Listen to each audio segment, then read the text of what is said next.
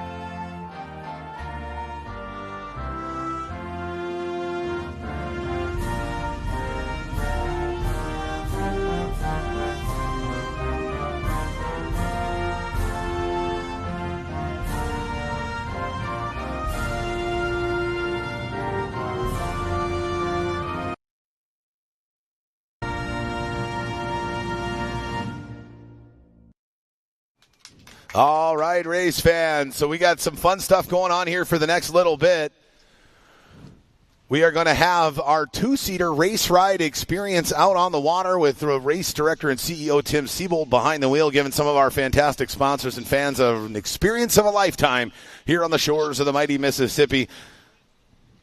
And here comes the flyover folks from the Creve Coeur Airport Gateway Youth Aeronautical Foundation. They've got a couple of helicopters cruising by down the front stretch here, heading south down the river. A big thanks to the Gateway Youth Aeronautical Foundation for their flyover here on Saturday's qualifying action at the Alton Midwest Nationals here in 2025. They come ripping around the course. They're taking the course the wrong way, right? I was going to say. It's the reverse. We're going to reverse course action as they go down south through turn 5-4, looping around turn 3, and they head back north up the river here. So we've got our Formula Ones are off the water. Coming up next is going to be our race ride experience. Okay, you've had a chance to be in the race ride experience. I've been in a few of them, not this one per se. But what is it like getting inside the cockpit and being able to go 100-plus miles an hour with 4 to 5 Gs every time you turn the boat?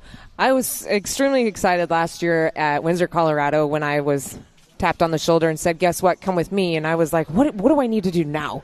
And I walked over, and the cockpit was open, and I got the jump on in.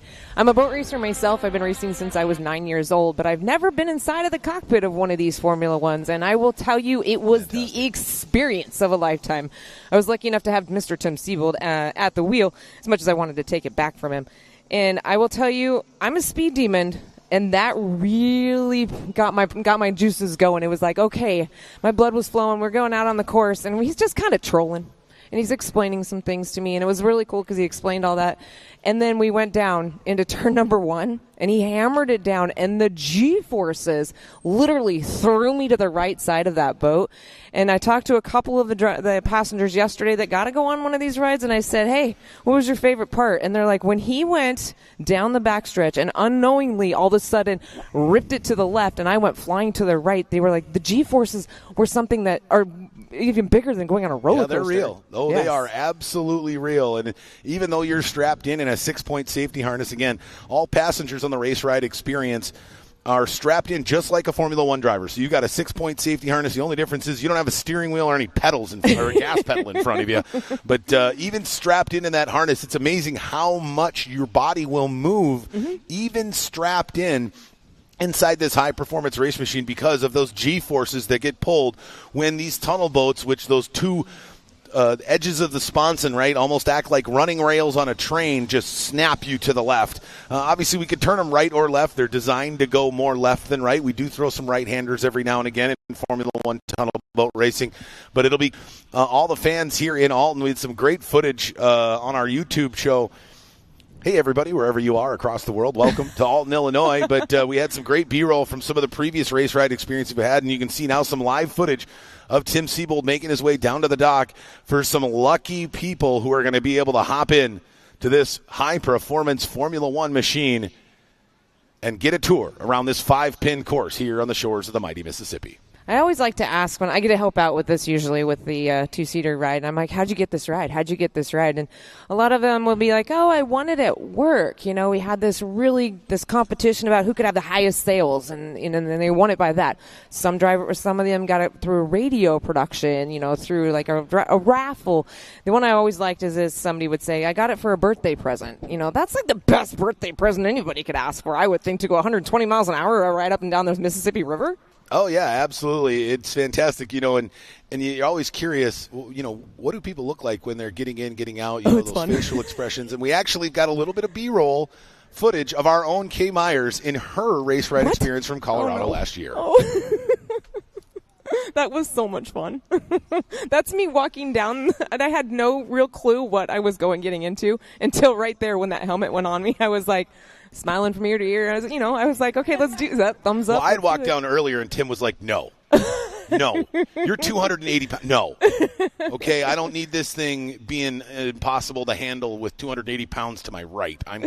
We're good. So I got to watch from shore. Well, and he didn't take it too easy on me when we were out there. I mean, I kind of did at one point say, hey, let's do this, Tim. And I probably shouldn't have said it because it was probably about 2 seconds later my head was being slammed up against the right side of that cockpit. And I was giggling so loud. I was probably I was waiting for him to unplug the mic because I was laughing the whole time. It was such a ride of an experience.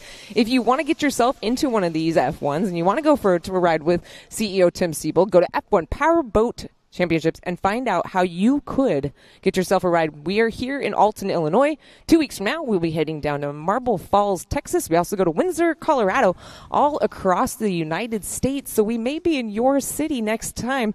So look for us at F1 Powerboat Championships and see how you can get yourself inside the cockpit of a Formula One.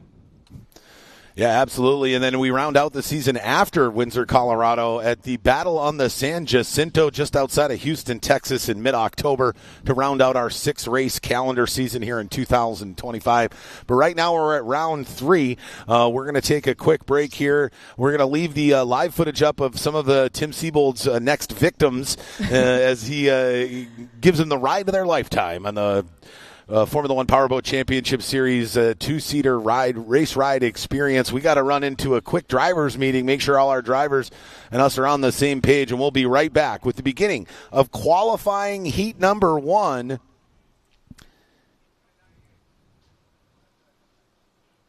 Let's see here. Qualifying heat number 1. I apologize there in the Formula One class. So we're going to at 12:45. We're going to have Formula One Heat 1, 8 minutes plus 1 lap. We're going to try to get that in early if we can, but we've got to make sure our drivers are prepared and ready to go. So again, we've got some race ride experience going on. Right now, you've got some time. Make sure you swing down to those food trucks. I saw some Nashville hot chicken. I saw some other delicious treats. We've got the Finnish long drink. They've got peach, raspberry, and citrus flavored. Peach is really good.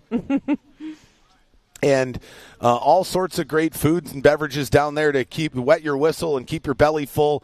We've also got our Formula One Powerboat Championship Series merchandise tent down there. We've got all sorts of great merchandise, not only from the Alton Midwest Nationals, but also just general Formula One Powerboat Championship Series merch down there. So make sure you swing down, say hi to Debbie and Brooke, and make sure that you get your Formula One Powerboat Championship Series swag before you leave the grounds today. Supplies are very limited, so make sure you get there early. I know last night we already ran out of a couple of shirts at the driver's party at Max Downtown. Your only place for all your libations and food after racing action today is at Max Downtown here in Alton. But make sure you swing by there and get the merch because there is very limited quantities left. We'll be right back here in a little bit with the beginning of qualifying here at round 3 of the 2025 Formula One Powerboat Championship Series here at the Alton Midwest Nationals.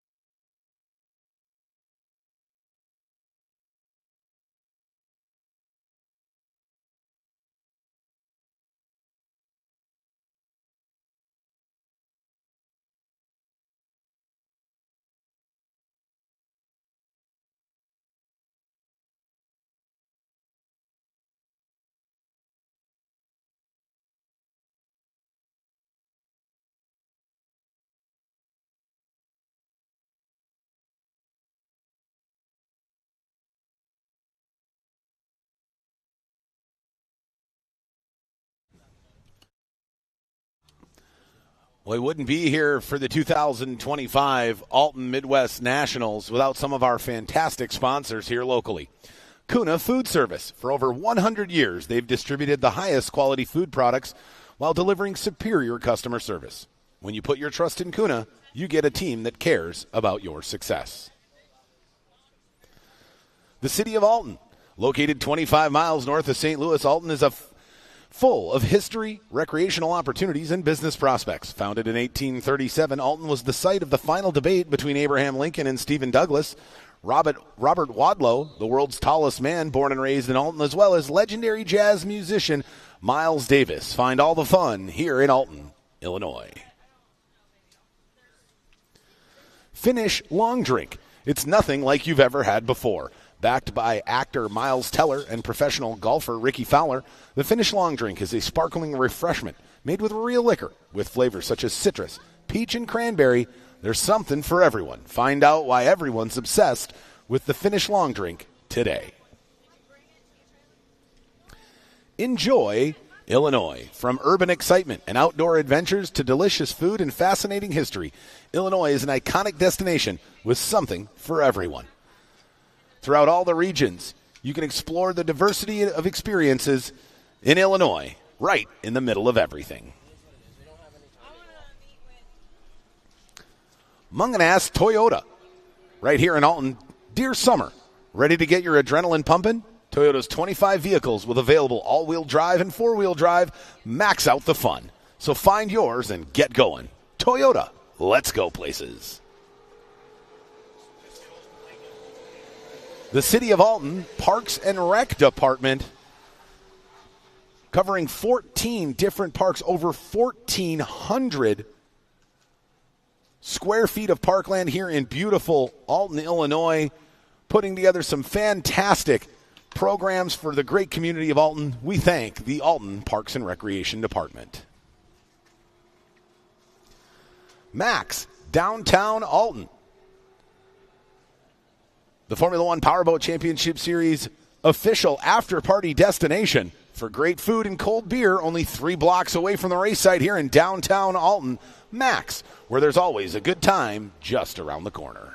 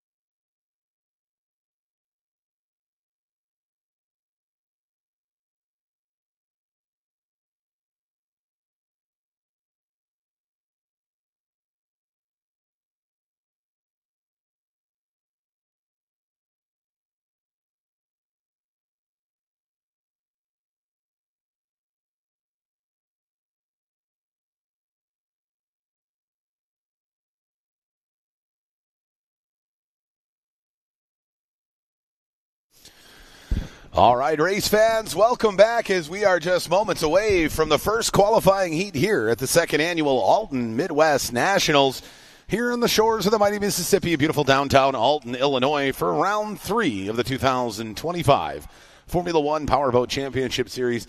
As always, Thomas Yarbrough along with Kay Myers bringing you all the live racing action here all weekend long. And boy, we've got a doozy. Just got word from the pits that our pole sitter from Fast Lap qualifying, the 52 of Chris Rinker, damaged his motor during qualifying, and they are in a hurry to try to get a backup motor on the back of that 52 machine. But boy, that is not the way the weekend wanted to start at such a high note right away, but then all came crashing down for the 52 at Chris Rinker. Yes, I went and took a quick walk through the pits, and the first thing I saw was there was no power head on the back of that 52, and I went over and I said, hey, what's going on? And they were like, we busted it. It's the second one, unfortunately, of the weekend for the Rinker Boat World, and it's going to be, you know, they've got a great team. I really do am very confident that they will be back out onto the course, but they're running out of time, so I know that they're really frantic in that pits. Absolutely. With the 52 of Chris Rinker laying down a sub-34-second lap time, he is the man to beat. Will he be able to get it back together? But, boy, the one driver who's really going to benefit a ton from that, the 17 of Dylan Anderson. Again, when you swap power heads in qualifying, it requires you to get shuffled back to the starting dock. I haven't gotten word yet on if that is going to be enforced here. I don't necessarily know all the specifics of the circumstances, but if that is the case, that's going to make the weekend a lot longer for the 52 of Chris Rinker and put the 17 of Dylan Anderson directly in the catbird seat. And we talked about this earlier. These points chase that we've got is so tight, and Chris is sitting in third. This may knock him down one position in the points championship for the end of the season, but we're only halfway through this year, so you've still got a lot of time to make up on some points that they might have been missing. Absolutely, and if you're going to miss anything, you definitely want to miss that first qualifying heat, right? It's hard to miss the third one just because it's right near the end, and everything's so much tighter as they're pushing for that top spot on the start pontoon for the main event. And obviously you don't want to miss the final because you get double points or triple points there compared to qualifying. So he can make up a lot of ground, but who knows? We might be able to see him out here on the water. He's got a big team behind him. They got a lot of hands on deck. And I have a feeling that the wrenches are flying in the Rinker Racing pits right now. They are missing one key person in there. James is not in there. He is like their main motorman. Unfortunately, was not able to come this weekend. But, you know, he's got a great team back there, and I'm really confident that we're going to see Chris out here shortly. Absolutely, and we got the rest of the field. You know, you look at the 29 of Jared Jensen, very surprising. He finished 4th in Fast Lap qualifiers in a brand new boat to him. They just picked it up a week ago, got it rigged, got it here, and that thing is way faster than I think even he expected. The 14 of Andrew Tate in that Phenom Ventures machine with that APX 250 on the back in that 5th position, with the 8 of Jeremiah Mayo and the 24 of Spencer Love right up there in the top 5 as well. So it's going to be an interesting afternoon to see how this qualifying in the first 2 heats here on Saturday are going to shake out as we look to try to dial in our starting lineup for the main event tomorrow afternoon. Another factor is we didn't see somebody come out for a Fast Lap qualifier. That would be actually, he's the points leader right now. Dustin Terry, unfortunately, having some electrical gremlins over there in those pits. But, you know, he was over here at driver's meeting, feels really confident he's going to be able to get out here for the first heat. We're going to give our race fans, not only here in Alton, Illinois, one heck of a show, but all of those that are watching live on our live stream on the F1 Powerboat Racing, you know, it's so great. You talked about it earlier. The drone footage that we're able to give our race fans is incredible. Absolutely it is. You know, the overhead, they fly right over the head, the boats, cruising along at 100-plus miles an hour, and the drone right in tandem with them overhead. Actually, I believe the drones can outpace the Formula One boats. I've seen them run down the straightaway, beat the boat to the corner, turn around, and get some unbelievable overhead shots of these Formula Ones turning 4+ Gs in the corner as they snap these things around the race course. And, you know, speaking of some of our top drivers, again, check out our YouTube channel, F1 Powerboat Racing. Smash that subscribe button. Make sure you get notified when we go live. We've got a great piece where we introduce some of our top drivers here in the Formula One class in 2025. From newcomers to family dynasties, competitors will be faced with tough competition on the water. Last year's winner, Dustin Terry, is back and ready to hold down his title. While our drivers have been busy tuning their boat, many of them have been putting in time testing and refining during the off-season. we're probably the best one just because of the hours we have on the motor itself. Everybody gets to coattail off of my stuff because when they call Dave, I've been testing for him for 2 years, so they get the same propellers I get, and they don't have to do any of the work.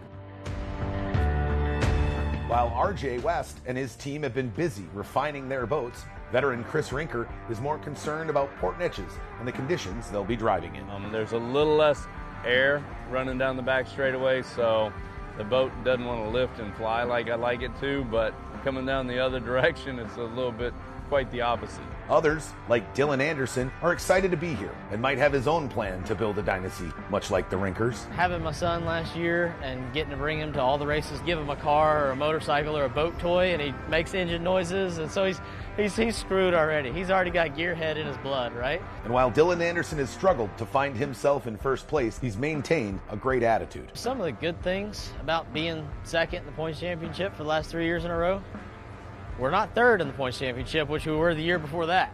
So we moved up a spot. We've just been staying there for a little while. As these drivers fight for their spot on the leaderboard, they'll have to contend with the Outlaws, Dustin Terry, Jeremiah Mayo, Grant Schubert, Travis Yates. From veterans to rising stars, this season is shaping up to be one of the most competitive yet. As this season unfolds, each driver will have a chance to leave their mark. Only one name will come out on top.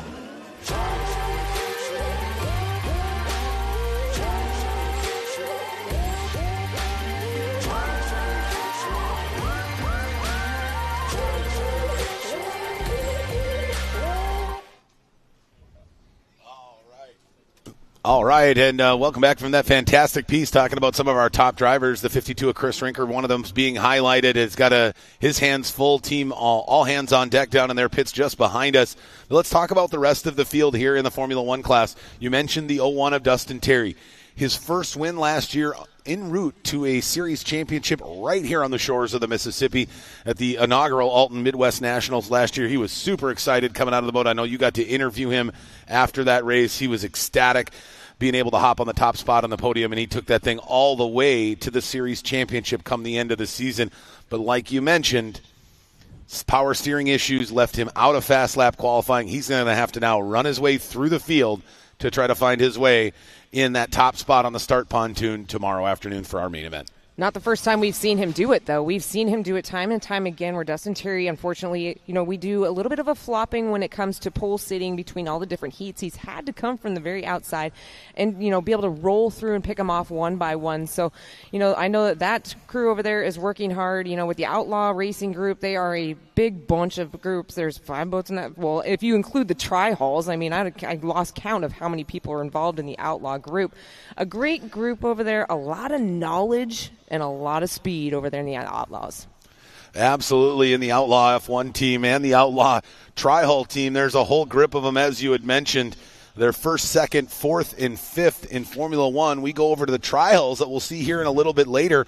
2 qualifying heats today, a couple tomorrow for the Texas Tri-Hull class. And they are quite deep there as well as you take a look at the Tri-Hull standings through round 2. First, third, fourth, and where is that last one there? And 11th. Now, Austin Terry, a rookie here in 2025, so no surprise he's a little bit further down the point standings. He's only 14 years old. He could barely see above the dash. I think they had to put a booster seat in a little bit for him so he could see up over the dash. And they've added a 5th driver here halfway through the season, the 99 of Devin Brown, after a couple-year hiatus from the Formula One Powerboat Championship Series in the Texas Tri-Hull class. We take a look at those gnarly Texas Tri-Hulls. That's why we call it bumper boats at 65 miles an hour.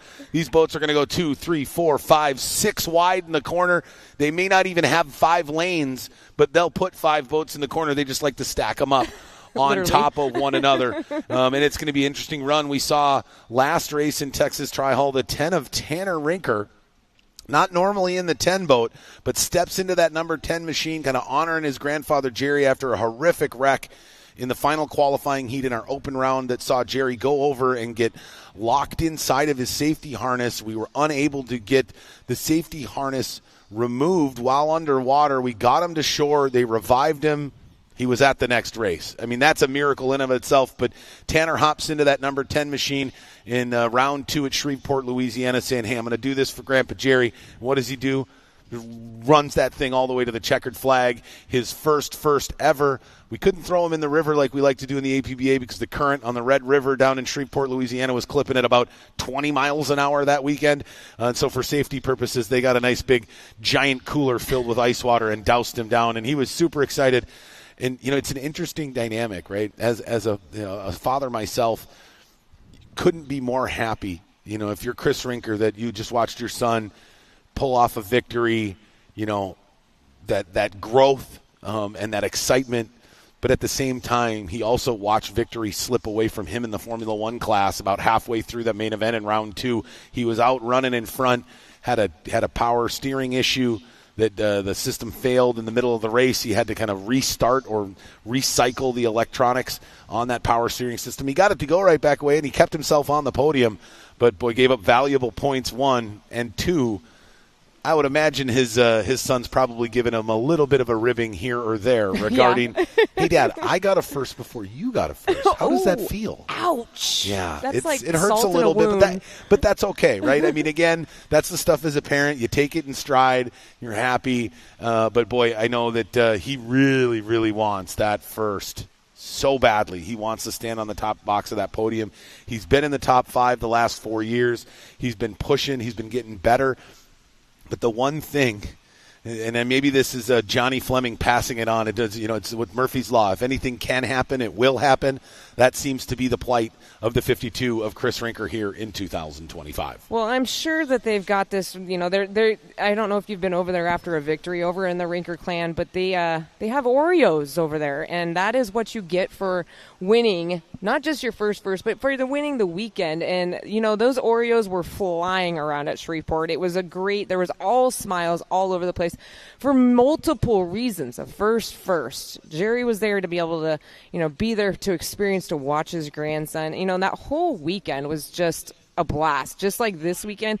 Unfortunately, we had a little bit of a rain cloud come in this morning, and Mother Nature said, I'm not quite done, so there is more rain on the horizon, but we are a water sport, boys and girls and race fans. So just lift those umbrellas up because it's not going to deter us from racing this morning. Unfortunately, it did put us back a little bit on the schedule, but we were able to move some things around, shuffle the schedule around so that we can give you a great show here on the Mississippi River. So once again, don't go far. Just throw those umbrellas up. It doesn't mean that we're going to stop racing just because of a little, quote-unquote, drizzle.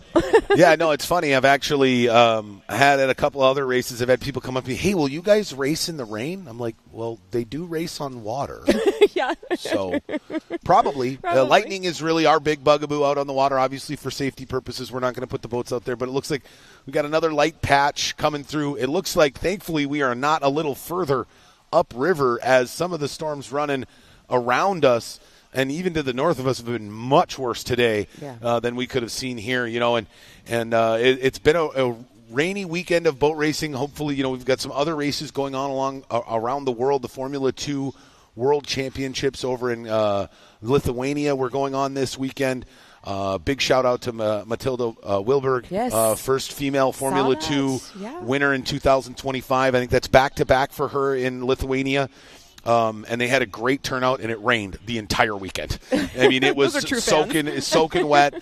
But these boats, does it add an extra layer? Sure, right? Now you've got that windscreen that normally sometimes you might get some clear vision out of when you're not maybe right behind the rooster tail of one of your competitors. But when it's raining outside, it's basically just blurry all the time. So it adds another dynamic. Obviously, with the rain, it churns up the river. We've got a little bit of debris out there that we're managing, which is a constant battle when you run on commercial waterways like the Mississippi River, the Red River, the Neches River.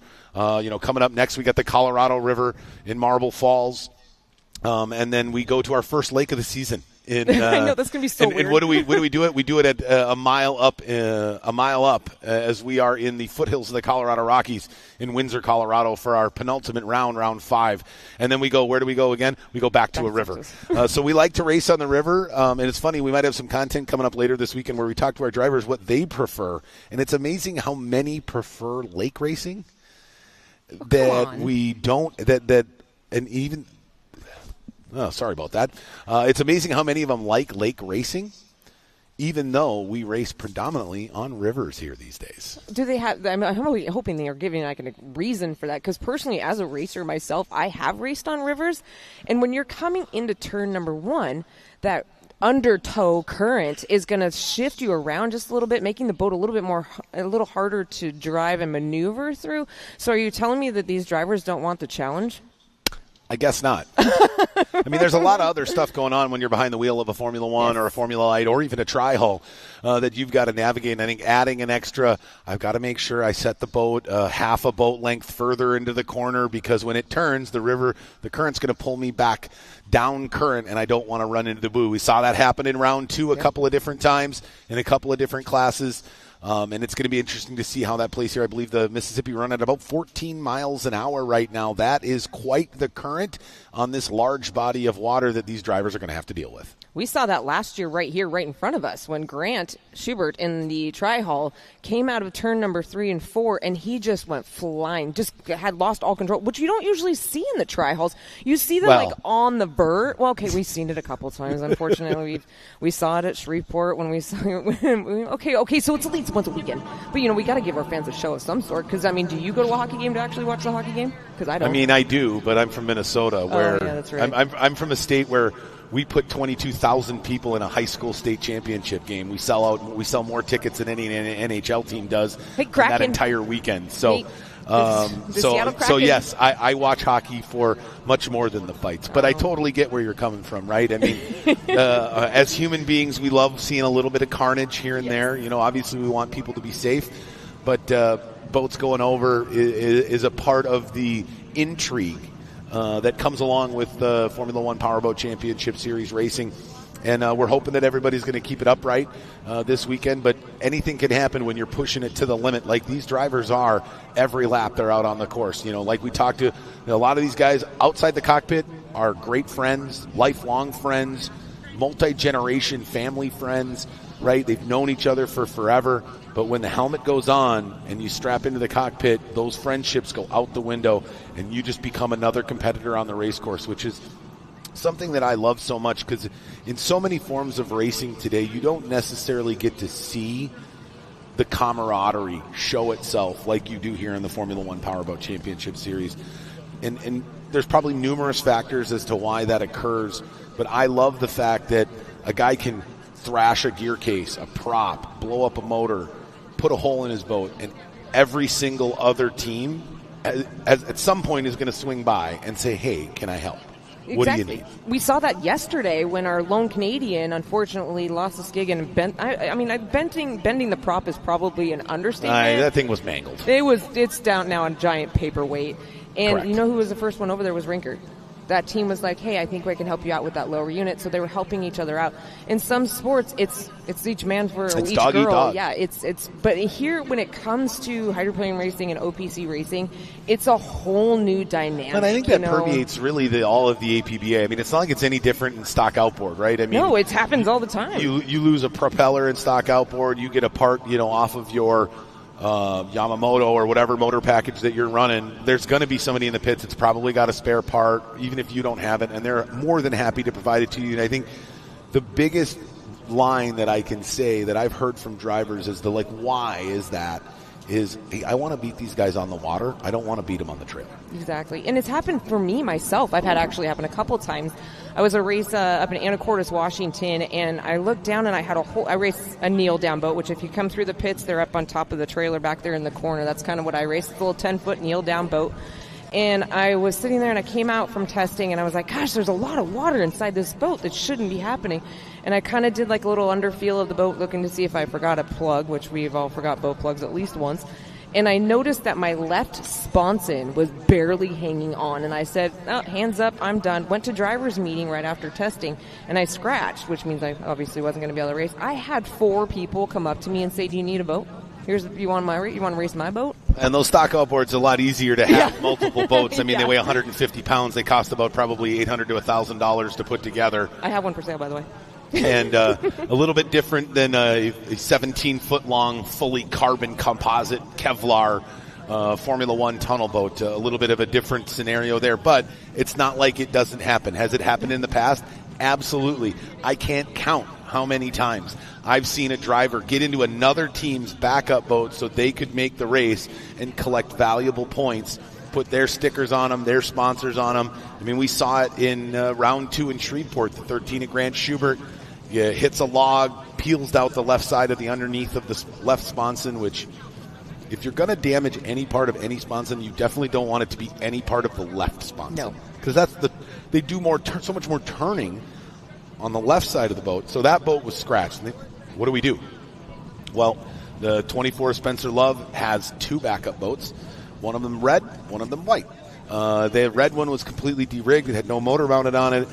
And the Loves were like, hey, if you want to get it back out there, here we have a boat. Well, it went so well that boat then got acquired by the Outlaw F1 team.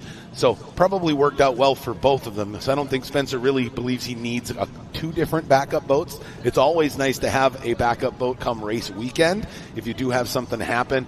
But, of course, like the family that we are, they let him use that boat, and it ran so well, they're like, hey, can we just take it home with us? And they did. A check was exchanged, and everybody was happier for the weekend. But in most, I mean, it's not like a guy from the Hendrick Motorsports is going to turn around and say to, Joe Gibbs and his racing team, hey, guys, I know you're short a car because you wrecked in qualifying. You want to use one of ours? Yeah. That's never going to happen. Not even a right? tire. If they don't have another boat ready to go, that guy is going to sit in the stand or sit in the pits and watch his team race, and he's not going to start.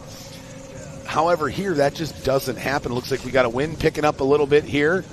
Make sure you get under the trees and get some cover here. We got a little bit of a wind picking up, so we're holding our F1s for just a moment here. Our first one's on the water as we're going to hopefully get underway here with our first of 3 qualifying heats here in the Formula One class. Out on the water there is the number 8 of Jeremiah, Get Out of My Way Mayo, the driver out of Richmond, Texas, who's looking to try to move himself up a spot or 2 in the points. He's right there in the top. I think he's sitting in second place in Formula One, but he's got some ground to make up. Yes, he is there in second place with 364 points, but he's got some ground to make up over our leader, the 01 of Dustin Terry, with 428 points. Which we talked about this a little bit ago. If you're just joining us, Dustin Terry had some some issues in his pits, which made him so he couldn't go out for qualifying, which throws him on the very back end of the pole. So Dustin's got a lot of work if he wants to keep up there on the high points. Absolutely, and especially the one thing that we talk about in tunnel boat racing that is just not available or doesn't play as much of a factor in car racing is your inability to draft. Yes. Right, in any form of auto racing, right? Whether it's go-karts, shifter karts, dirt track, late model, outlaw, NASCAR, any version of stock car, open wheel racing, drafting is such a large part of how you operate. Have you ever seen that? Throw that out the window here, Yeah. right? Because you try to get a couple feet behind the boat in front of you, you're not going to be able to see anything. Right, but the other component, which to me is one of the most intriguing things around, the physics and the mechanics of tunnel boat racing, is how garbage the water is when you are running right behind a propeller that just hit the water. And I do apologize, folks, if you hear the wind is picking up pretty bad here, as we got another storm rolling through. So just like the folks over in Lithuania in the Formula 2 class this weekend, we are experiencing some rain here as well on the shores of the Mississippi. Boy, it's amazing what weather can do here in July in the middle of the country. We were projected to have no rain and mid-90s. Yeah, I watched that all week. It's been raining half the morning, and I don't think we've even hit 85. So, a little bit of a trade-off there. Will I take 85 in a little rain? As long as it stops and doesn't rain all day, I don't mind keeping a little heat out at my size. Well, and I'll tell it gets you, a little warm. There's another thing. The rain keeps the water calm, but as you can see out there, if you're looking across the race course, you're going to see different shades, and that is where these drivers are able to kind of read the water a little bit better. So the rain can be good but bad because they don't have windshield wipers on the front of those F1s or any other class. But it also helps them read the water a little bit better as they're trying to navigate around this course, and so take the good with the bad, I guess, there, Thomas. Yeah, absolutely. Just like, like getting back to our commentary regarding drafting and tunnel boat racing. Yes. Or any form of water racing. I don't care if it's stock outboard, if it's offshore, right? You never want to be, I don't know, what is that window? Obviously it changes, I would imagine, based on the motor and how big the wake and how big the spray is coming off the back of the motor. But from your experience, where did you see that trouble zone where I know if I get too close directly behind this boat, right, I'm going to have the spray in my face, I'm going to have the wash, meaning the water being churned up from that propeller is basically just garbage water, right, until it can calm back down and that air expunges itself. What is that window believe you hear in a Formula One tunnel hall is how far should they stay back before they move to the side to try to find some clean water? It's about 3/4 of the way back behind the rooster tail because you want to keep, of course, your distance as close as possible. But when it gets to about 3/4 of the way through that rooster tail is when it starts to obviously drop down because the rooster tail is basically just like a rainbow size. So it's going to be dropping down, which means it's going to be going underneath the boat. Sometimes that helps you out because it gives you a little bit more of an air pocket underneath the boat to be able to make it float. But you're also it's low enough that it's not going to hit you in the windshield. But then that's when you want to sit there, and you'll watch these drivers do this. They will glide through that rooster tail right at about 3/4 of a rooster tail length, and they'll glide right through that corner, and then that's when they're going to kind of slide out just a little bit. But you want to sit there right on the outskirts. You want to have your left sponson sitting right on the outskirts of that rooster tail, not too close because we've seen it before, and that actually happened at Aiden, but at Shreveport. Because he got caught up in what is called like the rollers behind there. Yeah. And that left sponson came down and just hooked him out, and then that's when he snap rolled. So you want to have your left sponson sitting perfectly 3/4 on the outside of the rooster tail of the driver in front of you. But really, do you want to have anybody in front of you there, Thomas? No, you never want anybody in front of you, but it's an interesting dynamic, right? It's a completely different driving style, right? If you were to take a stock car racer or any sort of car racer, their first instinct would be, well, I want to get as close behind that guy as possible, right? So that I can find a lane, maneuver out, and then take my shot.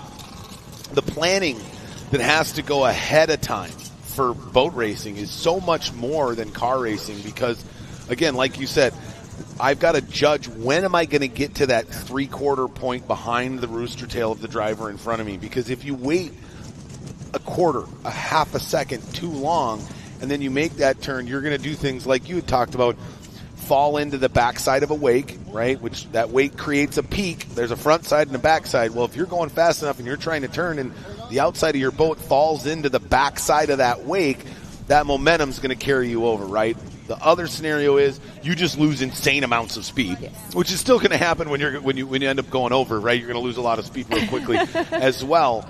But you're all of a sudden that performance just completely dissipates, and that's got to be kind of jarring to a driver when they're running at a certain speed and they made one, maybe split second miscalculation, and now they go from doing 115 miles an hour to doing 100 miles an hour, 105, because they can't propel that boat forward because there's so much air in the water that they are driving in that the propeller just has no performance. Yes, and each propeller has a different kind of a pitch, and these drivers will pick that propeller depending on the course and the conditions. We're watching this happen.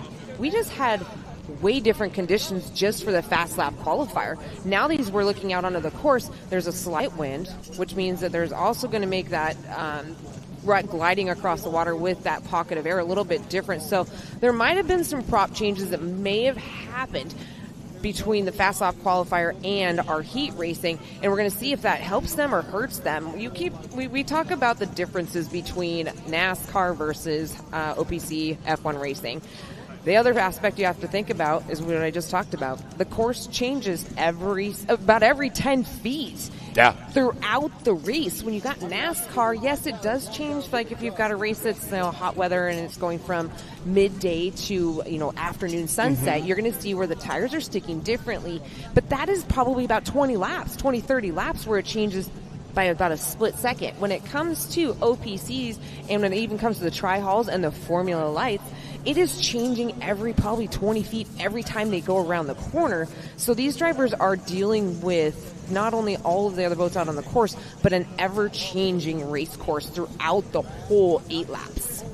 Absolutely, yeah. We're going to do 7 minutes plus 1 lap here in the qualifying heats in Formula 1.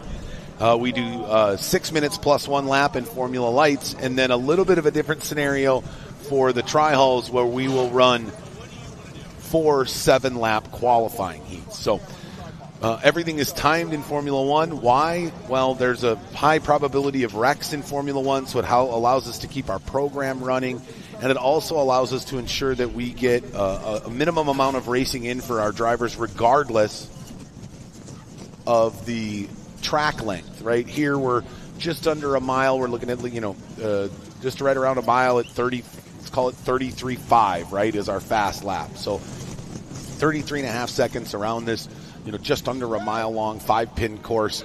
And based on different rivers, right, next round in Marble Falls, we're not going to be able to see a big wide 5-pin course like that. That's a much narrower body of water. We see this in, historically at the APBA National Championships when they were in Kankakee, Illinois, very narrow river, essentially a 2-pin race course, 2 big sweeping turns, and that can really change, how everything is functioning for these drivers, and they've got it, and that's another factor that goes in. So every driver comes into a race week and they kind of have an idea of the setup, but that's why testing and our Friday testing is so critical to these drivers, is to ensure that they've got that setup for this river and these conditions. Because again, we were here last year at the end of June.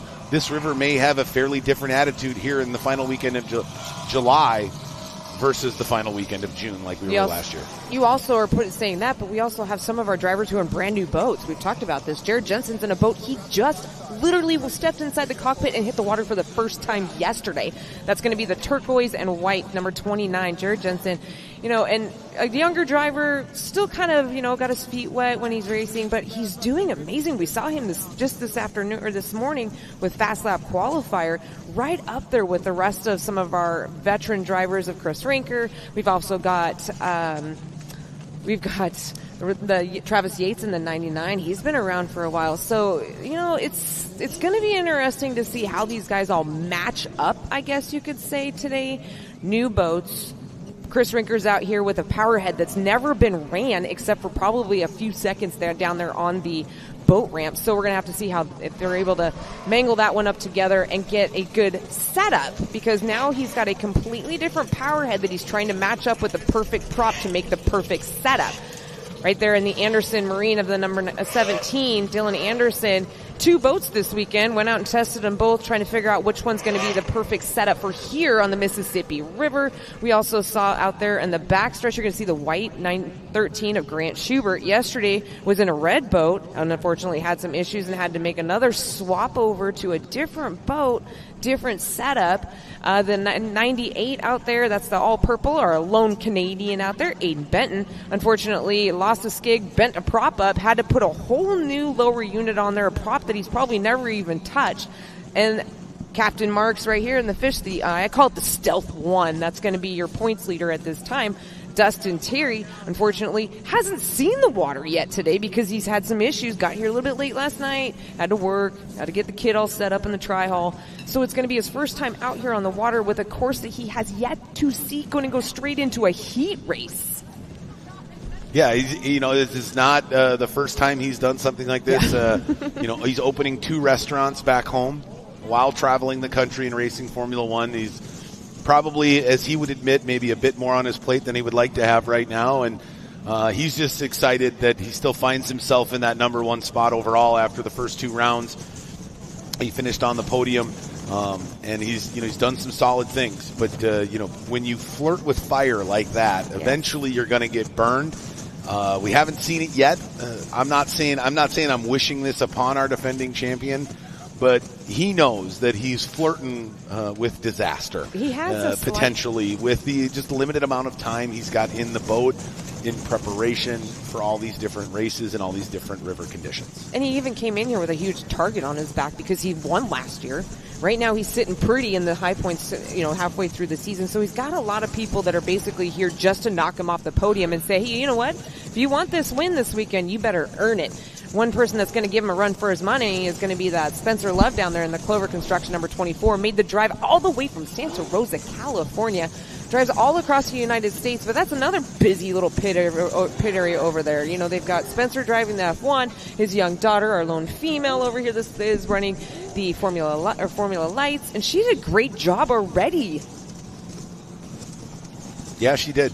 She did fantastic setting the fast lap qualifier in Formula Lights earlier today. She's going to find herself in that pole position for opening qualifying heat.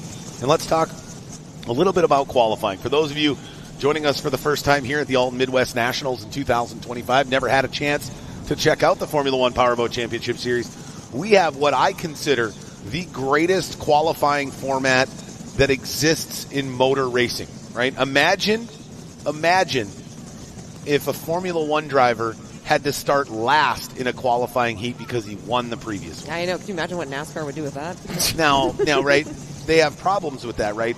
It's tough for them to pass at times, especially the Formula One cars because they're enormous. Yes. But imagine what that would do to the psyche of the driver and what additional components they have to mentally prepare for to say, hey, now I have to drive through the field. I have got to get around everybody to try to secure enough points to make sure that I can add those to my win from qualifying Heat 1 and gain enough points throughout qualifying to secure that number one spot on the start pontoon. Because pole position, as you know, in all of powerboat racing, and heck, anywhere in racing, you always want to be on the pole if you can.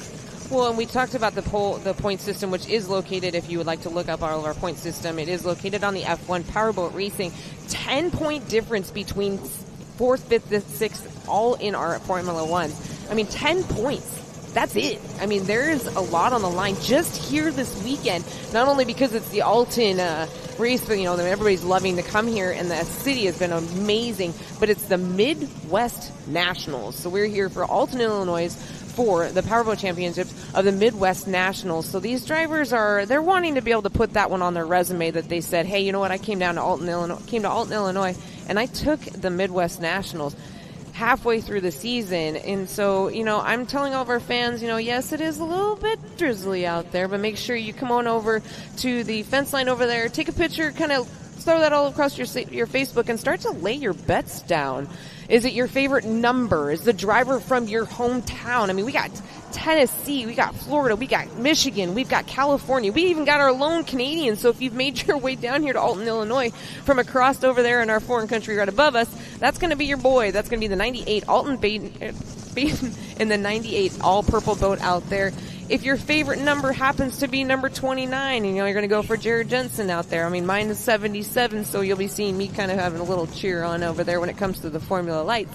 So lay your bets down, kind of like tap the shoulder of your friend that's sitting next to you. Maybe you don't even know them and say, hey, you want to make a wage? I'm thinking I'm going to go for Yates in the 99. And then that person's going to say, you know what? I think I'm going for the 17 of Andrew Tate. It's a fun little camaraderie that I always like to encourage with our race fans. And make sure you go ahead and throw all of your pictures across your social media to say that you are here at Alton, Illinois for the Midwest Nationals. All of our drivers are going to make their way out onto the course. This is going to be green flag. All right, boys and girls, we gave you some testing yesterday. We gave you fast qualifying this morning, and now we're going to go racing. This is going to be the first heat for Formula One Powerboat Racing for F1 Powerboat Racing. Out on the backstretch is that all orange Argosy Casino, driven by Jeremiah, as you call it, Thomas. Get out of my way, Mayo. Followed by the 13, Captain Jax brings you Grant Schubert. Rinker Boat World just added on to Mastercraft Boating onto this side of their boat just about a week ago. That's going to be the all-yellow number 52, driven by Chris Rinker.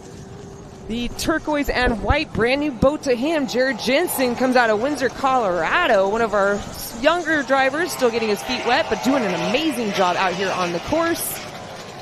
We talked about it just a little bit ago, that neon yellow 99s of Yates. And then here comes our leader, our champion right there, the number one. Chartreuse, I'm sorry. It's yellow-ish. Hey, if anybody who's ever gone fishing, that is chartreuse right there. Okay, chartreuse. I will try and remember chartreuse. It sounds chartreuse. better as well. It does sound. It sounds so pretty. So I just got word the 52 of Chris Rinker is going to hold his pole position, and here's why. Okay. You get penalized for a motor swap, and you go back to the dock if you're looking for performance improvement. Okay. That rule is negated if it's due to catastrophic failure. Oh. And I was informed that the 52 of Chris Rinker had a catastrophic failure on his motor during qualifying. Now, he's lucky that it went after his fast lap, but because that motor was non-functional, couldn't run, it's done. It stuck 2 pistons. Those pistons are welded, heat welded, basically right into the block now. They're not going anywhere until that motor gets completely ripped apart and redone. And so because of that, he's able to keep his top spot on the qualifying. Now, that doesn't mean that every single other competitor doesn't now know he's on his backup motor. Which is you don't keep your best motor as your backup motor, right?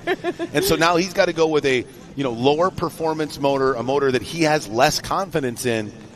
And so it's going to be interesting to see what happens. Is he going to be able to get out front? Can he push that motor, like you mentioned, with not a whole lot of warm-up, and he's running that 2-stroke package that needs that warm-up. It needs to be broken in before you can really push it to the limit. Different on the APX.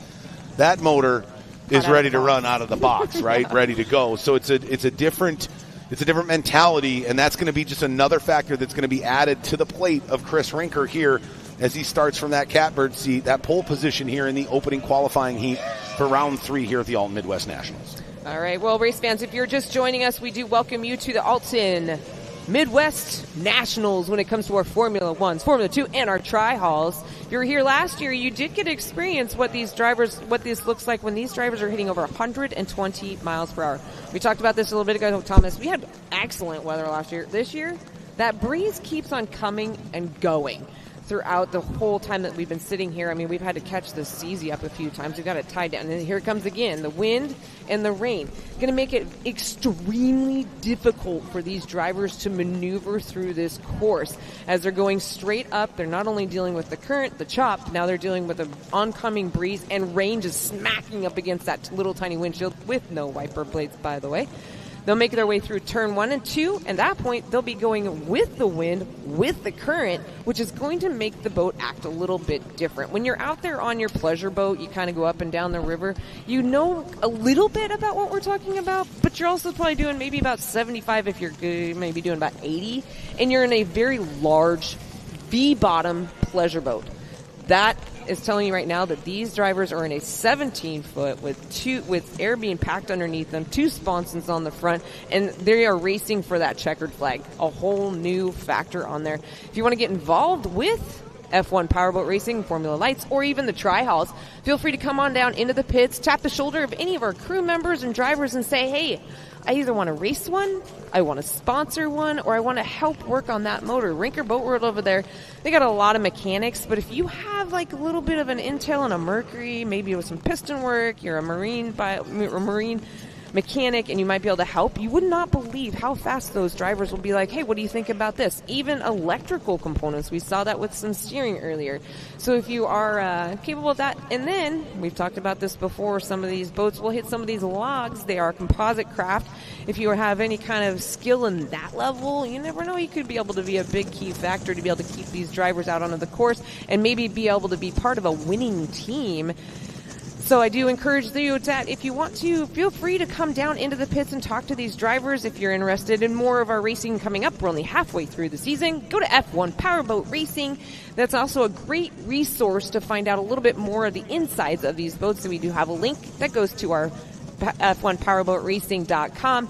Gives you some of the speeds, gives you some bios for the drivers. You know, that kind of gets you feel like you're almost in the cockpit or know who these drivers are. I know with NASCAR, it's always fun to kind of hear the backstories of some of these drivers. So I'm always looking forward to some of the backstories of some of our drivers. We've got some drivers that are working in lawn service. We just talked about how Dustin Terry owns a restaurant. It's just a whole different group right here. So I encourage you one more time, make sure you go to F1 Powerboat Racing, as you say it, smash that like button, and keep following us. We're only halfway through. Subscribe.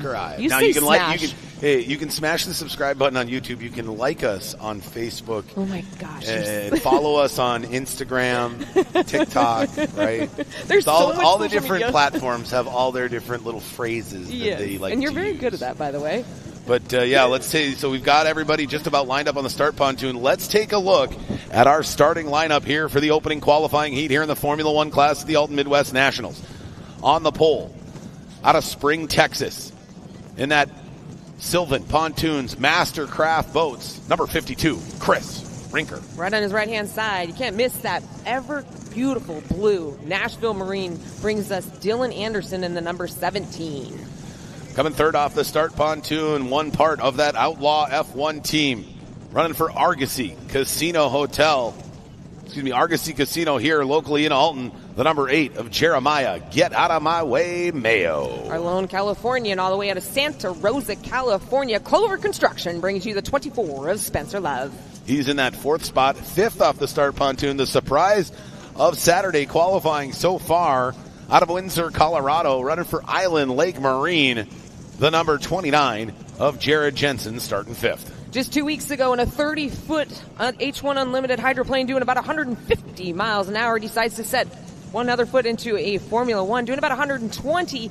That's going to be Andrew Tate, Phenom Racing, number 14. And that locally sponsored by Simmons Hanley Conroy, one of our fantastic local sponsors here on the side of Andrew Tate here this weekend in that sixth position. In seventh, he's running for JH Performance. He's out of Richmond, Texas, in that chartreuse and black composite craft, number 99 of Travis Yates. One of our young guns out here on the course, Grant Schubert, yesterday was driving a red boat. Today he's driving the number 13. That is going to be Grant Schubert of Captain Marks.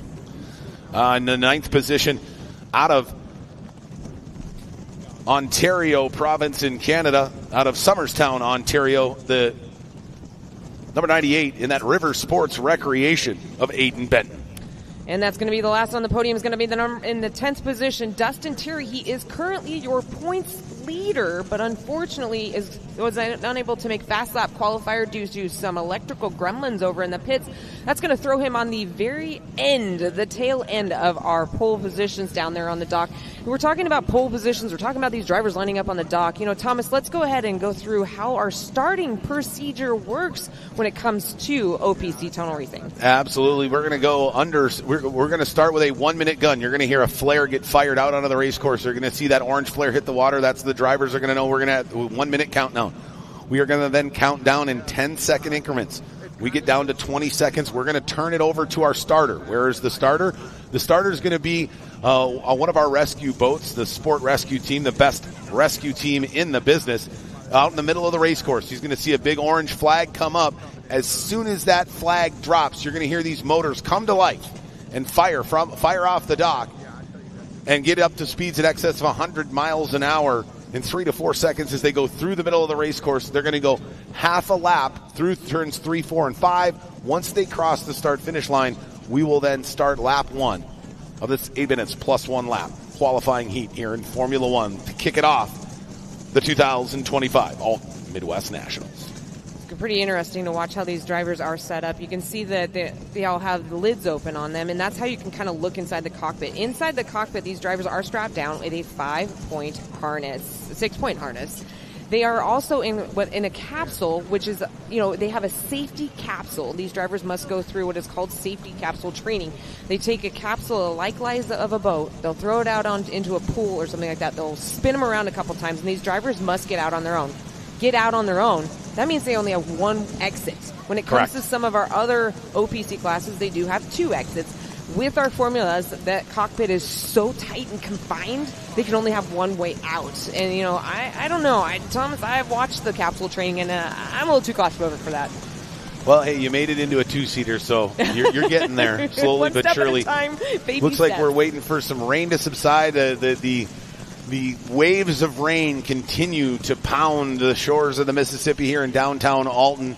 Looks like we're hopefully get our last little few squalls pushing through here in the next little bit.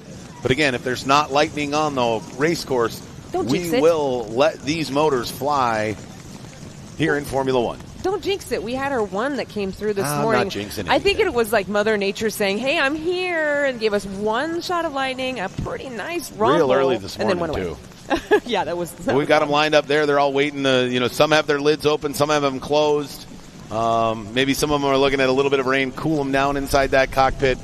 But we've got them lined up on the dock, and we're just moments away from our first qualifying heat here in Formula One, here at the Alton Midwest Nationals.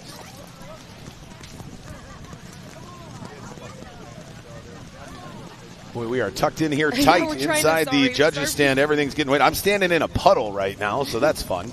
Well, welcome to my life in Washington State. This is normal for me. Actually, when I left Washington State on Thursday, it was 93 degrees. I mean, it's not normal in Washington State. No, So people were losing their minds. We were. We don't know what to do. That whole AC button thing, what is that used for? I have no clue. Do people in Seattle even have air conditioners? I do. I have 4 windows at 65 to 70 miles an hour. 4 windows down, 460. Have you not heard that joke before? Washington No, State, I have we not. 460. But then again, we use our air conditioners quite frequently in Minnesota. It gets a lot warmer up where I'm at. I just bought a condo. Super excited. I have 4 palm trees in the back of my condo in Washington State. But they were so generous to leave me their 2 air conditioning units. So it's been perfect to have air conditioning right now. Yeah, so looks like we're just waiting to hear from Chief Referee Doug Ray. I think they're trying to let a little bit of this squall kind of push through, give it just a few more minutes. He's nodding yes. Yes, Tom. We're trying to let the rain. It's so much harder to see. It's already hard enough for these guys out there. We don't want to make it any harder than we have to. It looks like that rain is starting to just die down now. Very scattered are these storms. It comes in waves. I think this is like our 3rd or 4th wave of the morning that saw some pretty decent rain come through here. But it's starting to calm back down again. And we'll be right back here in just a few minutes with the opening of qualifying here in Formula One at the 2025 Alton Midwest Nationals.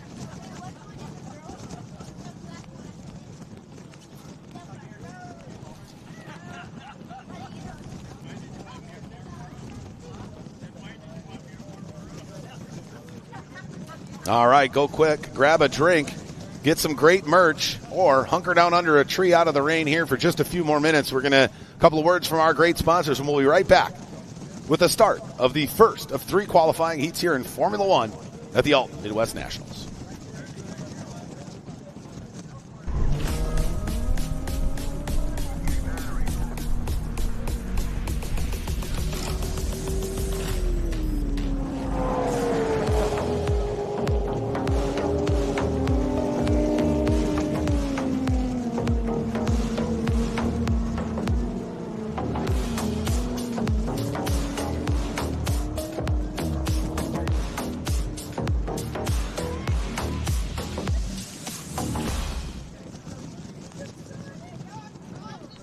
All right, we got word from Chief Referee Doug Ray. We were a little quicker than I expected. So, nice shout out to our title sponsor, Mercury Racing, here in 2025. Fantastic sponsor, been with us for numerous years. But we are ready to go here for the first of 3 qualifying heats in Formula One.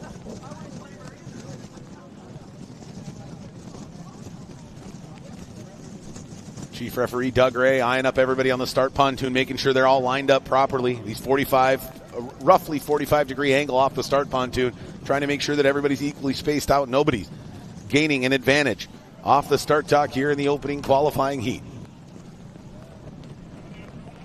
Coming up on the 1-minute gun.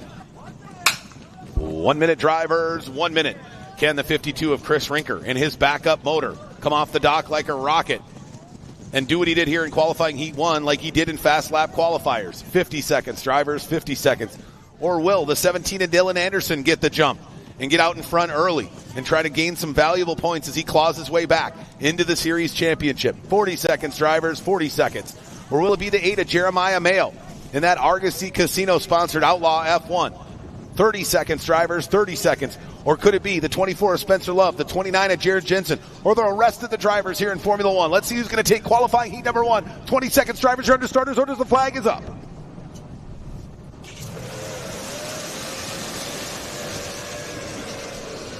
Great as start. they come off the start dock. Great jump there by the 52 of Rinker. Anderson got buried coming off the start dock. They're going to go all the way down to the far end of the course into turn number 4. This is going to be tight coming down there. The 52 of Rinker gets out. Then it's the 8 of Mayo as they come off of turn number 4. Now we're going to start lap 1 in this 8-minute plus 1 lap qualifying heat, and it looks like that backup motor's doing just fine, Kate. It is, and he had a great jump off of that start, but he's got 4 boats charging hard right on his outside. Jeremiah Mayo not going to give up that checkered flag very easy. He's going to be also followed by Dylan Anderson of Anderson Marine, the 14 Phenom Racing. But check out Dustin Terry. He has just come out from nowhere in that 5th position. Now there's the 52 of Chris Rinker. He gets through turn number 3. Now he's going down to the south end of the course. Let him see it, set it down into 4. He likes to stay wide off of 4, trying to remove turn 5 altogether.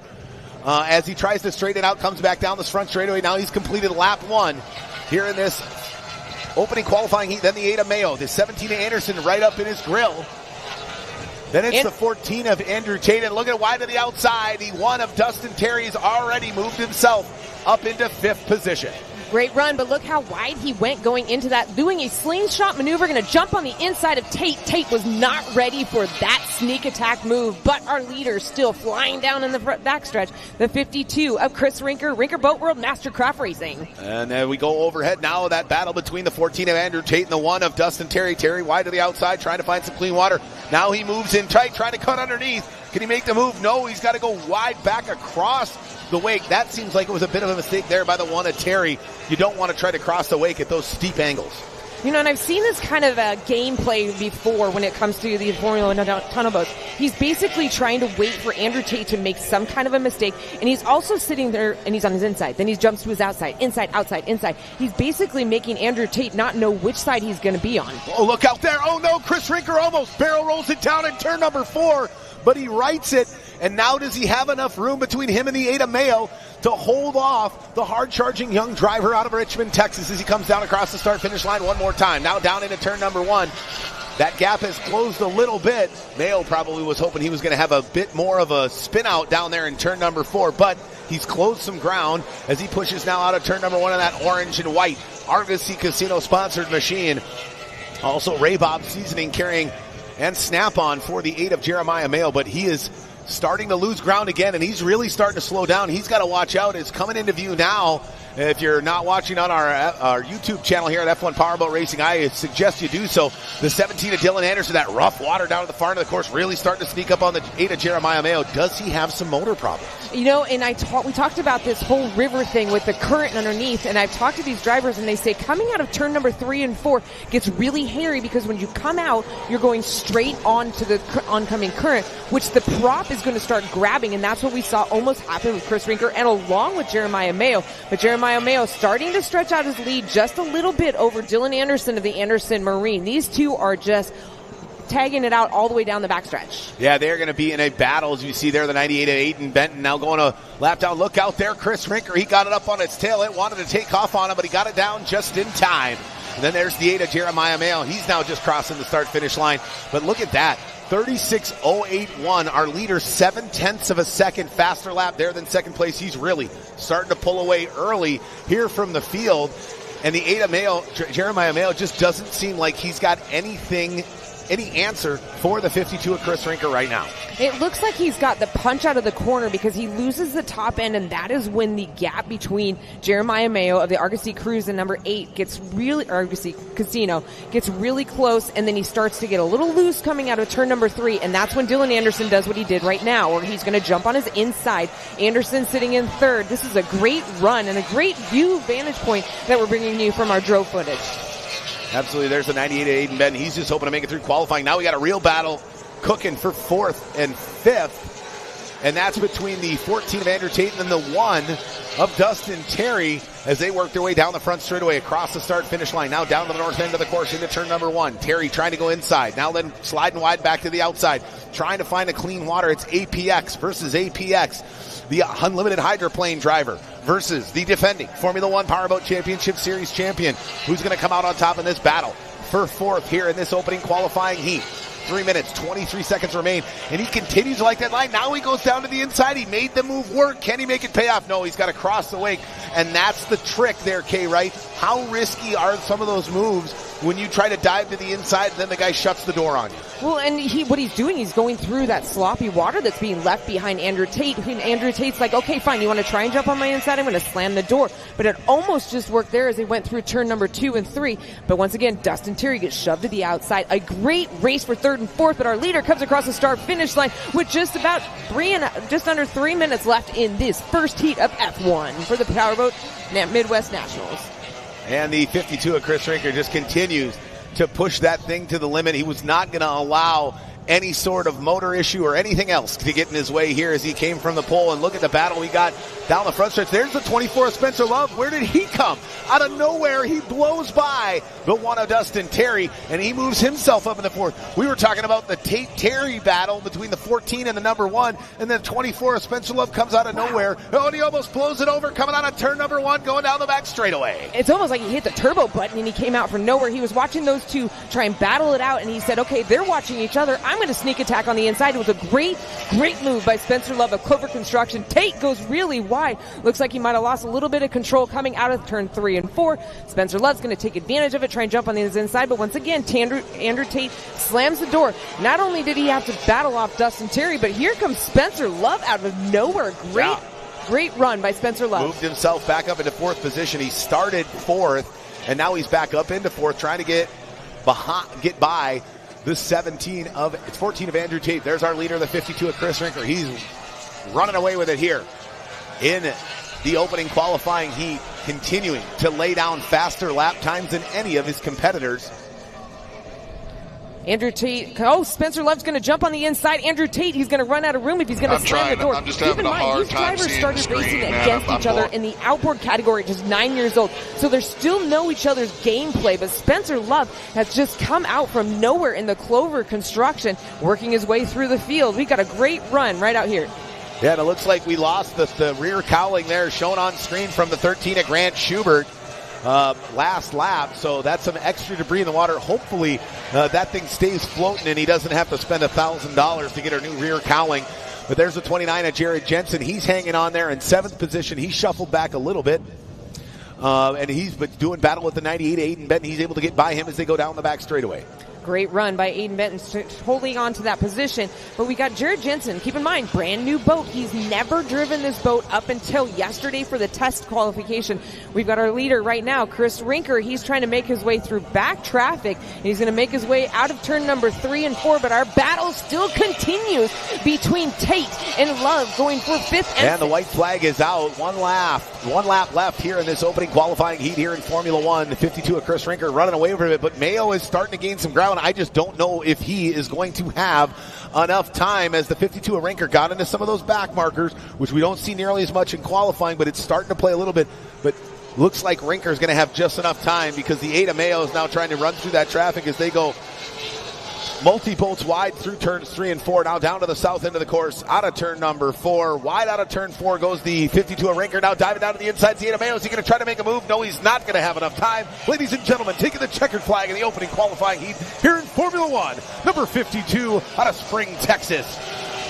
Followed by Chris, Jeremiah, the real deal Rinker. Followed by Jeremiah Mayo. He's got the Argosy Casino sitting on the side of that boat. Can't miss that. That was a great run by him.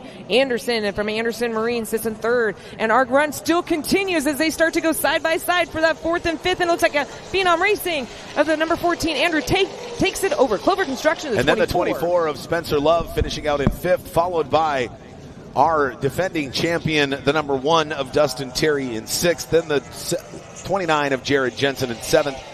The 98 of Aiden Benton, followed by the 13 of Grant Schubert. And the 99 of Travis Yates had to pull off the course. He had some damage yesterday on the left sponson of his snap-on tools, JH Performance Machine. And unfortunately, looks like those gremlins are popping back up as he had to pull that boat off the water just a couple of laps in. Hopefully they can get that back to the pits and dialed back in for qualifying heat number 2. But coming up next, we've got an interview with our winner, and after that,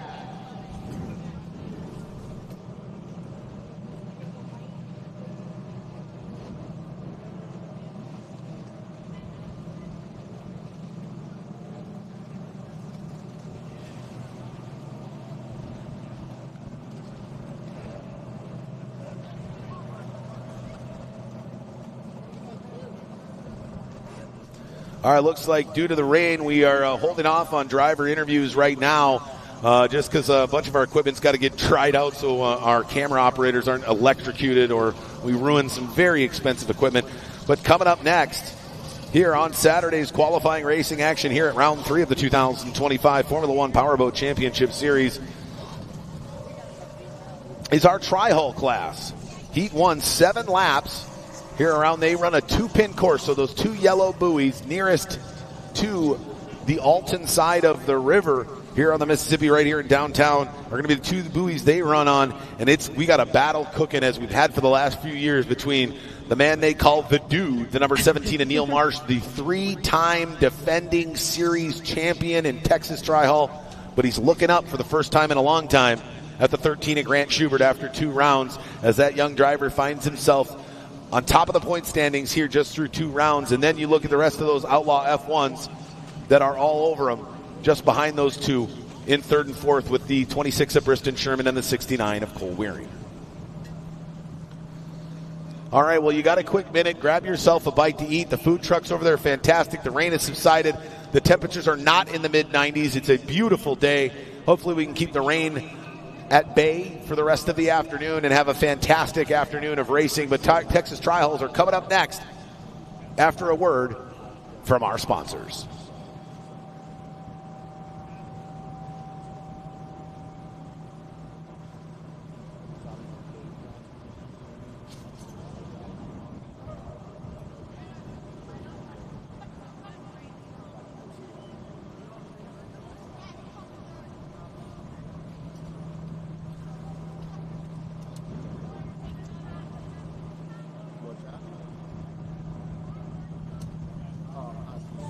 From an early age, we race.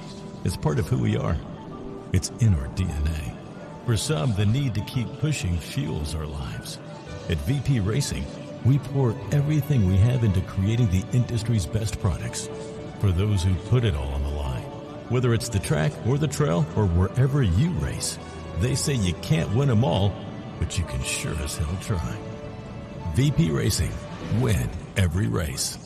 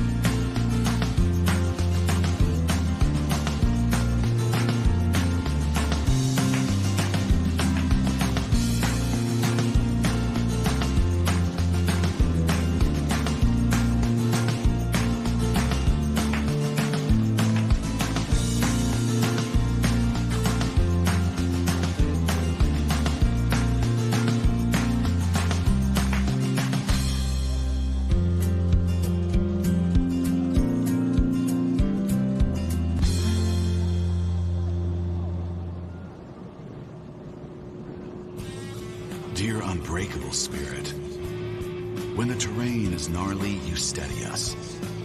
When obstacles are ahead, you lift us. When the turf is hostile, you inspire us. Own a legend. Toyota Trucks. Right now, lease a new 2025 Tacoma SR5 for $299 a month, or get 1.99% APR for 72 months on a tough new Tundra. Find yours at Toyota.com. Toyota. Let's go places.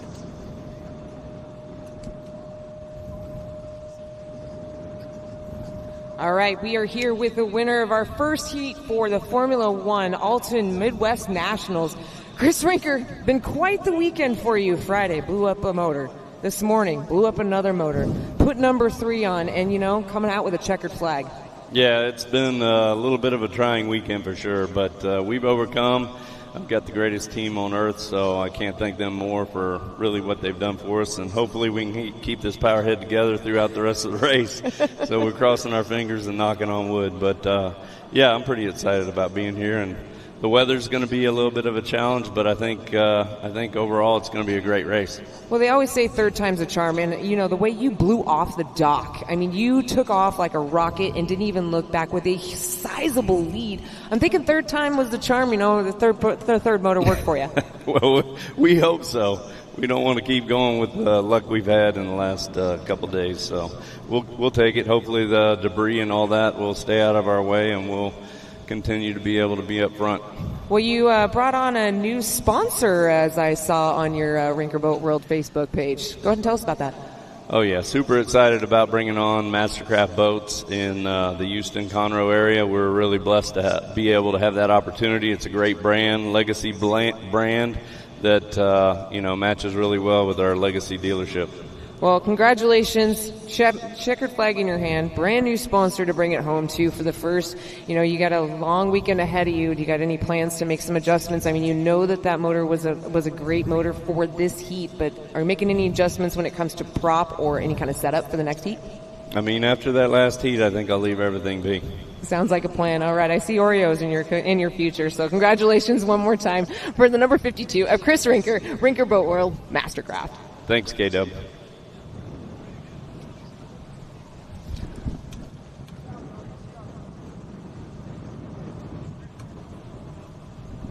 All right, boys and girls, are you ready to have some fun, Thomas? To our fans that are just joining us and unfortunately didn't get to see this last year, here's where the fun begins when we bring out the tri-hulls. Yeah, it's a totally different type of racing. You know, the power and performance, I would say, are, two things that you could, words you could use to describe a Formula One tunnel boat. And even a Formula Light, maybe a little less power, but a lot of precision. This is the complete antithesis of that. Yeah. This is not precision in any way. This is, survival mode? Yeah, what did Dale Earnhardt say? Like, if you don't get out of my way, I'll just put you in the wall. Yeah. Well, that's a lot of that same mentality in Texas Trial. If you don't get out of my way, I'll just get you out of my way. I'll roll right over your roll cage. We've seen that a few times. Yes, we have. We actually, unfortunately, the 54 Clint Dillard unable to be with us because of some catastrophic damage that happened earlier this season in that same type of scenario. He got hooked up in a corner, got slammed into, got thrown over the top of another boat, and it tore out the whole bottom of his tri-hull. A lot of work to be done. Hopefully we'll see him at the next round in Marble Falls because that boat was just unable to be repaired here for this weekend. Surprising I didn't see the one of Corey Walker, one of those solid Texas tri-hull drivers, unable to make it up here for round 3 from San Antonio, Texas. And that's going to be hopefully a help for some of our other drivers, as he is a tricky guy to get by. The one I'm very interested to see how it's going to go is the driver who's back after a 3-year hiatus, the 99 of Devin Brown in that Snap-on Tools Texas tri-hull. It'd be interesting to see how he can pull it off, if he can make some waves and do some damage here. Are we going to see the Tanner Rinker go back-to-back? He's the one that won it round 2 in Shreveport, Louisiana. He's got some solid points. He didn't do that well in the opening round, so he still finds himself shuffled back a little bit, but back-to-back wins. If he could pull that off, he would really catapult himself up quite a bit in the overall season point standings here in Texas Tri-Hull. And we do also have one of our veteran drivers out there. We talked about this a little bit ago. That's going to be Neil Marsh. He's got like his whole plan that's always here whenever he drives. I mean, I follow their Facebook. I'm a social media guru, but that's kind of my job. I mean, I talked to one driver. I'm not going to say who it was. I actually sent a text message on, I believe it was Wednesday afternoon, and I said, hey, good luck testing tomorrow. Have fun. We'll see you in a couple days. And the message I got back was, how did you know I was testing? I said, it's my job. I have my ends. I know what you guys are doing on the backstretch. But it's going to be fun to watch Neil Marsh. He has the big old belt in his pit area from all the champions. He's been on top of the world, but he's got never some mind. There's the one of Corey Walker. I saw that yesterday. He's here. Yeah, but he's got a lot of big competition. These drivers in these JH Performance tri-hulls have really come around and started to figure out the exact setup to try and keep up with Neil Marsh. We are seeing that right now because our points leader in the number 13 is Grant Schubert, who pretty much started this whole Tri-Hall debacle. Well, I wouldn't say that he started it. I would say that the Schubert family was very instrumental in putting this class together. But when they did so, I think he was like 5 years old. Probably, yeah. He still didn't run J-Stock because we made him run J-Stock. Yeah, he wasn't even thinking about getting in a boat yet. But he has been around them his whole life. He is very adept at navigating behind the wheel of a Texas Tri-Hall, and it shows. He's finished near the top the last couple of years, trying to do what nobody else has been able to do for 3 years, which is knock off the dude they call the 17 of Neil Marsh. He's running in that Timberwood Antique Mall, Farmers Home Tavern sponsored trial of fans back home in the great state of Michigan watching him try to go for his 4th straight series championship, which, I've seen a lot of drivers have multiple years of success. I don't know if we've seen a driver in any OPC class have the dominance that the 17 of Neil Marsh has. In Formula Lights, we saw Mark Schmierbach be a dominant force, but not 3 straight years, not 3 straight season championships, just not near the amount of hardware that has been collected by the 17 of Neil Marsh. So he's definitely got a target on his back, as he does every time he gets in the boat. But he also is in a different position because he's now got a target on somebody else's back that he's going after, the 13 of Grant Schubert. Yes, exactly. And if you're just joining us, I do welcome you. Make sure you go ahead and get a good view of this Tri-Hall class. It is the very first time that I actually saw this live was in Havasu when you and I were down there about 4 years ago. And to be honest, I really had a hard time announcing this race because I was laughing so hard. And it's basically what we call our J Junior classes, the 9-year-olds and the stock outboards. It's basically J kids in a runabout, but actually they're full-grown adults in these boats, just out there having fun. They do have these roll cages on there for a reason, which you guys will all be seeing as our race fans making their way out on the course. That's the one I'm looking for. Number 8, Josh Wells. He's had some wins that it was like, where did you come from? I mean, he's been very hot and cold in 2025. And he's come around like. He'll be sitting there in about middle of the pack, and then all of a sudden he comes out from nowhere and takes a checkered flag. And the look on his face, like when I first saw him when I came in on Friday, I said, "There's my Wells," and he's like, I know you're a fan. I know you're cheering me on. And I said, yeah, so don't disappoint me. Well, the 88 of Josh Wells, he's in that Brondo sponsored entry. Brondo, it's what boats crave. And he's looking to have some good fun out there, and that's the great thing about a kid like Josh Wells. He's always having a good time. No matter he finishes last or first, he's always out there, ear-to-ear smile, having an absolute heck of a good time behind the wheel of a Texas Tri-Hall. All right, and we're going to go ahead and give you the grid lineup right now. You'll see our drivers are slowly making their way down to the pontoon that's right below you. You might be able to not be able to see it. But these drivers do not fight for lanes. They are actually given lanes. They do draw them out of popsicle sticks. A little bit different starting procedure when it comes to our Tri-Halls versus what you just saw with the F1s. With the Tri-Halls, they do a rolling start 2x2. So let's go ahead and start off with our Midwest Nationals first heat of the day for Tri-Halls grid lineup. Go ahead. On the pole, drawing that top inside of row 1. The driver back after a 3-year hiatus in pole position, the number 99 of Devin Brown. Pulling double duty just a little bit ago was sitting out in a Formula One. Now he's going to step on back into his roots, which would be the Tri-Halls. That would be Grant Schubert, driven for Captain Mike's in the number 13. At number 13, Captain Mark's Seafood sponsored machine in that second position. Right behind him in the inside of row 2 is the man who won the 2025 Red River Rumble Round 2 of the Formula One Powerboat Championship Series in Shreveport, Louisiana, the number 10 of Tanner Rinker. Sitting right on his outside, one of our rookie drivers, but not a rookie to boat racing. We just saw his daddy Dearest out there in the number 1 in the formula. And now this young 14-year-old Terry Austin is going to be sitting inside the cockpit of the number 3. Scratch that, reverse it. Austin Terry in the 03. But 14 years old, he's going to have his hands full there on the outside of row 2. On the inside of row 3, Another one of those outlaw F1 drivers here in Texas Tri-Hall. He's the younger brother of the Grant Schubert in that number 12 Ace Hardware machine, Mr. Jack Schubert. And the number 69, Cole, we call him the mullet wearing. If you come into the pits, can't miss him. But, you just got to walk by him and say fly it, and he just flies that mullet. But, brand new paint job this year was really nice to see. I'm excited to see. That's going to be the 69 of Cole, the mullet wearing. Yeah, he's on the outside of row 3. On the inside of row 4, there's that band sponsored by Brondo. It's What Boats Crave. The number 88 of Josh Wells in 7th. Ray Bob Seasonings brings you the number 26 of Briston Sherman. That's one cat to keep an eye on. He's going to be sitting right on the outside of Josh Wells. That's going to be all white and red, number 26, driven by Briston Sherman. And he's on the outside of row 4 in that 8th position. On the inside of row 5, he was not happy about this draw because it's going to make his day tough. But your 3-time defending series champion on the inside of row 5, the number 17 in that Timberwood Antique Mall Farmers Home Tavern of Mr. Neil Marsh. Rounding out the field, sitting in the number 1, Corey Walker. You were just talking about Corey Walker, and he's had a great season this year, but unfortunately sitting in 5th place when it comes to championship points. So he's got to make up a lot of ground.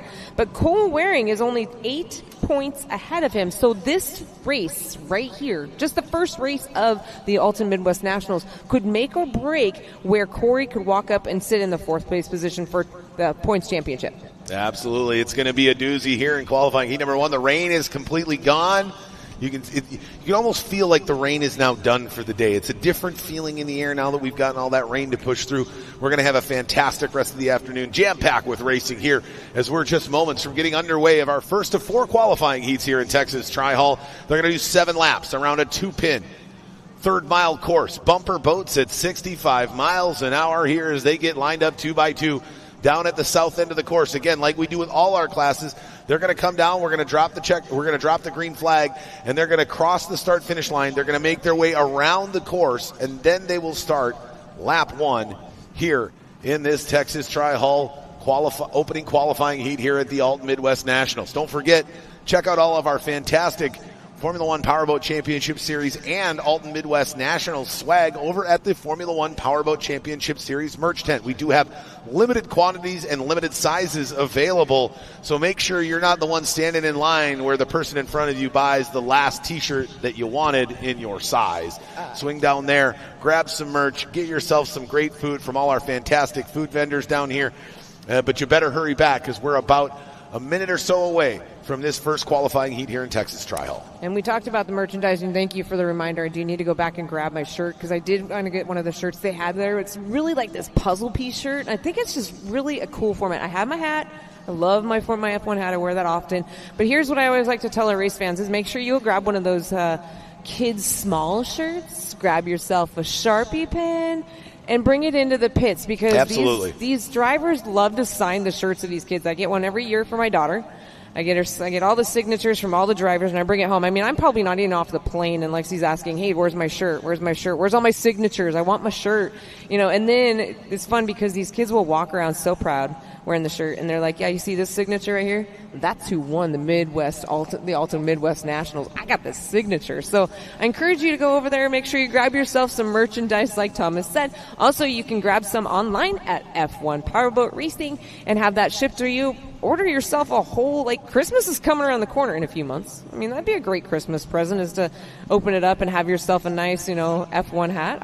I'm fine with that, Thomas. Subtle hint, I can give you the address to mail it to. Well, I have a closet full of Formula One Powerboat Championship Series hats. My problem is, and why I quit wearing them, is I kept ruining them. I'm not a small human, and it's warm. Yeah. And, it's frustrating when you come back from a race weekend and you look at your hat and it's just got sweat marks all over it. That's why you need new ones every weekend. I felt that would be an expensive proposition for my boss, so I decided to go with a more cleaner look and no hat in 2025. Sarah will be fine with it. We'll let her know. Oh, you're talking about your other boss. I thought you meant your wife, Sarah. Oh, no. I'm talking about Tim Siebold, CEO of the Formula One Powerboat Championship Series. Not a big fan of giving me a brand new hat every single race, and that's okay. It looks like we're waiting for maybe one more boat out there. I was trying to see. I saw the 26 of Sherman. Saw the 10 of Tanner Rinker. I haven't seen the 3 of Austin Terry out on the water. We may have been waiting for him.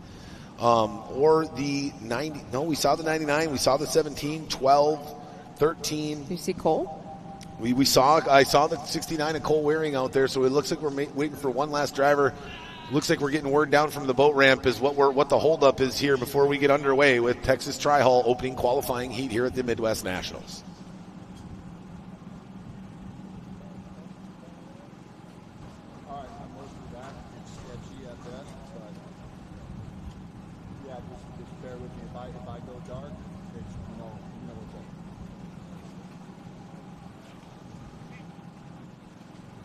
All right, we've got them all in the water here, and they're lined up down on the south end of the race course, and we're going to get underway here for the Texas Tri-Hall opening qualifying heat. Ken, the 99 of Devin Brown, dust off the rust and find the open water here in the opening qualifying heat, or will he succumb to the pressure from the 13 of Grant Schubert, who sits on the outside of row 1? Jet Ski Jared, a part of our sport rescue team, our pace jet ski here in Tri-Hall, making his way down the front stretch. Looks like he's got to turn back around. They weren't ready for him. So he's going to get him, hold up for just a moment here, and they're going to get rolling as they go 2 by 2 down in front. You're going to see him come across the start-finish line. That green flag will drop. And we'll go under racing 7 laps around the 2-pin course. So we've got a 5-pin course for Formula 1, a 4-pin course for Formula Lights, and a 2-pin course for the Texas Tri-Hulls. Jet Ski Jared pulls off the course. They're ready to go. He drops the green flag quick. Go, go, go, go, go. And we're underway. What a great jump there by the 13 of Schubert as he pulls away from the 99 of Devin Brown. And the 10 of Tanner Rinker starts to make his way up ahead of the 03 of Austin Terry. But the 12 of Jack Schubert now sneaking it down to the inside. Oh, he hammered by the 03 of Austin Terry. He's now got to go circle back around the first buoy. The 03 Austin Terry getting a little wild out there, but that clean water is not what anybody wanted to see for the 13 of Grant Schubert, K, as he's already down out of turn number 1, floating it wide out of turn number 2, And he's got a nice lead over the 10 of Tanner Rinker, the 99 of Devin Brown, and the 17 of Neil Marsh is trying to fight his way up into the top 3 already here in the opening lap. I mean, they're already starting bashing boats, and I'm trying to look really close to see if Neil Marsh had any damage from that little, I guess you could say, bump and grind and kind of a move, but it looks like he's all right. But as once again they come back into turn number 1, once again smashing and dashing as they make their way through. Looks like we got a loose buoy on the course. That might make an issue. But I wonder who's going to get tagged with that 1 lap penalty. It was either the 03 Austin Terry or the 12 of Jack Schubert. I can't tell, but Austin definitely initiated the contact, as they say. But do you see the 17 of Neil Marshall? Look at them all wadded up down there. Oh no, the 69 of Cole Waring gets together with the 03 of Austin Terry. Now we see the 1 of Corey Walker going side by side with the 99 of Devin Brown, and right in front of them, the 26 of Briston Sherman, who sits in 5th position. Oh no, and the 69 of Cole Waring's dead in the water down at the south end of the course. Oh, that's too unfortunate to see him down there, but he's still got another 5 laps left in this heat, so he may be able to get that thing back up and running. But our leader coming across our finish line in the number 13. There's the 90, look at him, hands on his head, just ejected. The 69 of Cole Mullet Waring, dead in the water down at the south end of the course at the mercy of the Mississippi. There's the 26 of Sherman now. He starts to pull away from the 1 of Corey Walker. Walker sitting in 6th, trying to gain some ground. But there you see it flashing to the left side of our screen. That's the 88 of Wells and the 10 of Rinker, who sit in 2nd and 3rd. But right now, it is all about Grant Schubert as he crosses the start-finish line, getting air under the boat.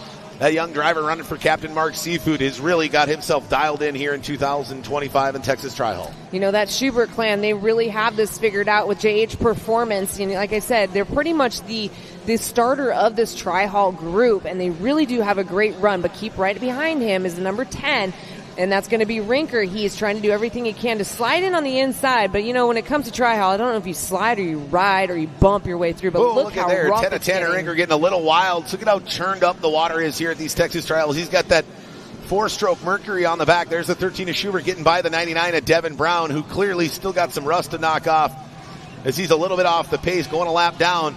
But now he's making things real tricky for the 10 of Tanner Rinker, as the 13 of Schubert was able to get by him. And that's the biggest thing, is how do you navigate back markers once you get into them?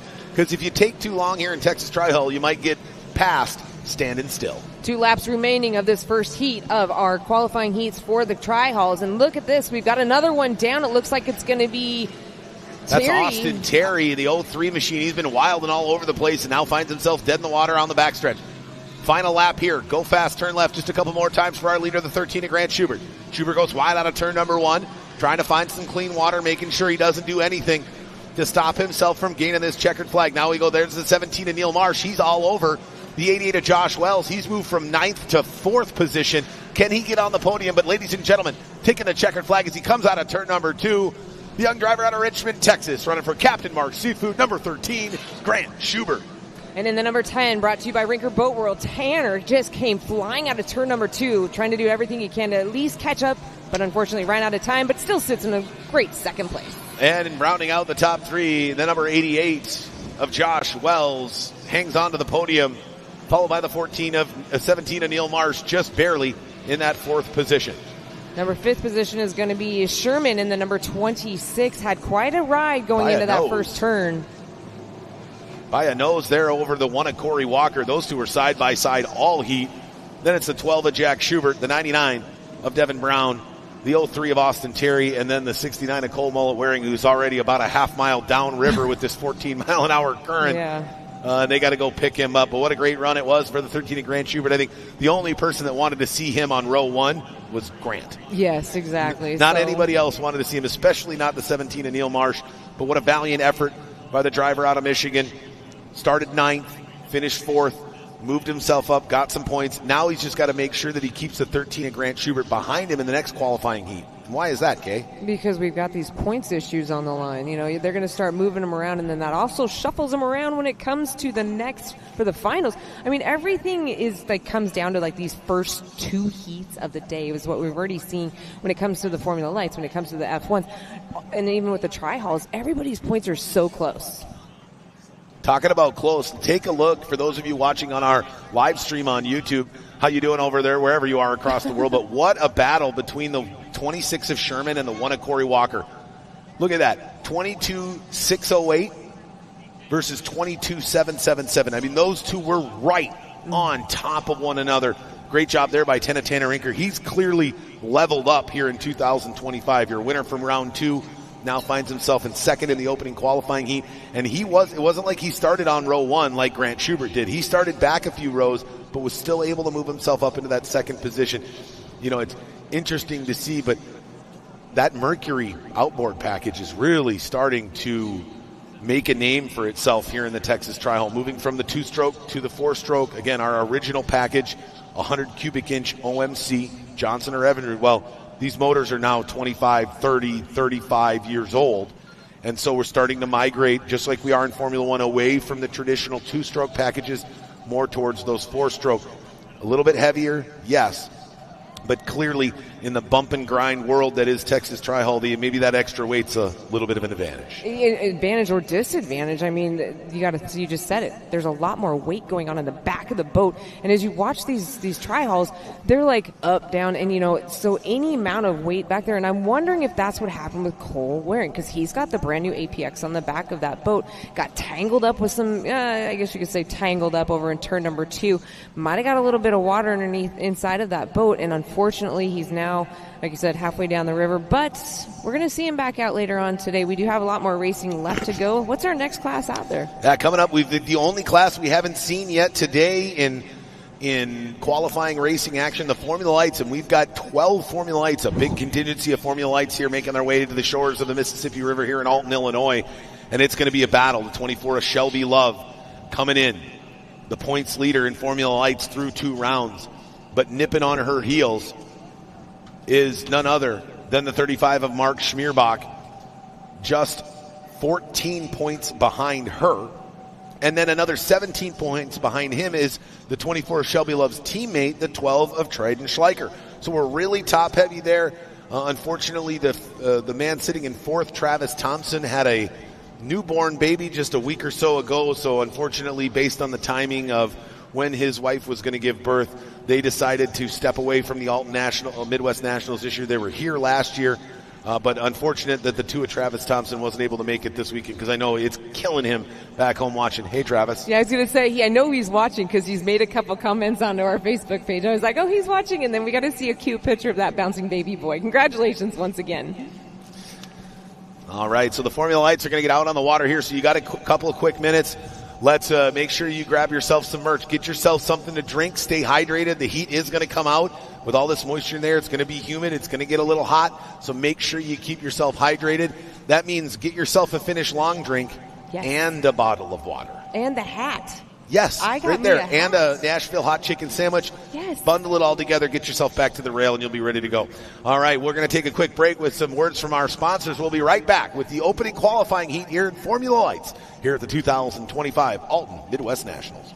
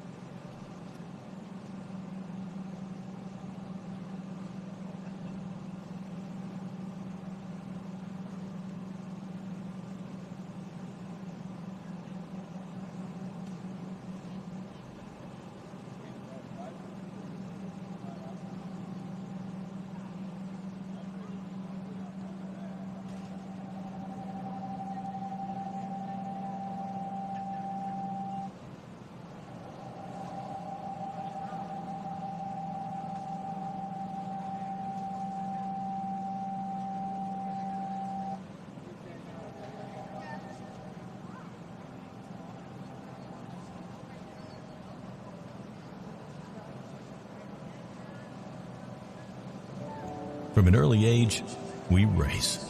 It's part of who we are. It's in our DNA. For some, the need to keep pushing fuels our lives. At VP Racing, we pour everything we have into creating the industry's best products.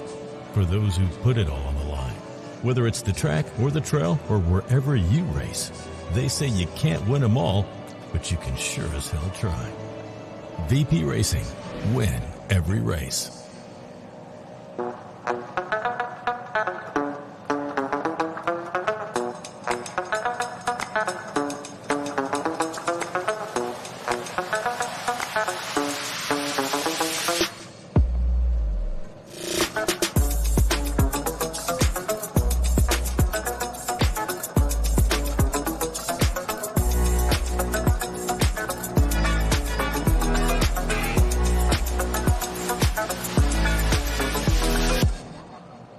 Seaway Marine, the Formula Lights sponsor here in 2025 on the Formula One Powerboat Championship Series, operates out of a 62,000 square foot warehouse that is packed with current OEM parts, aftermarket parts, and vintage hard-to-find parts. They ship over 100,000 packages all over the United States, providing same-day shipping on in-stock orders. Seaway staff is arguably the most knowledgeable in the industry. With decades of experience, Seaway prides itself in excellent customer service. Make Seaway Marine your first call or text for all your marine part needs. 425-412-4006 or online at seawaymarine.com. The city of Alton, located 25 miles north of St. Louis, Alton is full of history, recreational opportunities, and business prospects. Founded in 1837, Alton was the site of the final debate between Abraham Lincoln and Stephen Douglas.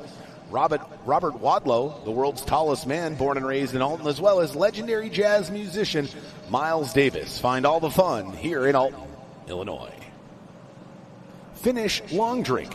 It's nothing like you've ever had before. Backed by actor Miles Teller and professional golfer Ricky Fowler, the Finnish long drink is a sparkling refreshment made with real liquor with flavors such as citrus, peach, and cranberry. There's something for everyone. Find out why everyone's obsessed with the Finnish long drink today.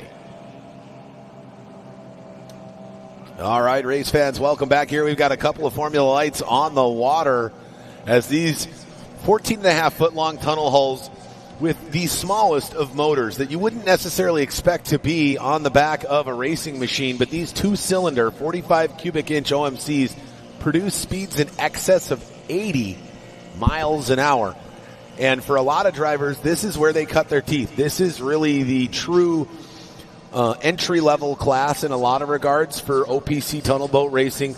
We've seen a ton of the top drivers from numerous years, the 8 of Jeremiah Mayo, the 13 of Grant Schubert, and the list goes on of drivers who have made their way from Formula Lights, up to Formula One. So interesting to see if maybe, just maybe a few years down the road, we'll see the 24 Shelby Love as she continues to dominate here in 2025. Will she be in a Formula One? Very possible. Be shocked. And maybe we'll even see her overseas, racing over there. I wouldn't be shocked with that, with the Love family and the background that they have. I would not be shocked one bit. But keep in mind, boys and girls, we have our one lone female out here, and she's going to be coming out here for Clover Construction. She'll be inside the cockpit of the number 24. Another factor, and this is going to happen because I love saying this name, and I will say it all day long, in that blue and green, brand new driver to the formulas, not a new driver to racing. Started his career with the outboard stocks in the junior class. That's going to be the number 30, Ashton Caffarelli. I love saying that name. I've said it numerous times when I've announced for the outboards. A young kid, brand new out on the circuit. If you look out there, he's out on the back side of the course. You can see a little bit of an orange on the back of his motor. That tells the other drivers that he is a rookie driver. He must put that on there until he is Doug Ray, our chief referee, Doug Ray, deems that he has raced enough, has enough underneath his seat that he's able to take that rookie sticker off. It's basically like driving with a driver's ed sticker, new driver you see those on the back of the people's cars, and it's kind of almost humiliating at first. But with the Caffarelli name, he's a 4th generation driver, so he has racing in his blood. And with this being his very first time in this boat, it's going to be interesting to watch, so keep an eye out for that. We also have another brand new boat out onto the circuit. Clover Construction has added another Hoffman boat out there. It is a pink and white boat with a number 12 on the side, Traden Schleichert, one of our more, I would have to say, aggressive drivers out there. I mean, he's made his way around the course a few times. Unfortunately, has gotten tangled up in a couple other different, accidents or whatever, and decided, what, I think I might have to put this boat onto the side, and I think I want to step up to a Hoffman because I got to try and beat my teammate out eventually. Well, we've got a little bit of change there. It's actually a Moore boat. So it's a French-built Moore composite, but because it was so new, he was struggling with the current. He is actually elected to go to last off the start pontoon, and he's jumped into his traditional Formula Light that he'd been running up to this point. So clearly a level of comfort that he was looking for, he was not able to achieve in fast lap qualifying, and he made the hard decision. Instead of qualifying where he did, he has now moved to the last off the start pontoon. And again, this is the difference between what happened with the 52 of Chris Rinker in Formula One and what happened with the 12 of Traden Schleicher. Schleicher chose to go to a different boat. The boat was not destroyed. If he would have qualified and then blew the boat over and destroyed it, he would have been able to keep his position and still move into his backup boat. But because he elected, right? That's the operative word there, is he elected to move to that last boat. We're going to see that Clover Construction number 12 starting 12th off the start pontoon. We're doing a multi-flag start, so it's going to be a long road. How do you say that on water, right? It's going to be a tough fight. Yeah, it's going to be a tough fight for the 12 of Traden Schleicher, especially with some of these fantastic drivers we got. You were talking about the number 30 of Ashton Caffarelli. Yeah, see, this is where I benefit because you know all the stock outboard guys. The young driver out of Champaign, Illinois, very decorated in the stock outboard divisions. I think he's a pro, C-Mod, D-Mod national champion. And so you could definitely tell during fast lap qualifying that was not a rookie. We do have a rookie out there. That's the number 52 in that Dumford Irrigation of Addison Dumford out of Franklin, Tennessee. And there was a drastic difference between driving styles. And no knock on Addison at all. He's just getting comfortable. But it definitely shows you how certain aspects are very translatable from different disciplines within the American Powerboat Association, right? We see Sean Torrente, decorated tunnel boat driver, Mike Siebel, decorated tunnel boat driver, and a host of others that have moved into offshore classes and done other types of of racing in the APBA, not necessarily in our division, which is OPC or outboard performance craft. And, we're sitting here talking out here about how, well, he's still new. He's still working on the boat. But once you sit inside of the cockpit of one of these Formula Lights and they drop the lid, you can actually tell even from here, up here with our vantage point from all of our race fans, look how small of a van. They don't have like your typical car where you've got like a 2.5-foot windshield. They only have about an 8-inch windshield that they are trying to navigate through this course with and be able to look through. And that's some tight area that they're sitting inside of these Formula Lights. So you got a lot to think about. Also, we talked about this earlier, is that never popular trim button that can be very sketchy, make or break, and it can bring you from first all the way to last if you just touch it just the wrong way. And that's got to be the biggest difference, right? When you move interdisciplines between the American Powerboat Association, you look at offshore, you've got a throttleman and a driver. So either one's driving the boat and one's powering the boat, because you've got such large waves out in the open ocean. You need to use the throttle to ensure you don't case a wave, which means land your boat directly on top of it, which is a bad thing to do in offshore racing. We've seen then it. Your nose goes down and the whole boat goes underwater. Yeah. And that's never fun. Now in stock outboard, right, you're used to your hands are full in a stock outboard. You've got the dead man's throttle on the left-hand side. You got that thing squeezed to the limit the entire time you're racing, and you're only driving with one hand. Very different from having to operate multiple trim buttons and a foot gas pedal moving over to OPC. So that'll be some of the interesting things that we watch some of the younger drivers like Caffarelli. Can he understand the minute differences and the subtle changes that may be beneficial on that trim button? Or is he going to end up just hammering the trim button up and down every time he's out of the corner?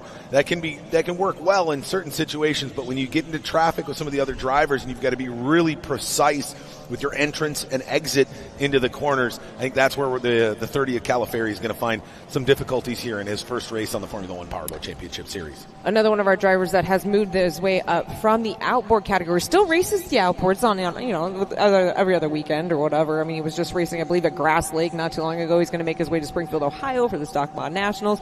But right smack in between those races, he's here with the Formula Lights. That's Dominic Trollian. Yeah, part of that Team Racecraft. Team Racecraft. I mean, watching that young kid grow up, and he's also another fourth-generation driver, watching him grow up and move his way through the ranks of an outboard class and then deciding, hey, I want to try this OPC stuff. I want to keep my feet dry is what I always say. And as an outboarder, I'm like, oh, you guys got to keep your feet wet, or keep your feet dry.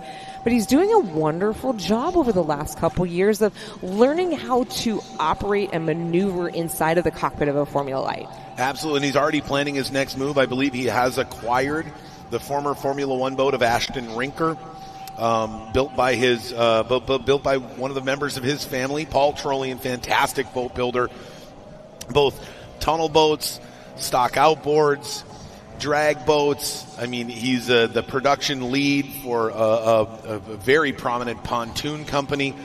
So the man builds boats for a living. It's in his blood. It's what he does.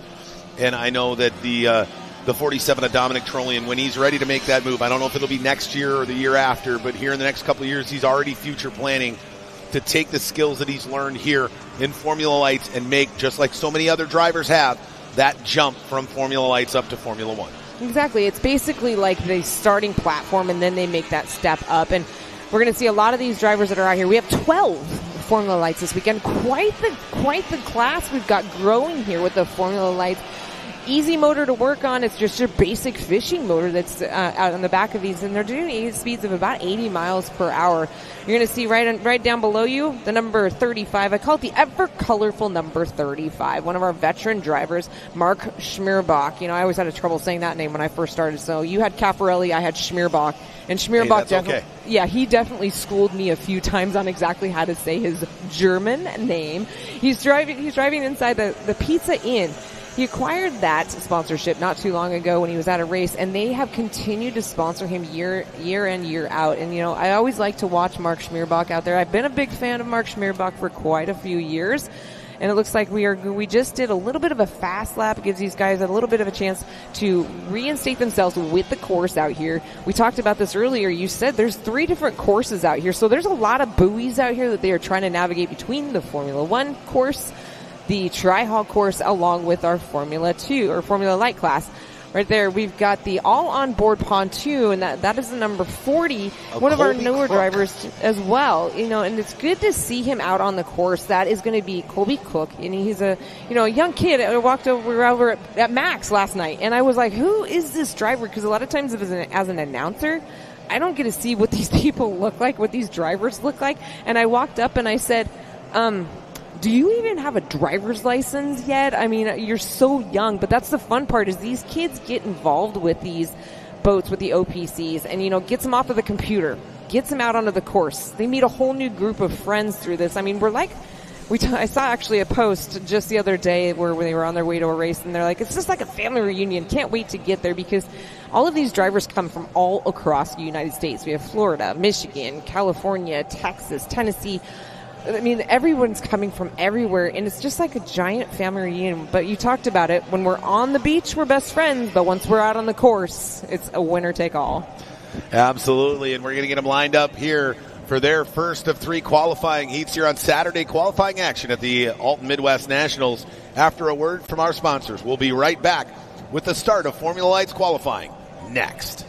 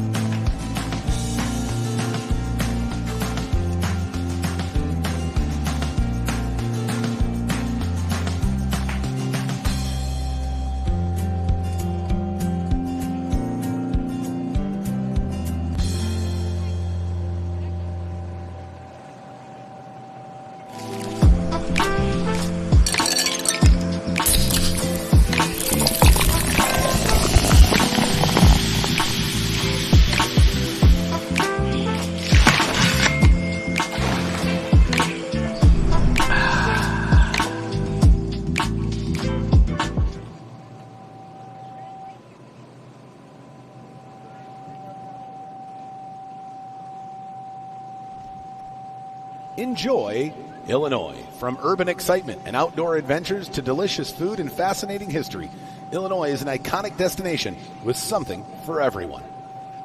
Throughout all the regions, you can explore the diversity of experiences in Illinois, right in the middle of everything. Munganast Toyota, right here in Alton. Dear summer, ready to get your adrenaline pumping? Toyota's 25 vehicles with available all-wheel drive and four-wheel drive max out the fun. So find yours and get going. Toyota, let's go places.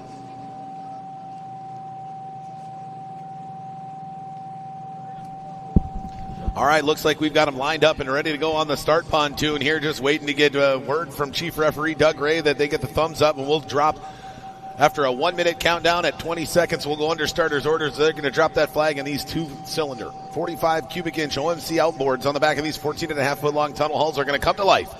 Off the start pontoon, they're going to go through the middle of the course, around turns 3 and 4, and then they're going to make their way back across the start-finish line, and we will start this 6-minute plus 1 lap. We got a 2-flag start here in the Formula Lights. Due to the quantity of drivers, once we get over 10, we push them to a second flag. So we've just got a couple of drivers on the back end that will start on the second flag, but it is all Shelby Love right now. She was screaming fast in our morning fast lap qualifiers. She went almost a second faster than anybody else on the course, and she's going to need that because just to her right is the 35 of Mark Schmierbach in that Pizza Inn machine. Making sure everything's all set up and ready to go. Great shot there by our media partners at Live Race Media out of Green Bay, Wisconsin. Fantastic production crew handling all our production needs throughout the season, helping us produce our TV show, the live stream, and everything else you see Formula One Powerboat Championship Series related. All right, test flag going up now. You can see that bright orange flag. Once we get to the under starters orders, you'll see that thing move. As soon as it moves, you're going to hear these boats come roaring to life here on the shores of the mighty Mississippi. All drivers can see it. Due to the limited visibility in these tunnel boats, we want to make sure that the drivers can easily see that start flag. All right, he's just holding that flag up till he gets word from all the race teams that they have been able to see the start flag. All right, looks like coming up on the 1 minute gun. 1 minute drivers, 1 minute. Can the 24 Shelby Love continue her dominance here in 2025 and take the opening qualifying heat number 1? 50 seconds, drivers, 50 seconds. Or will it be the 35 of Mark Schmierbach in that Pizza Inn machine? 40 seconds, drivers, 40 seconds. Or could it be the 83 of Eric Weinzak, the 91 of James Klein? Maybe it's the 30 of Ashton Caffarelli. Who's going to win qualifying heat number 1? 30 seconds, drivers, 30 seconds. Or could it be the 77 of Daniel Trozen? Or your winner from 2024, the 66 of Randy Parch? Let's get to see what happened in qualifying heat number 1. 20 seconds, drivers. Your under starters orders. The flag is up. He drops the flag. Let's see who's going to get the good jump. Oh boy, the 35 of Schmierbach with a terrible jump, but a great one there by the 77 of Daniel Trozen. And that bronze and white Pew Design Formula Light with the Backers Lawn Care on the side as they go down to the far end of the course. Let's see who's going to come out on top. The 24 of Shelby Love was able to make up a little bit of ground after a rough start. She gets the inside lane. But 83 of Eric Weinzak comes out of nowhere. Now down up into the middle, and he moves himself up into second place. But look at the 24 of Shelby Love. She's starting to pull away already from the rest of the field. Then the 35 of Schmierbach, he gets up with a great run there by the 83 of Eric Weinzak in that all white and blue trimmed Hoffman designed Formula Light. That sleepy-eyed Goose Resort pushing hard down there down the front straightaway. Oh, the 66 of Randy Parch just got hosed down out of turn number 1. And he just comes into view now. Boy, what a difference a year makes. Last year he found himself on the top of the podium. Now he's just struggling to stay out of the back of the field here in Formula Lights. Our leader comes out to turn number 4 down the front stretch, and the number 24, a lone female driver, Clover Construction, brings you Shelby Love. Schmierbach did not have a good start off of the dock, but he was able to make up time in that first lap, sit in second place. Pizza Inn, the number 35. A great race for third and fourth going on as they start to get really close going into turn number 1. What a great move there by the 60 of Brandon Bobolic, clearly getting some great learning tips from his teammate, the 35 of Schmierbach, because he just stuck that thing down the inside and drove right by the 91 of James Klein like he was standing still. I don't know, but they're still battling it out for 4th and 5th, but our leader is stretching it out huge. But check out the race we have for 4th and 5th as they dive into turn number 3, diving out into turn number 4 on the inside. Bobolic into number 60 on the outside. Clover Construction going back to his roots in that number 12, Clover Construction. Yeah, and we got a great battle for the third position as well as the 83 of Weinzak is continuing to hold off the 77 of Daniel Trozen. Trozen ended up on the podium here last year. One of the top drivers in Formula Lights. Had a great run at the Port Neches Riverfest as well as he's continuing to push hard, but we got a battle between those two. Now here comes the 60 of Bobolic starting to sneak up into the conversation. The 12 of Schleicher on the outside. No, sorry, the 83 of Weinzak on the inside. The 77 of Trozen on the outside. Trozen trying to stay off his hip like we were talking about, Kate, just hanging out just off that sponson so he can try to find that clean water, but he's going to have to run the long way around the course. That means he's going to have the top speed, but they almost get together there coming off the north end of the course down in turn number 1. Great move by Trozen as he got really close. Weinzak had to let off on the throttle just a little bit. Trozen takes advantage of it, moves his way into third place position.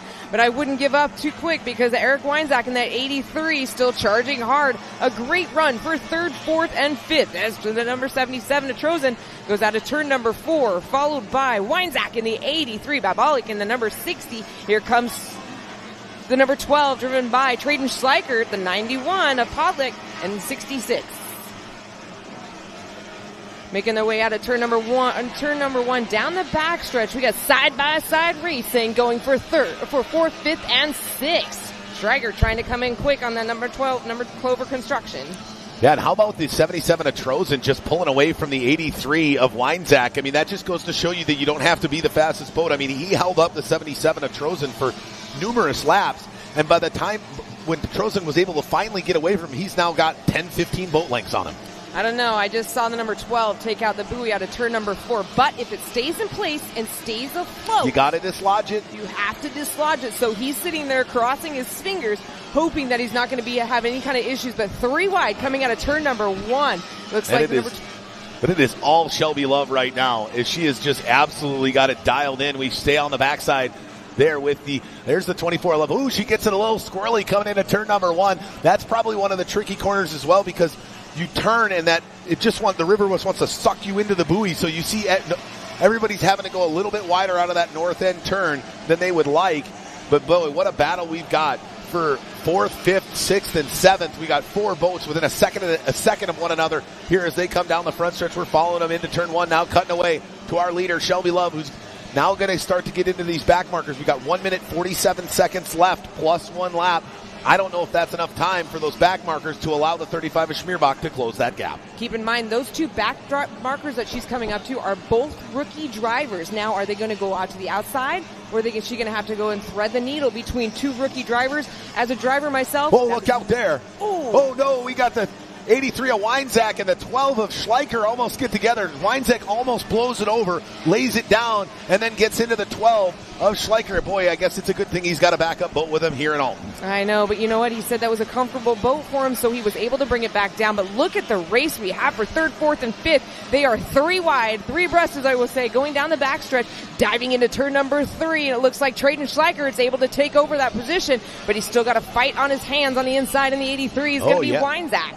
And the 77 of Daniel Trozen spun out down in turn number 1, so he's shuffled back a few positions.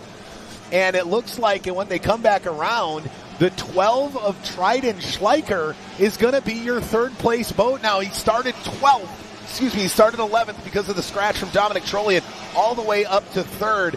What a great show of aggressive and very competent driving by the 12 of Trayden Schleicher, because he put it on the edge, but he never went over it. Yeah, he had to work for that position, and he's starting to walk away. But unfortunately, with less than a minute left on this Formula Light, he's going to have to probably just sit back and say, I'm going to just take a 3rd place position. I'm going to ride it easy. Well, maybe not. You just saw him flying through turn number 4. But our race continues for 4th, 5th, and 6th, and you're going to see Weinzak just giving a douse over to the 91 of James Klein.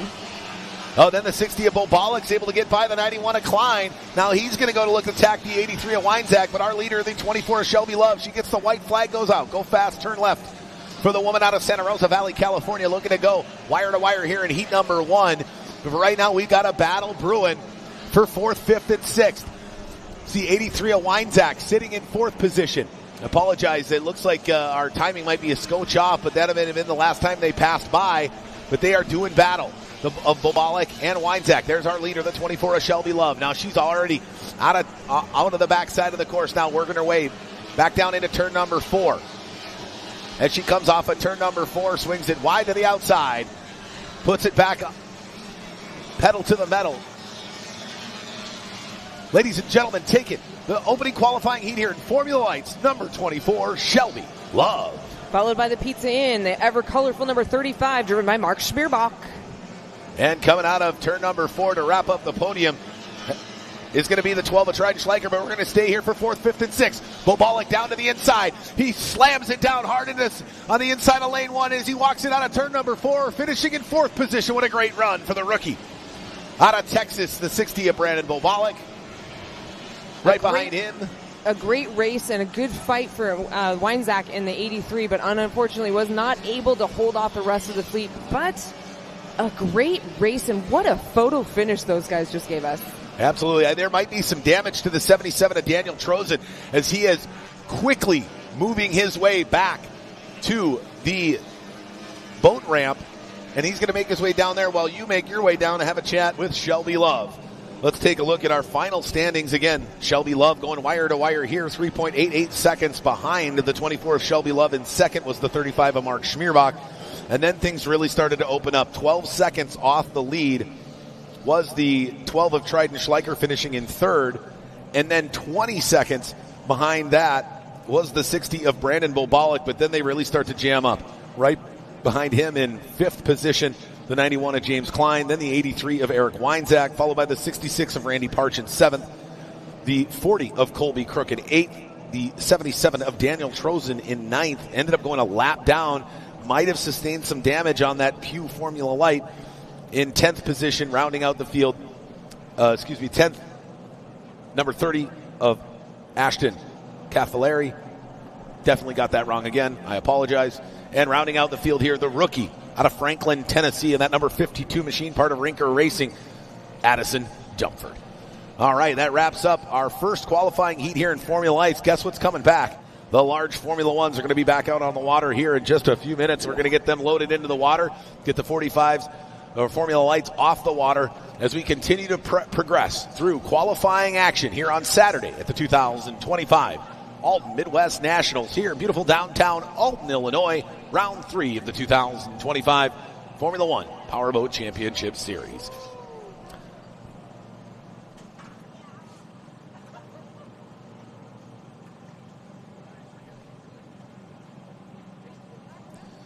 Boy, what a great run that was by the 24 Shelby Love. Is this going to be the year that she becomes the first female series champion in F1 Powerboat Championship Series history? Can she do it? She had a fantastic opening round. She had an even better round 2 in Shreveport, Louisiana, and she started things off exactly the way she wanted to, with a fast lap qualifier that put her on the pole and a wire-to-wire finish here in qualifying heat number 1. What a great run for that young woman out of Santa Rosa Valley, California, running for Clover Construction. What really surprised me there in that heat was the 60 of Brandon Bobolic. This driver, granted in his rookie season, he has really started to come into his own, running for Pizza Inn as well and B&B Racing. He's out of Crosby, Texas, and he's really started to figure things out. Now, he's been around the team for a very long time. He's been a team owner, now decided to jump into the cockpit. But right now, I'm going to send things down to my partner in crime, Kay Myers, as she's with our winner from qualifying heat number 1, the 24 of Shelby Love.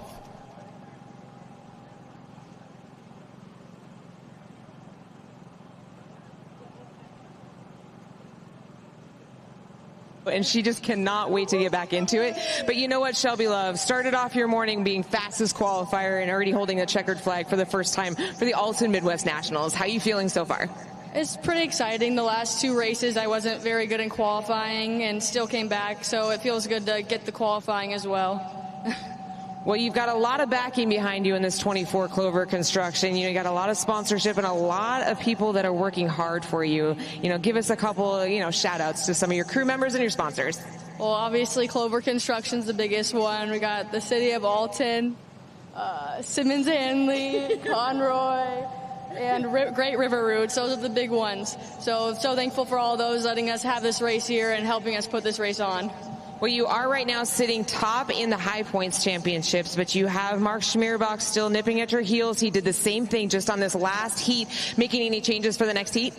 Not that I know of right now. Just got to go out there and just keep trying. Mark's smart. He knows how to stay consistent, so I just got to do the same. Well, congratulations. I think it's in the boots because you may not be able to see this, Thomas, but she's down here rolling the Love Cowboy boots. So I guess it's a family thing. It's all in the boots. Shelby Love, you're winner of the first heat of Formula Lights. Thank you, guys. Oh, boy. Her father, the 24 of Spencer Love, has always been known for rocking a pair of cowboy boots in the cockpit. Why? I have no idea, but it looks like it must be give you a bit of an advantage because he has been a Formula One Powerboat Championship race winner. He's been a series champion, and now he's passing on the cowboy boot in the cockpit to the next generation as his daughter, the 24 Shelby Love's got the cowboy boots on, rolling all the way to wire victories here in qualifying in Formula Lights. Well, again, that wraps it up for Formula Lights qualifying heat number 1. What's up next, you ask? Well, the Formula One qualifying heat number 2. In heat 1, we saw the 52 of Chris Rinker go wire to wire. Now he's got to start last off the start pontoon and work his way through the field. Can he do it again? We're going to find out here in just a little bit. You got a bit of a break. Swing out, grab yourself a Finnish long drink, an ice cold beverage. Get yourself some Formula One Powerboat Championship Series swag. Like my partner Kay was saying, we got a ton of kid t-shirts. Get a Sharpie and swing through the pits. These guys would love to be able to autograph your shirt and have a very cool memento from the second annual Alton Midwest Nationals here in Alton, Illinois. Boy, what a great day of weather we've got. We had some rain earlier today that pushed things back a little bit. We're about a half hour behind our normal schedule. We're trying to make up time as much as we can to try to stay within our time window because this is a commercial river, and we only have a certain amount of time that we're able to close down the river like we have it today. We've got some boats finally now starting to appear on the outside of the course markers.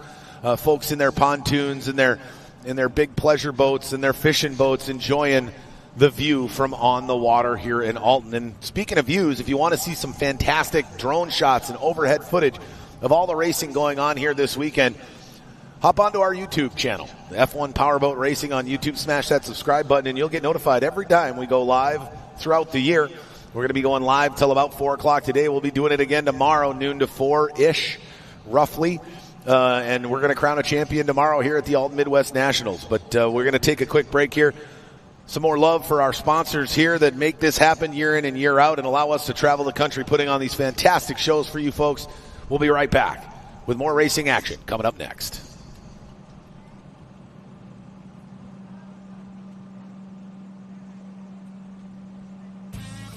Dear unbreakable spirit, when the terrain is gnarly, you steady us. When obstacles are ahead, you lift us. When the turf is hostile, you inspire us. Own a legend. Toyota Trucks. Right now, lease a new 2025 Tacoma SR5 for $299 a month or get 1.99% APR for 72 months on a tough new Tundra. Find yours at Toyota.com. Toyota. Let's go places. If you've received a mesothelioma diagnosis or a loved one died from this cancer, call Simmons Hanley Conroy today. Asbestos exposure causes mesothelioma. Many workers were harmed because companies hid the dangers of asbestos. Today, trusts hold billions of dollars to pay mesothelioma victims and families, and you may be able to get some of this money. Call Simmons Hanley Conroy for a free legal consultation. 1-800-972-6523. 1-800-972-6523. I'm a non-attorney spokesperson. The City of Alton Parks and Rec Department covering 14 different parks, over 1,400 square feet of parkland here in beautiful Alton, Illinois, putting together some fantastic programs for the great community of Alton. We thank the Alton Parks and Recreation Department. Max, downtown Alton. The Formula One Powerboat Championship Series official after-party destination for great food and cold beer, only 3 blocks away from the race site here in downtown Alton. Max, where there's always a good time just around the corner. Seabold Sports, world champion powerboat racing since 1939. Find all about the Seabold family legend at SeaboldRacing.com. And don't forget, they've got some unbelievable books that were just written about Bill Seabold and the Seabold family here. What a fantastic piece of literature it was put together. But the great folks at Seabold Sports and Seabold Racing. All right, well, we've got the Formula lights off the water. We should start seeing the Formula One boats start to poke their noses off the boat ramp down at the far south end of the course, just underneath the bridge. And we're going to get ready for qualifying heat number 2. Let's talk a little bit about qualifying heat 2K again. We go worst to first and first to worst. So the 52 of Chris Rinker is now going to start last off the start pontoon here in qualifying heat number 2. Do you think he's got enough gas to drive through the field? I do. I mean, did you see the sizable lead that he had on that last heat? I mean, and I told him, I was like, I said it in the interview, I said, third motor's the charm, and I'm pretty sure that's the charm motor that they've got on there, and he's driven through traffic time and time again, so I'm still going to keep my money on that one. It's going to be quite the challenge for Chris Rinker of the Rinker Boat World Mastercraft to be able to work his way through this fleet, because if we look through this lineup, I mean, we've got the best of the best here in Alton for the Midwest Nationals. I mean, these are the fastest drivers across the United States that are sitting right here, not willing to give up that checkered flag to him one more time. Absolutely, and that's the interesting thing is, you can be the fastest boat and you still may not win.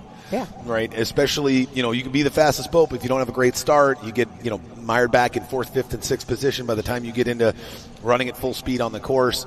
And now you've got to work your way around the drivers. And it's so hard to pass because you can't draft, because you can't get close to the other boat. You've basically got to make a calculated move, feet, 20, 30, 40 feet before you even get to that boat. And you've got to hope that the decision you made doesn't get completely washed away in that time that it takes you to catch up to that other boat. And it's very interesting, all the components that go along with a Formula One boat. And we've got a great piece from our race director and CEO, Tim Siebold, on what is a Formula One powerboat. Let's take a look at that. Hi, my name's Tim Siebold, Managing Director of the F1 Powerboat Championship. I want to talk to you and show you what a Formula One boat is. This is our custom-made Formula One outboard. This hull has a catamaran design which traps air underneath the bottom of the boat, so you fly this boat as much as you drive it. You can see the tunnel in the bottom, and it helps lift the boat to give it the extreme performance that you see out on the water.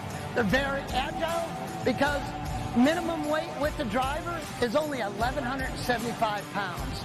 Now add on top of that 265 horse engine, and that's going to get you from 0 to 100 in 5 seconds. So when a Formula One boat is running properly, you will trim it out, coming out of the corner, pack as much air underneath the tunnel as you can to lift the boat up to get it to accelerate. As you're picking up speed, you need to level the boat off and keep it on the water by trimming it down. When you're running at its maximum, there's only a foot of the boat in the water. When you come up to the turn, you trim it down, let more of the running surface, pull a 7G corner, and you're immediately on the out button, trimming it up again to get the performance. Now, there is nothing stock about this boat. It is custom made, all infused carbon fiber. Our biggest concerns on the series is the driver safety.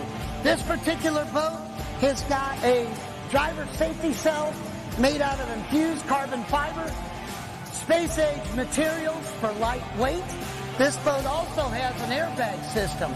So if it were to go over and the driver's knocked out, a balloon comes out of this top section while the puffs on the back of the deck pop up, and it'll sink the back and float the driver out of the water until the safety crew can come and assist him. Data acquisition, so you know exactly what's going on with the fuel system, the engine, the boat, all simultaneously while you're trying to keep this thing on the water. It's a crazy amount of energy that you've got in here, but the thing I've always said is it's sustained concentration that you have to have. It's not like a football player where you're up for a play and then you get a chance to rest. You got to be on your toes, totally focused for the entire race. 17 minutes plus 1 lap. What a great piece of knowledge there from Managing Director Tim Siebold as he gives us a bit more insight on what these tunnel hulls are all about here on the Formula One Powerboat Championship Series. It looks like we've got some pleasure boats that are moving through the race course. We're going to get them cleared off. Our rescue crews are grabbing some of the debris that floats its way down the Mississippi on a daily basis. It's you know, is it a river or is it a delivery system for wood? I mean, it was very much both at one time. Yes. Being from Minnesota, very big timber state back in the day, I remember seeing pictures of the St. Croix River, which ends up flowing into the Mississippi, and you literally couldn't see water. Yeah. It was just logs and logs and logs. Well, now they're just more of a debris and get in the way, but the great folks at Sport Rescue who take care of all of our drivers and take care of the race course out there on the water do a fantastic job of clearing out all that debris on a regular basis to ensure that our drivers have, they're as safe as they can be out there. It's a little bit tricky, especially on a big body of water like the Mississippi, especially when it rains all morning long. It tends to churn things up a little bit. But it looks like we've got our first boat out on the water, the Ada Jeremiah Mayo, just making his way across screen. And, boy, it seems like the Outlaw F1 team has a very wide array of preparation techniques. Yes. The Ada Jeremiah Mayo seems like he's always ready to go. Yeah, I don't think the guy takes his driver's suit off the whole weekend. He's the first one on the water. He's always there. He's always prepared. Flip that on its head. Dustin Terry didn't get here till 1 o'clock in the morning. After, he had to stay behind, obviously with some of his restaurants that he's opening up, that he's just opened up down in his home of Louisiana. basically in the Gulf of Mexico. And so he showed up at 1 o'clock. The 13 at Grant Schubert was thrashing one boat. That didn't work. He had to move into another boat. So it's interesting to see the different personalities and dynamics that live within the same team. I wonder, they've got to drive each other nuts at some point, I would think right? so. They drive me nuts sometimes. But they are comical. I will say they are definitely a comedian group. They are located just on the backside of the pit. So if you want yourself a good giggle, come down here and talk to these outlaw group. You can't miss it. It's probably the largest hauler in there with the largest fleet, just poking their heads out. And, talk to these drivers and, ask them a couple questions and, be prepared for what your answers might be when it comes to the outcast or the outlaws. Absolutely. All right, there's our next driver, the 52 of Chris Rinker. He's out on the water. So he's making his way out onto the race course. Again, we've got just a handful of more drivers that are here. They're all probably getting loaded in the water. They got to come out of the marina, so it takes them a little while. They got to go nice and slow. No wake through the marina until they get out onto the actual river. But we've got 8 more drivers to get out on the water, and then we're going to be ready to roll here for qualifying heat number 2. Here in heat number 2, I really like the 1 of Dustin Terry or the 14 of Andrew Tate, because they're going to be up into that middle of the pack.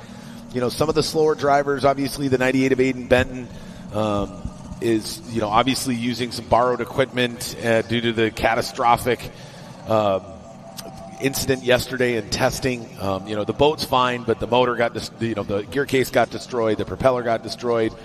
So he doesn't have his best setup. The 799 of Travis Yates took some damage yesterday as well. He had to pull off early in heat number 1. These are going to be some of the drivers that are at the top.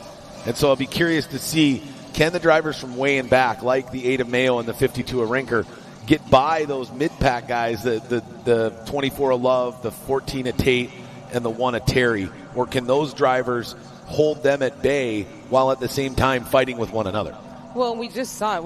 If we look back at that first heat, where did Spencer Love come from? We were sitting there watching the battle for 3rd and 4th, and all of a sudden, shot out of nowhere, right on the inside of Andrew Tate comes Spencer Love in the Clover Construction number 24.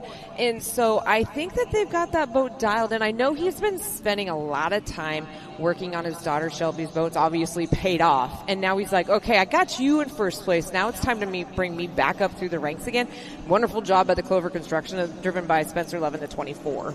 Absolutely. Well, you say, look, Eric, coming across the screen now, there's the 99 of Travis Yates. So it looks like he was able to make some additional repairs to that boat, and he's now back on the water for qualifying heat number 2. That's great to see. Hopefully the rest of the field can make its way out here in just a moment, and we'll get back under racing action here with qualifying heat number 2 in Formula 1 class. Again, you got a little bit more time. Don't forget, grab yourself a Finnish long drink, an ice-cold beverage. We've got some great food trucks out there. For those in the VIP, hopefully you guys are enjoying the food and drink provided to you in that VIP hospitality area down there at the far north end of the race course.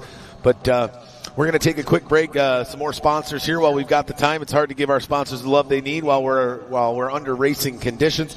So we're going to kick it over to some of our sponsors here. We'll be right back in a minute with more racing action here at the 3rd round of the 2025 Formula 1 Powerboat Championship Series.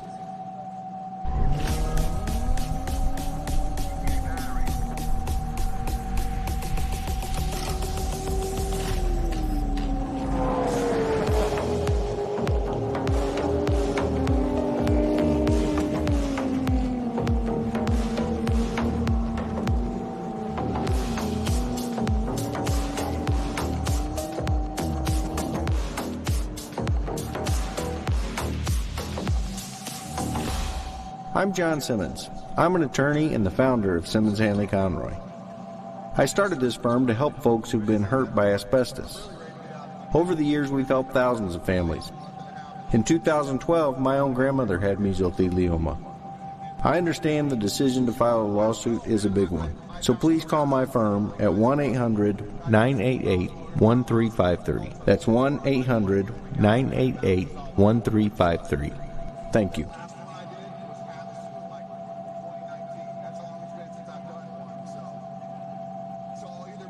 JH Performance Boats. Custom-made, classic, shallow water boats built from scratch, offering a direct and personalized experience from start to finish. They provide exceptional service and support, having an unmatched reputation while paying close attention to detail with quality construction, expert knowledge, and outstanding performance. Moto Marketing Group, accelerating brands for over 35 years. From developing some of the most famous boat and race team graphics that look fast to websites that run fast. Moto Marketing Group is your one-stop marketing shop for branding, vehicle wraps, websites, photography, and print design. They do it all professionally for a great price. Check them out online at motomarketinggroup.com. The city of Alton, located 25 miles north of St. Louis, Alton is full of history, recreational opportunities, and business prospects. Founded in 1837, Alton was the site of the final debate between Abraham Lincoln and Stephen Douglas. Robert Wadlow, the world's tallest man, born and raised in Alton, as well as legendary jazz musician Miles Davis. Find all the fun here in Alton, Illinois.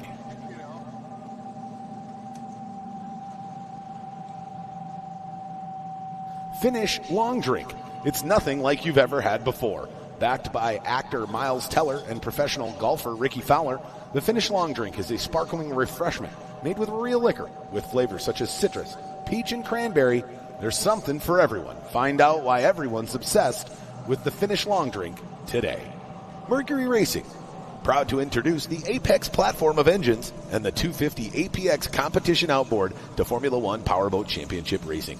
This new 4.6-liter V8 model offers added torque and acceleration to take race teams to the next level. Let's welcome Mercury Racing 250 APX to the Formula One Powerboat Championship Series. All right, race fans, welcome back. We've got about all our boats out on the water here. We're going to get a hot lap, and then we're going to line them up worst to first here in qualifying heat number 2. Again, reverse order of points collected from qualifying heat number 1. Not something that you'll see really in any other type of motorsports racing. Normally they like to do just qualifying laps or a qualifying heat based on a draw or based on a fast lap qualifier. Rarely, if ever, do you see them force the fast drivers to go to the back of the pack and race their way through in qualifying, which is about what is about to happen here in qualifying heat number 2. We do it in Formula One, we do it in Formula Lights, we do it in Tri-Hull. All three classes, we require our drivers to showcase that you can get out in front and run out front, but you can also run through the pack because there's such a different skill set needed. Let's talk about that, Kay. You know, I mean, obviously in your racing experience, not necessarily nearly as much passing as goes on. With the shorter nature of a lot of stock outboard races, you're looking at, 3 to 5 laps typically. But how much harder is it to start from the last or outside and try to chase everybody down in tunnel boat racing? Oh, it's extremely difficult to be able to maneuver through those because, like you said, there's not much passing that really does happen, but when it does, it's just, we watched it with Spencer Love. He was able to make a pass, but it's just waiting to pounce when another driver makes a small error. Chris Rinker, unfortunately, in the last heat, he almost spun it out. That was what Dylan Anderson was waiting for, was for a little bit of an error that was made by Chris Rinker. He was able to straighten it back out and keep that lead. He took the lead right off of the dock and gave himself as much room as he could, took advantage of the smooth water that was in front of him to be able to stretch his lead out, knowing that about halfway through that race, he was going to start coming up to back traffic. Some of these boats, I mean, we have a bunch of different hulls out here. Some of these boats do better in smooth water. Some do better in rough water. Some do better in a shorter course. Some do better on a longer course. So when it comes, and then you got the prop is the other factor that comes into play on that, is the prop will lead them off of the dock. We've seen it already today in both of our Formula Lights and our Formula Ones, where some drivers were able to jump off of the dock early. Mark Schmierbach in the last heat was unfortunately a little bit late off the dock, but since he had the punch with that prop and able to maneuver his way through the crowd on that first turn, he was able to hold that second place lead.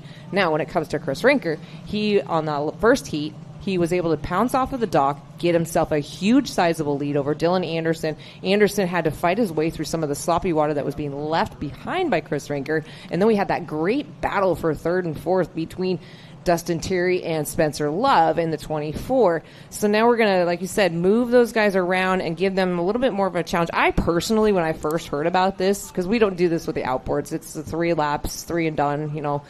You actually have to fight for your lanes. You have to fight for the finish. We have a clock start. So that whole thing is way different. When I started to get involved with the formulas and the OPC class series, I said, you do what? first to last to first. I was like, how does that work, and how is that fair for the drivers? And we're like, you know what? We're going to give them an extra challenge. Yeah, you could win, but you're not going to win every time just by handing it to you. We talked about how the Mississippi River gives you quite the challenge with the current. We're also going to give all these drivers a little bit more of a challenge, and gives our race fans something else to, look forward to, saying, okay, I'm going to watch that 52. He had a great start on the first heat, but now he has to fight his way through. So we're going to ask some of our fans, who are you going to cheer for? Do you think he's going to be able to get that lead and then be able to, or is he going to be able to fight through the rest of the pack to be able to get the lead?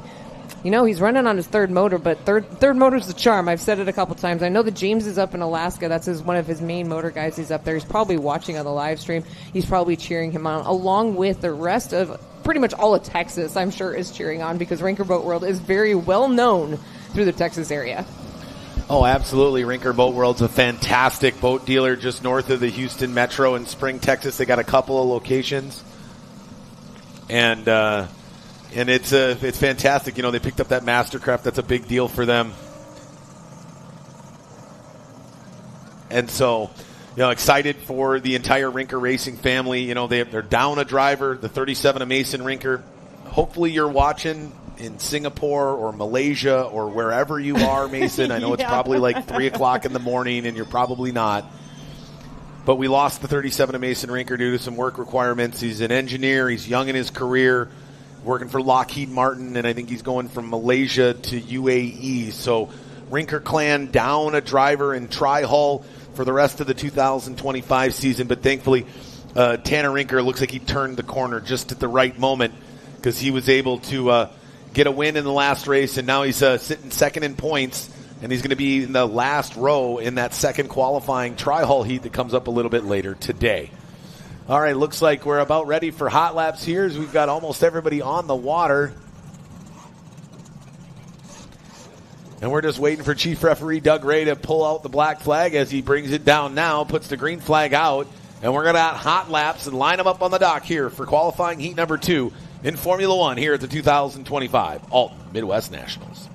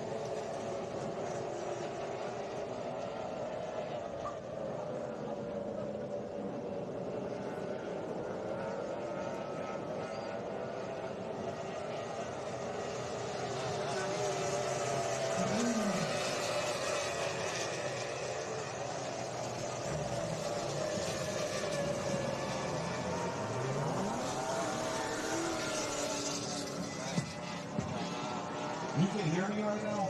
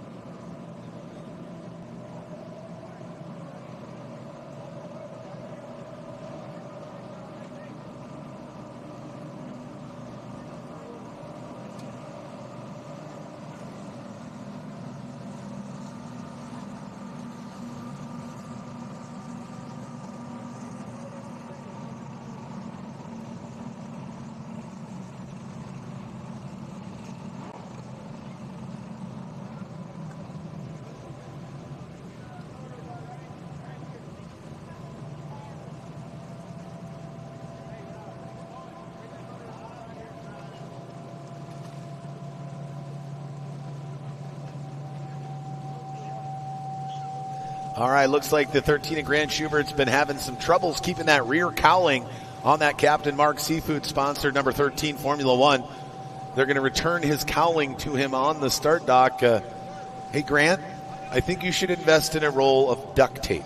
Yes, Gorilla duct tape is usually one of the best ones. It's on pretty much everybody's Christmas list when it comes to boat racers. Ooh. I know for years it was I didn't know. Is this the new best in breed? Is no longer just duct tape, but Gorilla duct tape. You definitely got to get the Gorilla duct tape. And I say duct because there's a duct tape brand, but originally I believe the tape was for like ductwork. Right?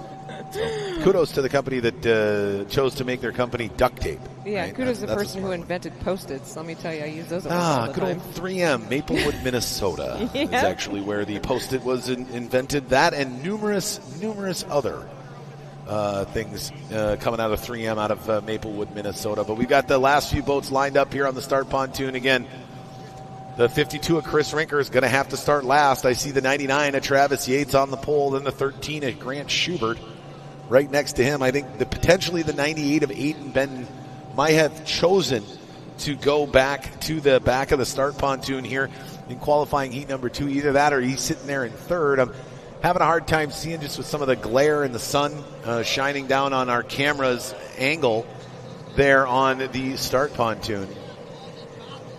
Well, I mean, Mother Nature has pretty much thrown everything at us, but I'm really blessed that she's decided to give us some sun out here, because this has just turned out to be a beautiful day here on the Mississippi River for the Alton Midwest Nationals. And these drivers are saying, okay, yes, but now they're going to have to they got done dealing with the wind and the rain. Now they got to deal with the glare of that ball of fire that's putting out here on the Mississippi River.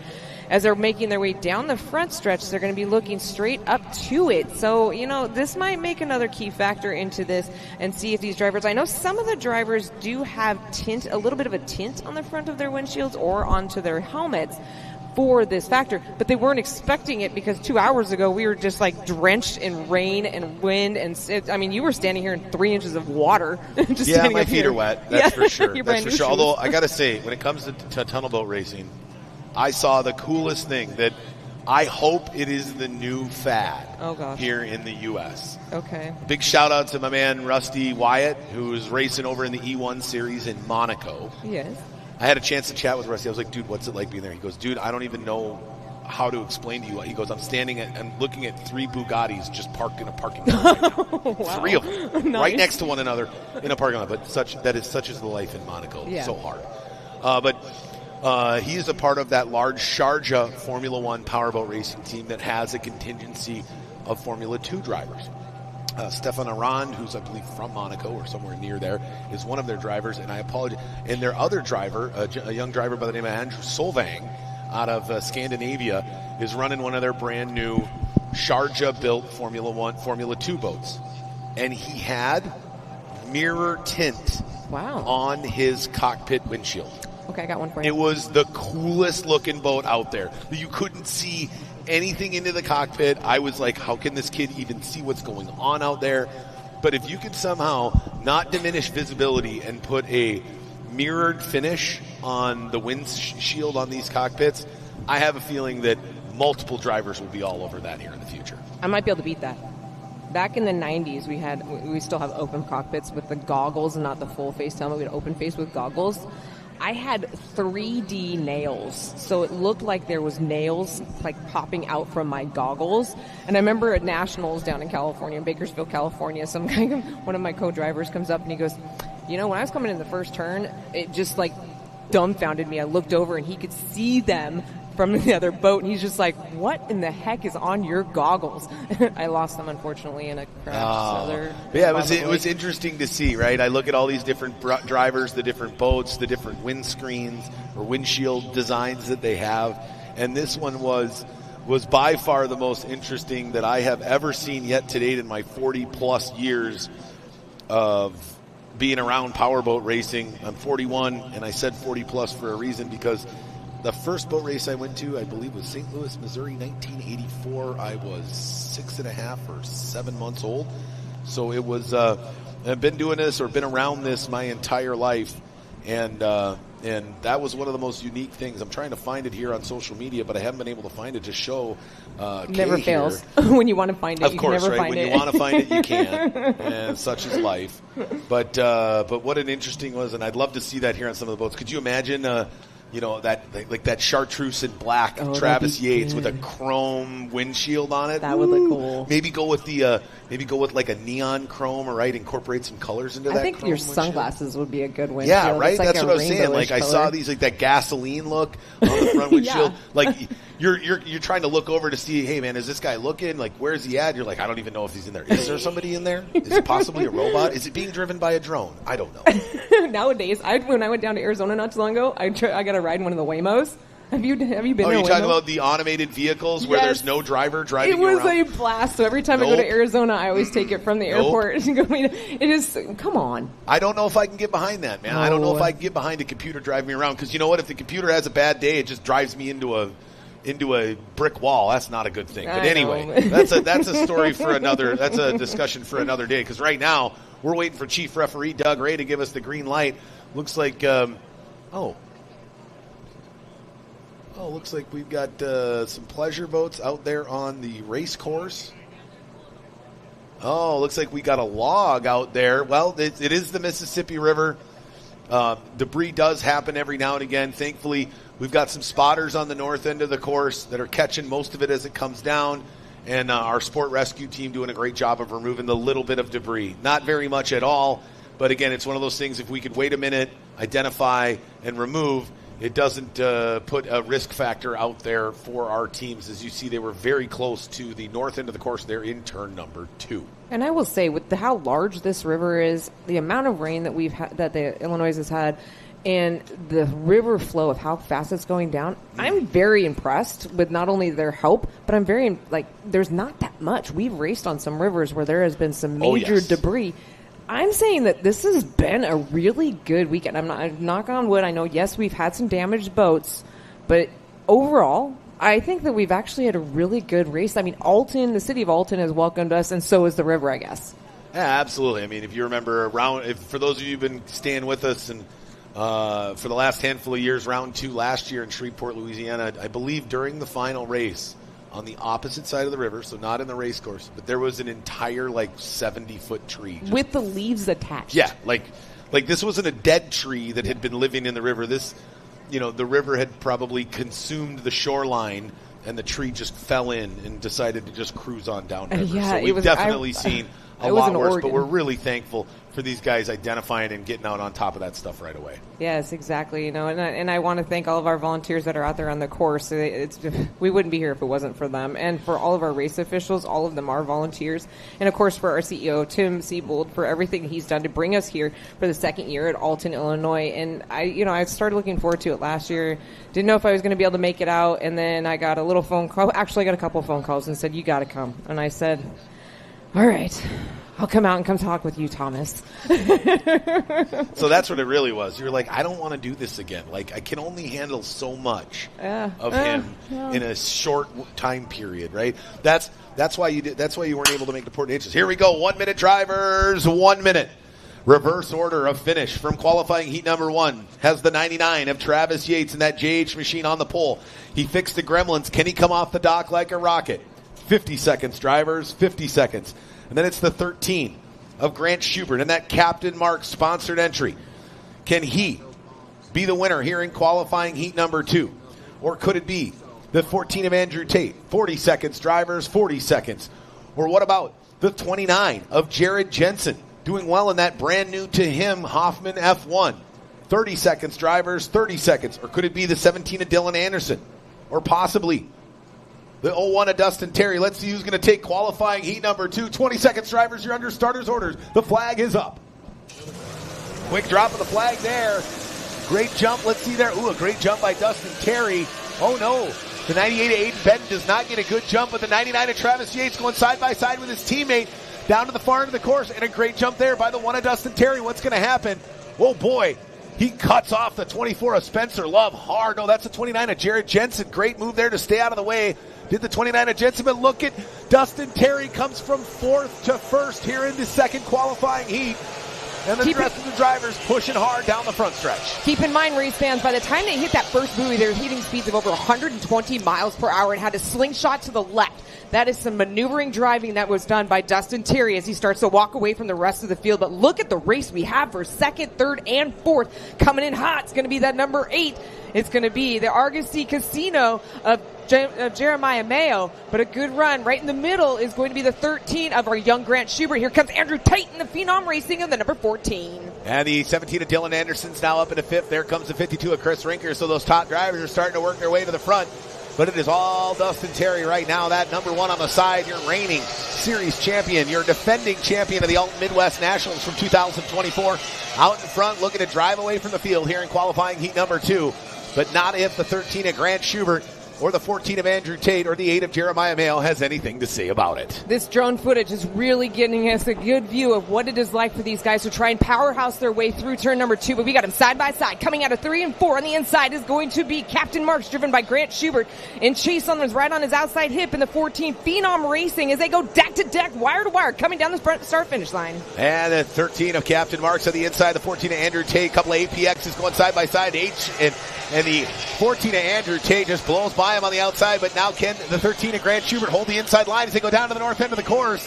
He is unable and just gets pinned down in the inside of turn 1, and here comes 17 of Dylan Anderson on that wide outside line. He knew they were fighting on the inside. He said, you know what, guys, I'm just going to go to the outside and run right by you. Found some clean water, and he makes his way up right on the back deck of Andrew Tate. It's going to be another race as they come down the start-finish line, but our leader with a strong lead in the number 1 is going to be Dustin Terry. And look at these two, and it looks like Anderson's going to try duck on the inside of Andrew Tate. Not sure if that's a good idea. We know Andrew Tate can hold tight to those buoys.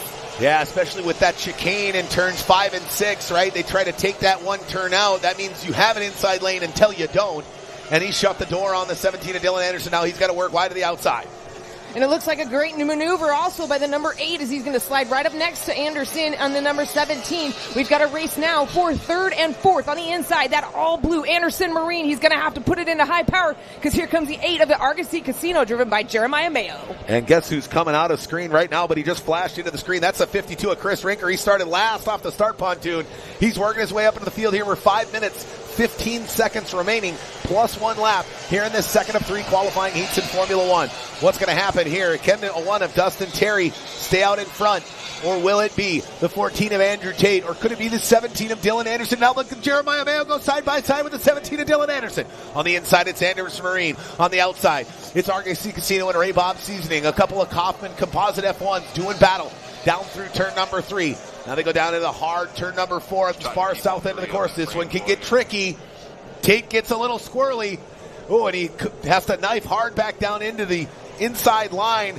The 17 Anderson's got to cross him. That's going to be great for the 8 of Mayo because he never had to go through the wash. And they are so close. The number 8 of Jeremiah Mayo and Anderson, they almost tapped boats coming around out of turn number 2 or turn 4 down the start-finish line. I would not want to be Andrew Tate right now. He has got Anderson blowing up his left mirror. He's got Jeremiah Mayo on his right mirror. He has got a lot of competition with some aggressive drivers, but he's doing a great job coming down the backstretch. But our leader, he's starting to look like he's slowing down as he comes out of turn number 4 every single time, setting the boat, comes across the start finish line. Your leader comes across the start finish line right now. That'd be Dustin Terry, the number 1. But look at the battle. Andrew Tate let Anderson on the inside. Is he going to slam the door as they go into turn number 1 and 2? He did it again through that chicane. You can see he just shuts that door on the chicane, and the 17 Anderson has nowhere to go but cross through the rooster tail. Now he's going to stay wide to the outside. No, he decides to dive back underneath. I don't know if that was a wise decision because Tate starts to pull away as they go down the back straightaway. And what happened to the 8 of Jeremiah Mayo? He backed off considerably, and now he's got a rearview mirror full of 52 of Chris Rinker. But we'll stay with this battle right now. The 17 Anderson on the inside. Now he's going to have nowhere to go again. Tate shuts the door. Anderson tucks it tight down to the inside. He likes going pin to pin. Oh no, the 99 of Travis Yates picked up a buoy down on the south end of the course.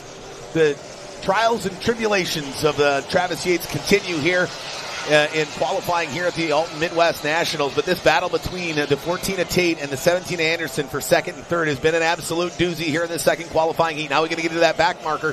What's Anderson going to do? He's got nowhere to go. He's got 2 rooster tails he's got to deal with.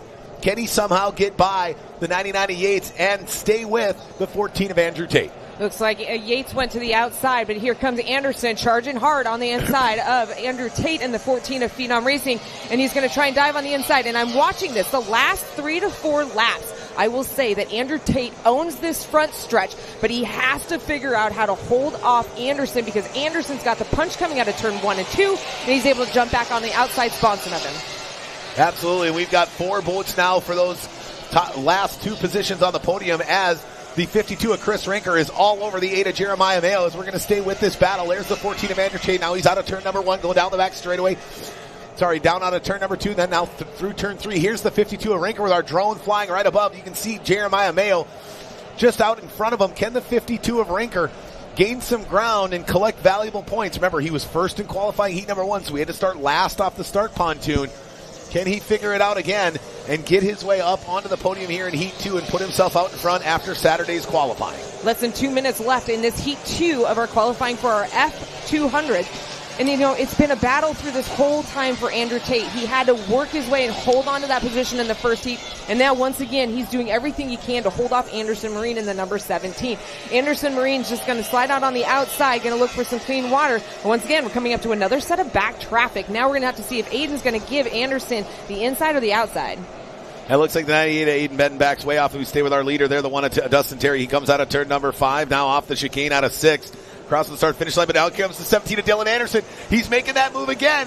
Can he get up close enough to not allow the 14 of Andrew Tate to shut the door? No, he does not, and Andrew Tate is doing a fantastic job. That's definitely a skill set that, is beneficial coming from the hydroplane, is he understands as you're crabbing or sliding through corners. That's something you do a lot in stock outboards. You do a lot in unlimited hydroplanes. We don't do that here. So he's able to make those minute adjustments and just cut the 17 of Anderson off just enough so he's got to back off going through the chicane in turn number 1. And I said it once before, it looks like Tate's going to own this front stretch, but Anderson has the punch out of every corner. But look at what's coming in really hot. That's going to be Jeremiah Mayo. Unfortunately, got stuck in some traffic on that last lap, able to get around, and now he is coming back into play.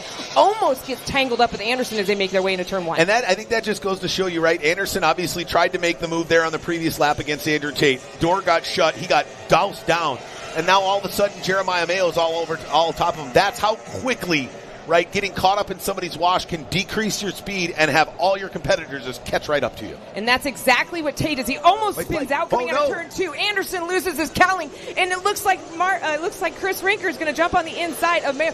We have got a battle for second, and we got the white flag out. White flag out. Go fast, turn left for the rest of these drivers. Just one more lap remains here in this second qualifying heat. This 14 of Andrew Tate almost barrel rolled out of turn number 5. The 17 of Dylan Anderson almost followed him as he continued to battle. The 8 of Jeremiah Mayo now gets walked by the 52 of Chris Rinker. What a battle for second, third, fourth, and fifth. Now Mayo's coming down to the inside. Can he get by Rinker? No, he's got to go through the wash. And now here comes the 14 of Andrew Tate. He's all over the 1 of Dustin Terry. Can Terry hang on as he walks it down the start-finish line? Ladies and gentlemen, by a nose, the 1 of Dustin Terry, followed by the 14 of Andrew Tate, the 17 of Dylan Anderson, the 52 of Chris Rinker, and the 8 of Jeremiah Mayo. That's 5 boats in about a second and a half in a qualifying heat. It's not like we have the back markers that come into play in the main event, 17-minute what's plus 1 lap, but what a doozy of a qualifying heat, K, that was here in Formula 1. My heart was racing, and I was just I was running all over, and I'm watching all of the different racing that was going on because we were fighting for first and second, we were fighting for third and fourth, and then all of a sudden, out of nowhere, here comes Chris Rinker and Jeremiah Mayo saying, I'm going to play along with this game. Well, I'm going to head down there, and I'm going to go interview our winner. Yeah, I'd be curious to see what happened there at the end. Boy, I think he was a little too close for comfort at the end there, but my partner Kay is going to go down to the start-finish line and join the defending champion from the Alton Midwest Nationals, your winner here in qualifying heat number 2, the number 1 of Dustin Terry. And then let's take a look at that from first to fifth. Only less than 4.5 seconds between first and fifth position, which in tunnel boat racing is quite the feat. And then if you look there, 1.5, just a couple, 3 seconds between third and fourth, and then less than half a second between our winner and the 14 of Andrew Tate, who finished in second. What a doozy of a run it was here in qualifying heat number 2. Fantastic drive by the 1 of Dustin Terry. He got out front off of the start, and that is what he needed to run this thing all the way to the checkered flag. What a great run by a man who clearly knows what he's doing, as he is the defending series champion here on the Formula One Powerboat Championship Series. And then a great run there by the 29 of Jared Jensen, hanging out into 7th. The 99 of Travis Yates picked up a buoy, so he got shuffled back to 8th. And then the 98 of Aiden Benton. And what happened to the 13 of Grant Schubert? He went dead in the water. We were so enthralled and so dialed in on that battle for 2nd through 5th that didn't even realize the 13 of Grant Schubert had to pull off the race course. And is unfortunately his heat number 2 was done earlier than he wanted here on the shores of the Mississippi River. But a great run by the one of Dustin Terry. He's going to need it because he's got a lot of people breathing down his neck, not only here at Alton as he tries to defend his championship from last year, but also for that series-long championship. He's out in front right now, but the points gap is shrinking, and he was able to bump it back up just a scotch there with a solid run in qualifying heat number 2. Get his way out in front, found that clean water, and was smooth sailing from there on out. Definitely a much more stress-free race for the one of Terry than it was for the likes of the 14 of Andrew Tate and that Simmons Hanley Conroy Phenom Ventured sponsored machine, or the 17 of Dylan Anderson, who was pushing so hard right at the end of the race there. He lost his rear cowling, which I've never seen happen on the back of the 17 of Anderson in a handful of years. So he was really slamming that boat hard down into turn number 5 down there at the far south end of the course. And that is a doozy of a turn down there, that is for sure.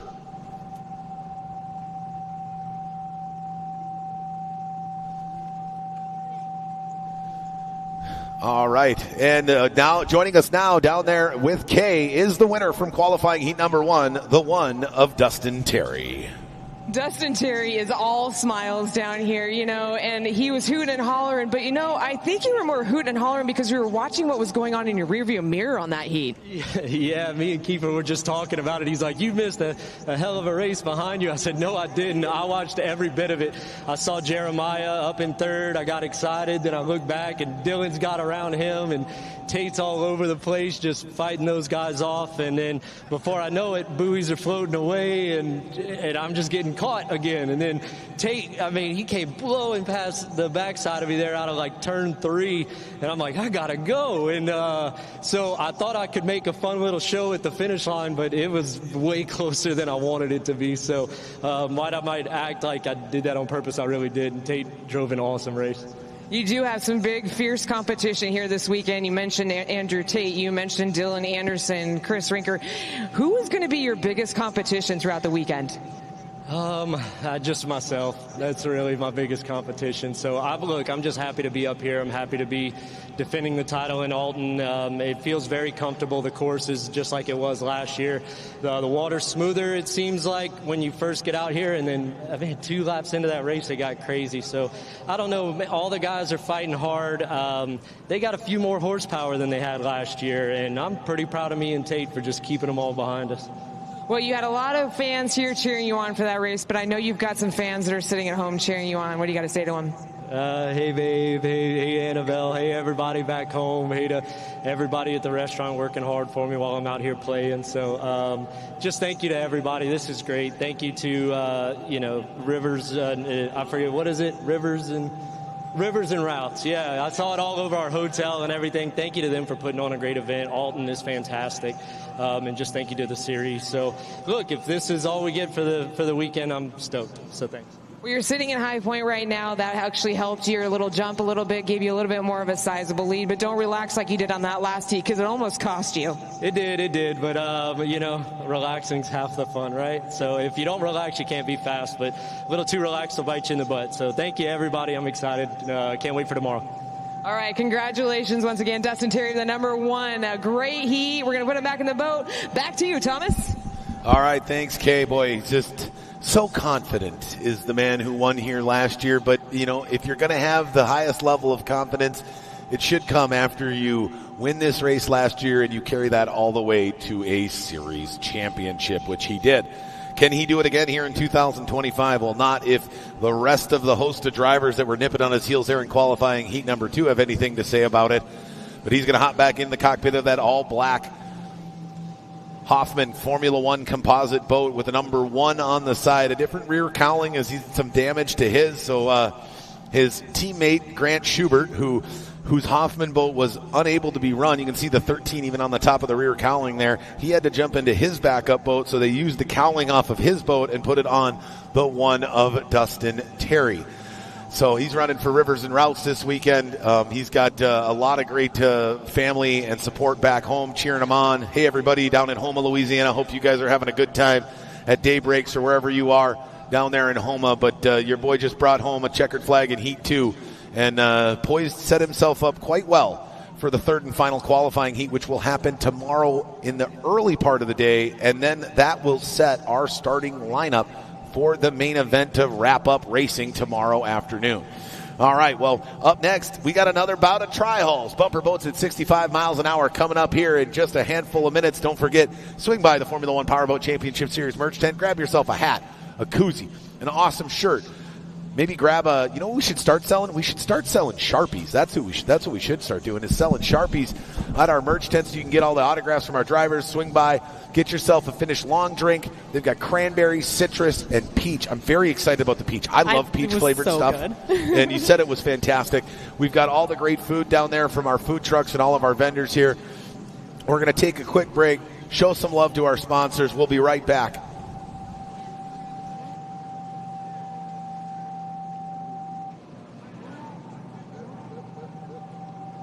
All right.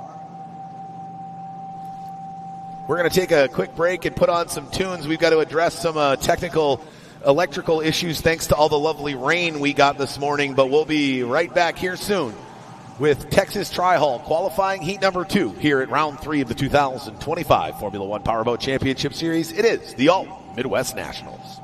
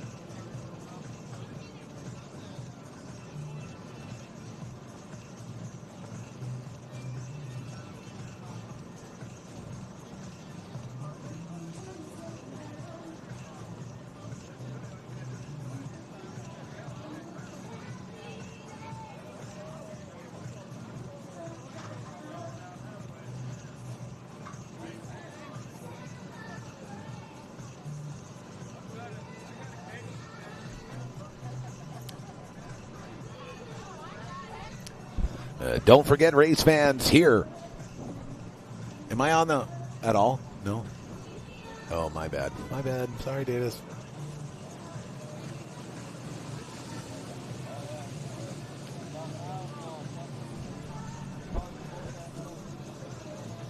Don't forget, race fans. He might have just because of the feedback issue. So he said what he's going to do for the rest of the day is he's going to mute.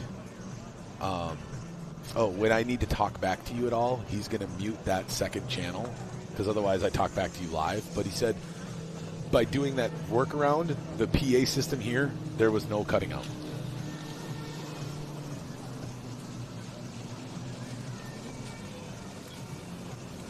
I understand. I'm just saying getting through the rest of today. I need to make an announcement. I'm just saying get through the...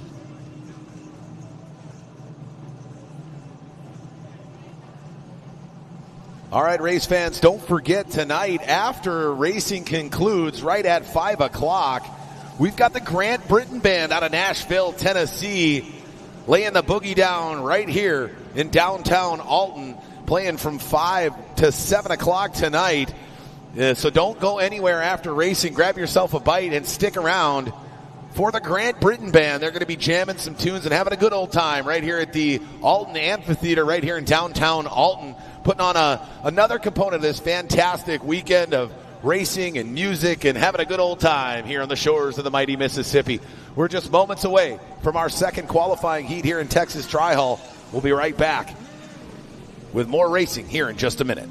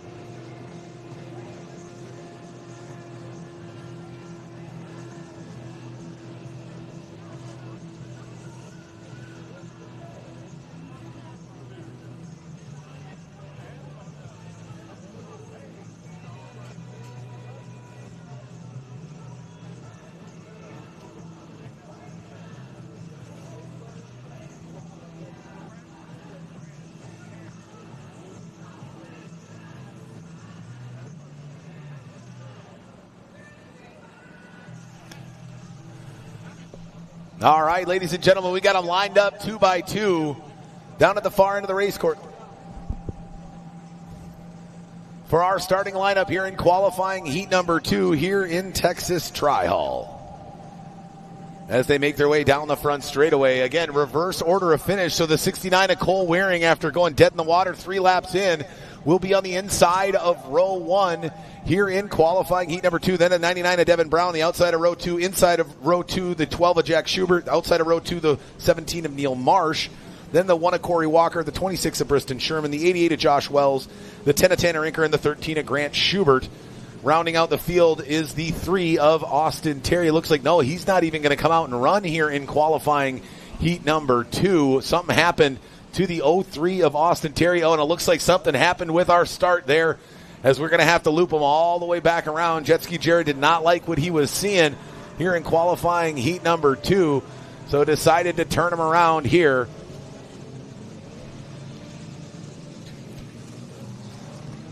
All right, yeah, and everybody but the 03 of Austin Terry looks like he's a scratch here in qualifying heat number 2. The young driver out of Houma, Louisiana, having some troubles there in heat 1. Obviously, that boat was all over the place. Looks like they might have been having some steering issues there, Kay, and decided to keep it on the beach and hopefully permanently fix that problem instead of putting him at risk out here in heat 2. Exactly, and we know that they'll get him back out onto the course. He's one of our rookie drivers, one of our youngest drivers, like the young age of 14 years old. I mean, before he can even get his driver's license, he's out here bumping boats at 60-plus miles per hour. And, it's racing in his blood. Fourth-generation driver out here. But, Jet Ski Jared making his way down. Looks like he might be liking what he's seeing. And we also have to wait for Chief Referee Doug Ray to be able to drop that green flag. Yeah, absolutely. They've got them lined up again now, 2 by 2. Not often do we have to loop them back around, but we did this time. They're fighting that 14-mile-an-hour current. The waves are getting brutal as the wind's starting to pick up and the mighty Mississippi's starting to churn. As they bring it down, they cross the start-finish line. Jet Ski Jared pulls off. Our pace jet ski is off the course with the green flag, and we're underway. Can the 69 of Cole Waring get out in front, find that clean water, and get some very needed points after going DNF in qualifying heat number 1. But look at there, the one of Corey Walker going up the inside as they go 5 wide in the corner. The one of Walker slides from lane 1 way out to lane 4, douses down the 26 of Briston Sherman. Then here comes the 17 of Neil Marsh, the 13 of Grant Schubert, and the 88 of Josh Wells making a move up the inside as those 4 boats try to jockey for position down to the south end of the course. It's a great run by Colomera. He had issues on the last heat, wasn't able to finish, got the clean, quote-unquote, water out here as he starts to stretch out his lead, followed by the number 1 of Corey Walker. Josh Wells, we talked about him earlier. He's my man right there in the number 88. I said, don't disappoint me this weekend. Do what you do, and he's doing a phenomenal job sitting in third. Oh, look at there, the 13 of Grant Schubert getting into the 17 of Neil Marsh, and now sliding inside of him. No, that was the 13 of Grant Schubert. The 12 of Jack Schubert now get behind him, by him, as well as the 10 of Tanner Rinker. But right now, everybody's trying to track down the driver out of Texas, the 69 of Cole Waring. Look at them all over each other down the south end of the course. Continue to push hard. And boy, they started to break away. The 1 of Corey Walker and the 69 of Cole Waring starting to pull away from the rest of the field. But there's the 10 of Tanner Rinker, the winner from heat number 2. The winner from round 2, second place in our open qualifying heat, and he's way back in 7th or 8th position. Unfortunately, it looks like Neil Marsh of the 17 got caught up in traffic going into that first turn. He's trying to maneuver his way around the course, and I guess you could say maneuvering is saying it in a light term as he pops his way out of turn 2. But still, once again, stretching out his lead is going to be our leader in the 69 of Cole Waring, followed hard by Corey Walker in the number 1. And here comes Josh Wells, but keep an eye on the 26. Sherman coming up quick, coming up on the inside of Josh Wells of the 88. Here's the 69 of Cole Waring now navigating the south end of the course. It throws that tri-hull into the big roller, exiting out of turn number 1. Now puts it back, the hammer back down, heading back down the north end of the course. Crossing the start-finish line, 3 laps left here. We're over the halfway point now.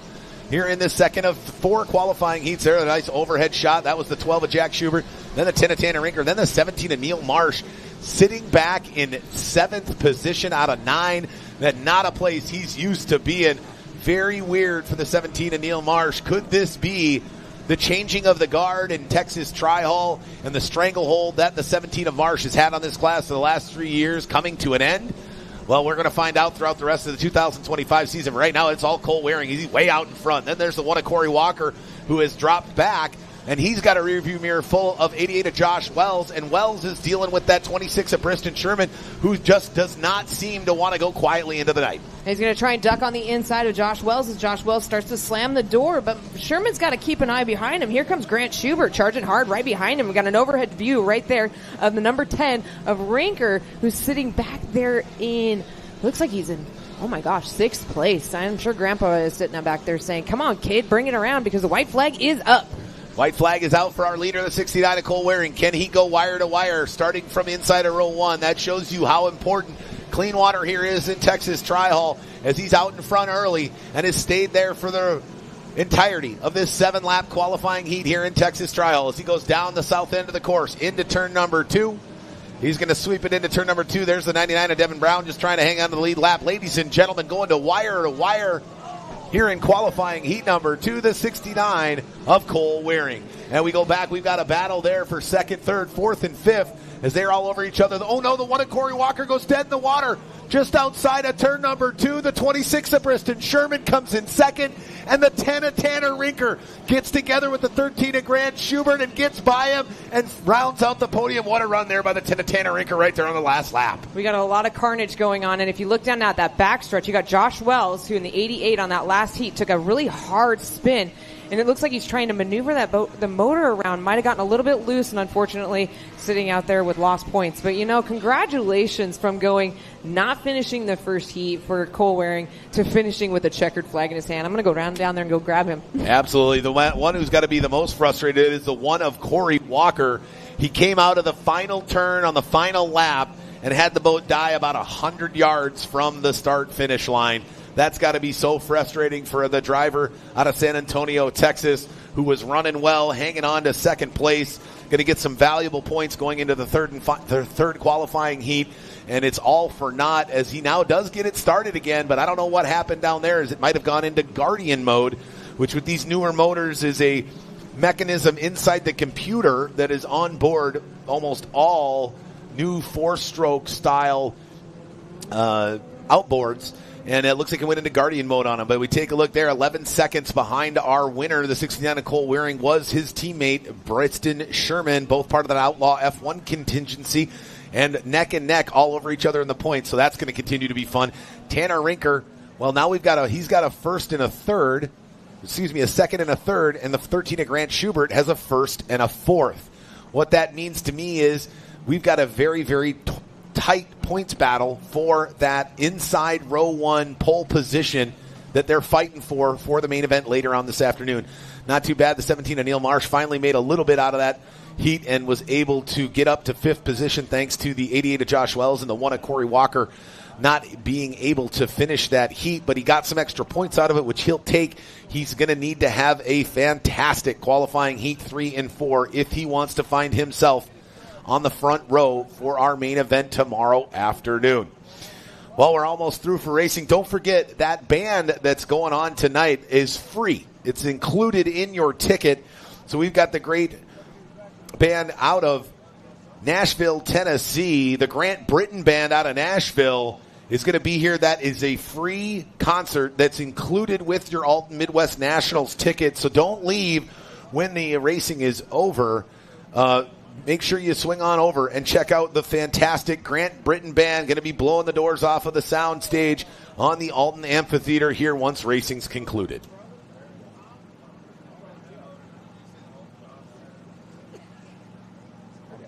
All right now, down with Kay, my partner in crime, is the man who went wire to wire, the 69 of Cole Waring. All right, I'm here with Cole, and he's got his signature mullet flying with a big smile on his face. But unfortunately, that first heat didn't quite have a smile on your face. What happened? Man, I did not. So, they came and interviewed us yesterday, and they were asking about rivalries within the team. And I mentioned that, sometimes you got to take your teammates out. Well, that's what happened. Got taken out by a teammate this morning. It's all good. It happens. Luckily, I was able to start on the pole, hold it together for this race, and get a win. So I need the points. Well, I know you got a lot of people to thank for that checkered flag, and let's just go ahead and start with your race crew has done so much for you. Unable to get out on that first heat or finish the first heat, but they're able to get you back out here for the second. Absolutely, man. We come together when stuff breaks, and you just got to make it work. We've been working tirelessly on Grant's F1, all the tri-holes, just getting everything ready, and it's a lot of work, but we're all worn out, but it feels good to get a win. It makes it worth it. All right, well, I'm going to let you do this. Cole Waring, let it fly. Hey, ladies and gentlemen, big shout out of the 69 JH Performance. Back to you, Thomas. Right on. That's the 69 Bernhausen Oil sponsored entry of Cole Mullet Waring taking the checkered flag wire to wire here in qualifying heat number 2. The hair is flying. The smile is big, but he's got more work to do as he's got to continue to climb back out of that DNF from qualifying heat number 1. Can he win heat number 3 tomorrow morning? And maybe heat number 4. If he can do that, I bet you're going to find him on pole position as he makes his way down the course, waving, hair flying, hat backwards, enjoying life. Is the Bernhausen Oil sponsored number 69 of Cole Waring. All right, well, we've got one race left on today's docket here on Saturday qualifying at the 2025 Alton Midwest Nationals. The Formula Lights are going to be back out on the water. Again, the 24 of Shelby Love. Go wire to wire again. Well, to do that, she's going to have to go from last off the start dock. Now, maybe not all the way to last because we do have a couple of rookies that she might get shuttled in front of on the start pontoon based on the rules and regulations inside the Formula One Powerboat Championship Series. But she's still got her hands full. She's going to have to get by a lot of tough drivers. Eric Weinzak, Dan Trozen, Randy Parch, Mark Schmierbach, Brandon Bobalik, her teammate, Trident Schleicher, and a host of drivers that are going to look to try to keep her as far back as they can here in qualifying heat number 2. Because how do we do it in the Formula One Powerboat Championship Series? We flip that script. Worst goes to first, first goes to worst, and we do it again. And that's what we're about to do here on the Formula Lights. So don't go anywhere. Grab yourself a beverage. Fill that belly before the concert after this final qualifying heat. Again, in just about 45 minutes, if you are down here at the races in Alton, your ticket includes a concert to the great folks at the Grand Britain Band out of Nashville, Tennessee, making their way here to Alton to put on a fantastic show for everybody after racing is concluded. But coming up next, we've got the Formula Lights as they wrap up their second of 3 qualifying heats, and we finish Saturday's racing here at the Alton Midwest Nationals.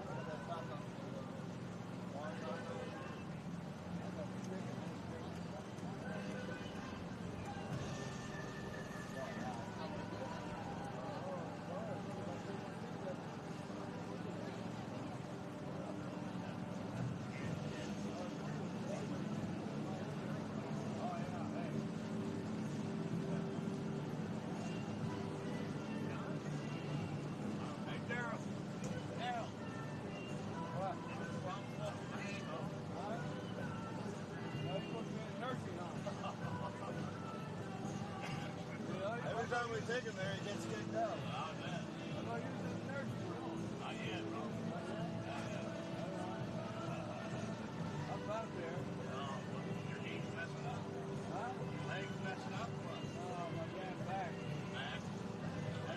I'm getting better, but I can't walk a long way. I got that nice damn signing guard broke down my ass. I got both of them. Crazy. I can't walk even.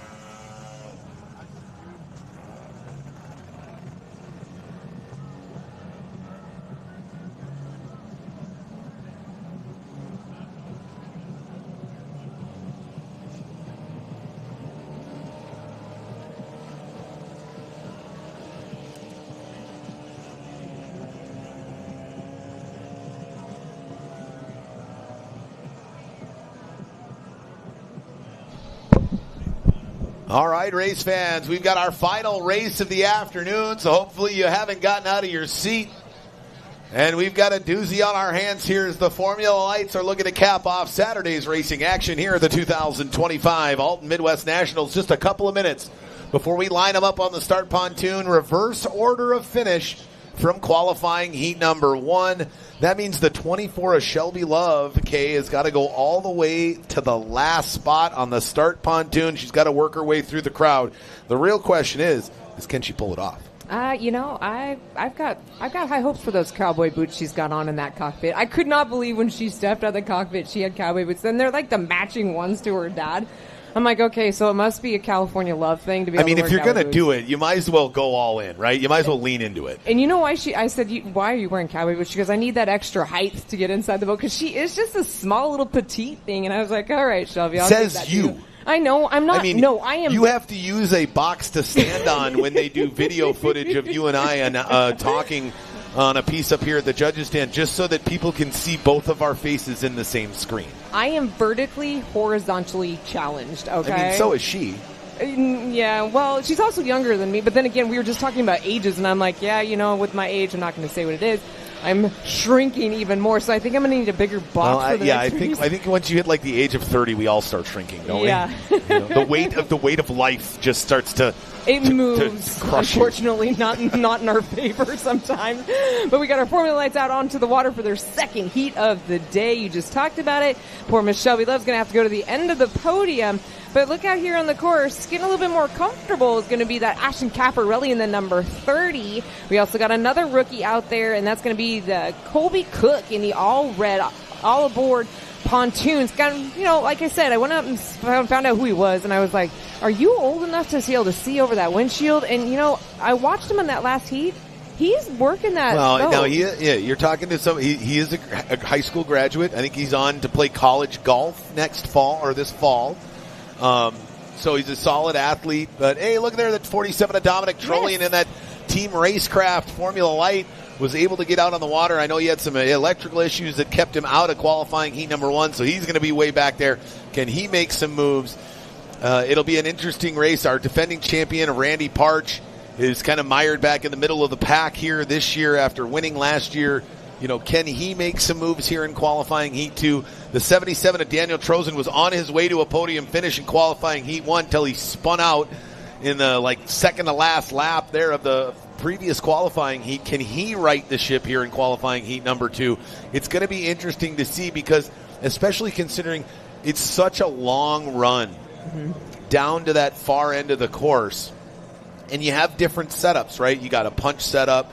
You got a long course setup, right? I mean, long course, short course, right? You guys know these terms in the stock world where you're running a lot longer of a course or a shorter a course. And that's going to dictate the type of propeller that you use. If you're on a really short course, it's all about getting in and out of the corners, right? Because you're never going to have enough distance to get your top speed to be able to overtake somebody. Now, with some longer straightaways like we have here, especially going from turn 1 all the way out to turn number 2, how do you balance that, prop that really gets the boat up out of the water in the corners and up off the dock versus that prop that's really that's not going to kind of cap out at a lower speed, and get one of those bigger props that's got a lot more top end?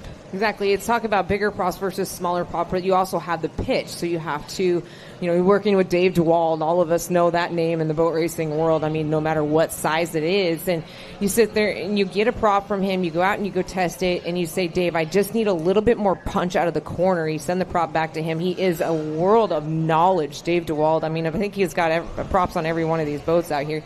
And then, like you're talking about, this is a longer course, so you're going to want to have the pitch be a little bit different. You're going to want to have what's called top end speed.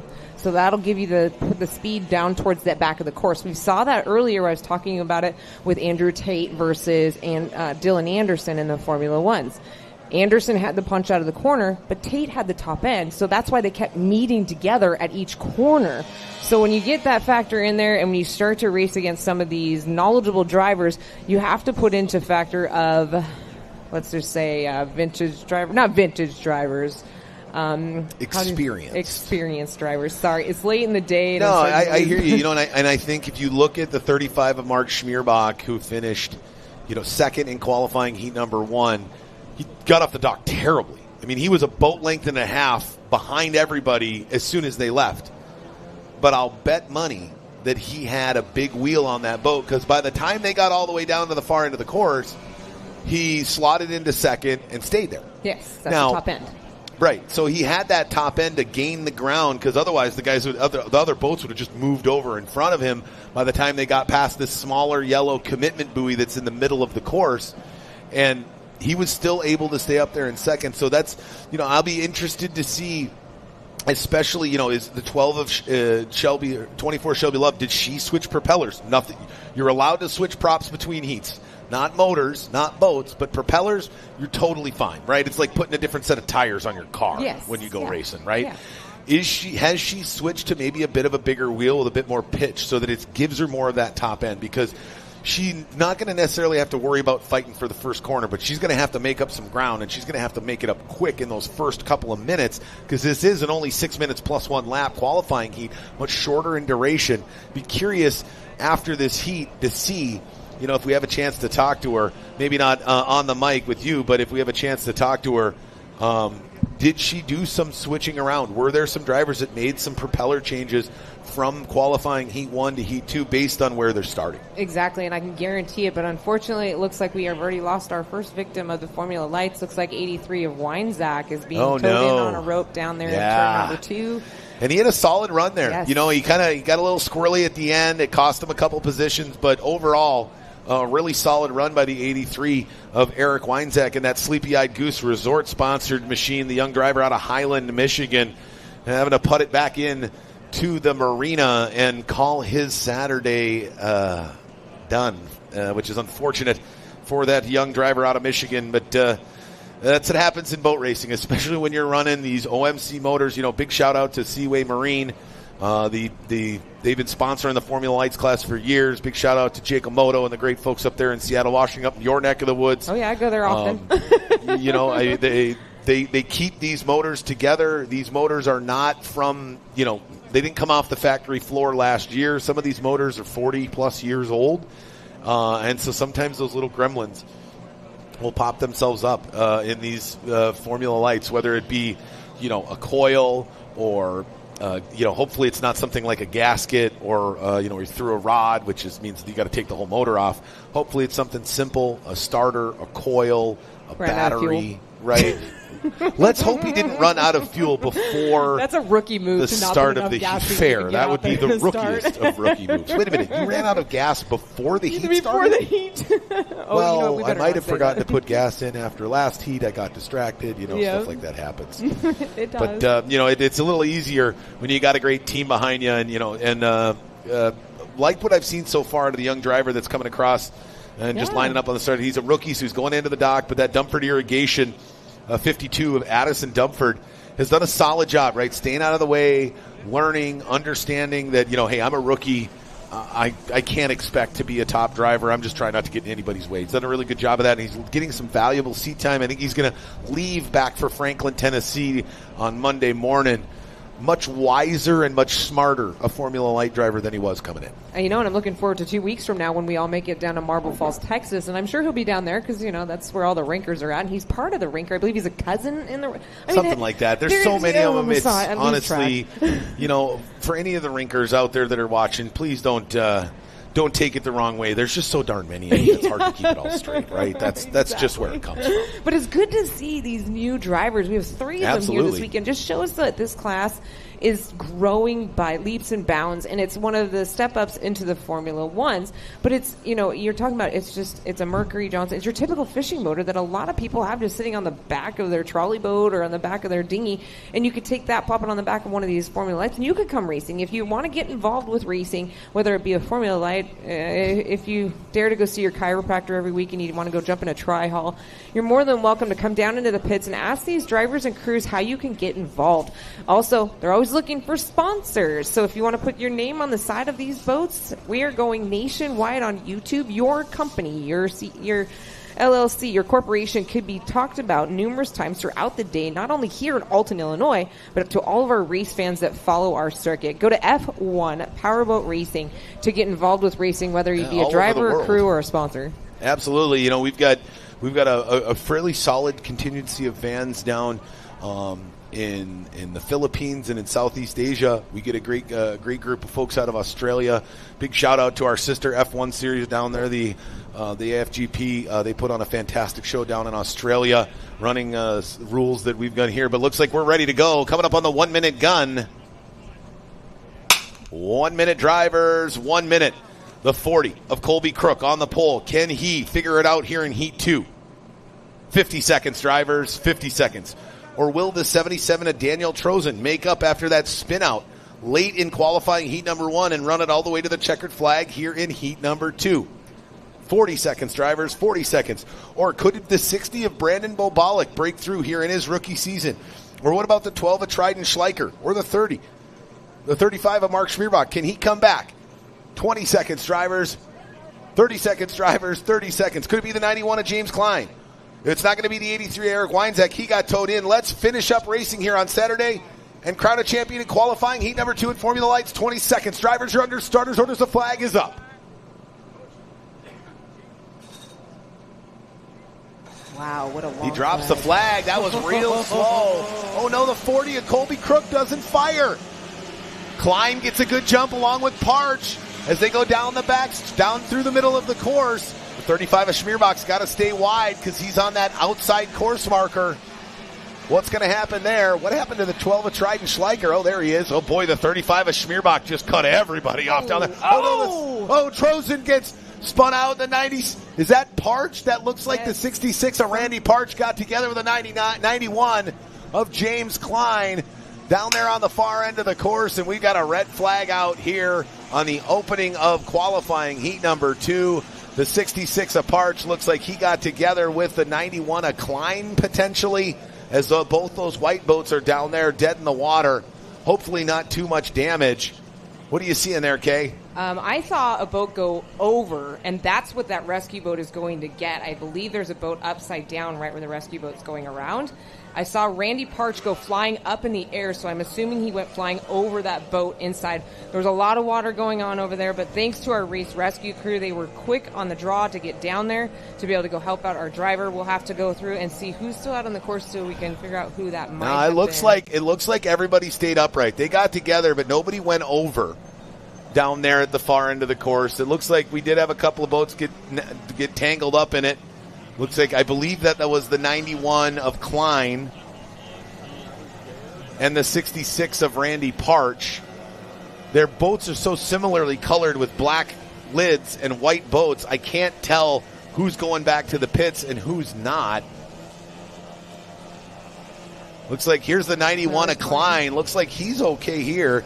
Looks like, the 77 of Daniel Trozen got some damage there on the top of the deck, though. That's, look at, they're calling for duct tape. They're calling for, that's a boat racer right there. They're like, duct tape. Can I get some duct tape, please? Some Gorilla branded duct tape, right? I told them the duct tape of choice, but trust me, we got a red flag just on the start. Looks like the 91 of Klein is fine, but the 66 of Parch, the defending champion from 2024, has pulled off the race course. Looks like he might have gotten some damage underneath, especially if we're seeing some damage on the top of the 77 Trozen. Typically, if there's damage on the top of one boat, there's corresponding damage on the bottom of another boat. I'm surprised that the 91 of Klein was able to get out of there unscathed. He continues to do circles, so I don't know if he's trying to figure out if he's taking on water, if he is actually taking on water. But you notice how he continues to keep that boat moving. That is typically indicative of a boat taking on water, or they think it's taking on water. So they'll continue to move the boat to try to keep it on plane, keep that water flushed out of the Formula Light.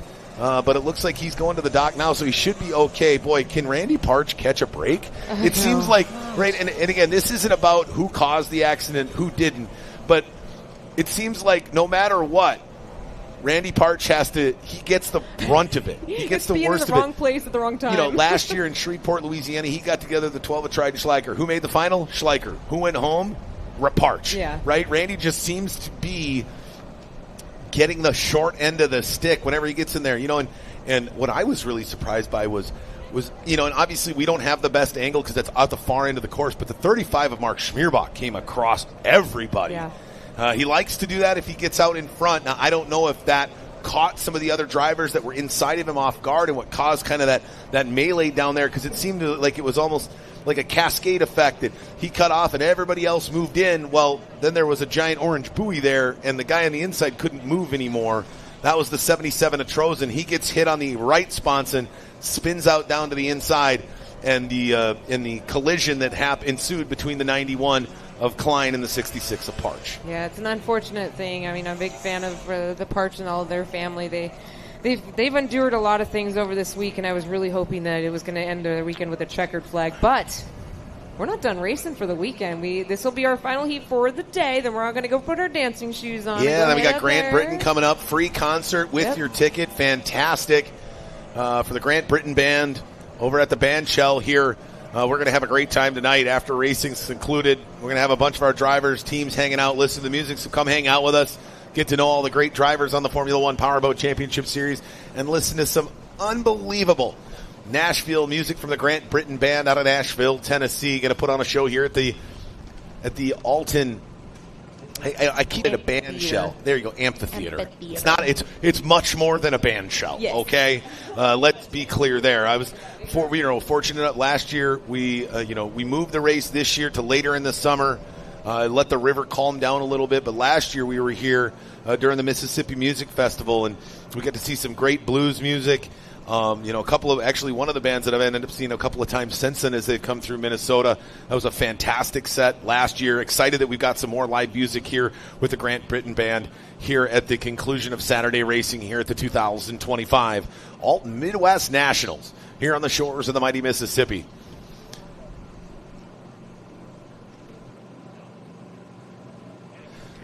All right, well, we're going to get them lined back up on the start pontoon for a restart. We'll be right back after a few words from our sponsors.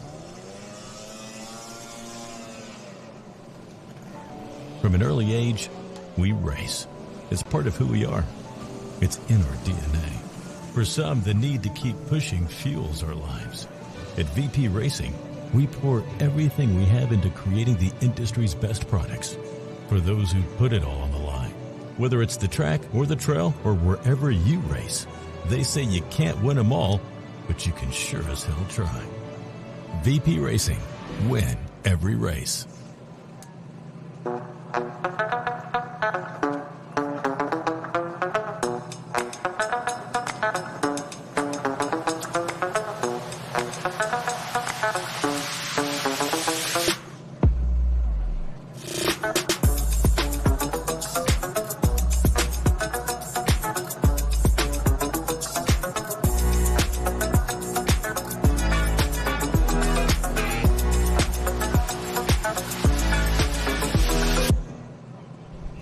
Marine, the Formula Light sponsor here in 2025 on the Formula One Powerboat Championship Series, operates out of a 62,000 square foot warehouse that is packed with current OEM parts, aftermarket parts, and vintage hard-to-find parts. They ship over 100,000 packages all over the United States, providing same-day shipping on in-stock orders. Seaway staff is arguably the most knowledgeable in the industry. With decades of experience, Seaway prides itself in excellent customer service.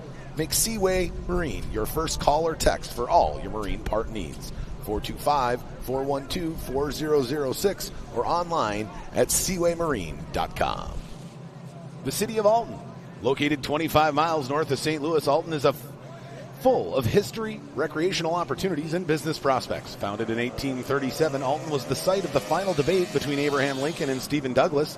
Robert Wadlow, the world's tallest man, born and raised in Alton, as well as legendary jazz musician Miles Davis. Find all the fun here in Alton, Illinois. Finnish Long Drink. It's nothing like you've ever had before. Backed by actor Miles Teller and professional golfer Ricky Fowler, the Finnish Long Drink is a sparkling refreshment made with real liquor with flavors such as citrus, peach, and cranberry. There's something for everyone. Find out why everyone's obsessed with the Finnish Long Drink today.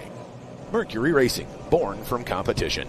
Mercury Racing combines its legacy in powerboat racing and leading-edge technology to design and manufacture high-performance marine propulsion systems, powering wide-open experiences for performance boaters and competitive race teams. Mercury Racing takes you further, faster. All right, we're getting him back up on the start pontoon. It looks like we've got the 40 of Colby Crook pulled off to the side of the start dock. He never even fired.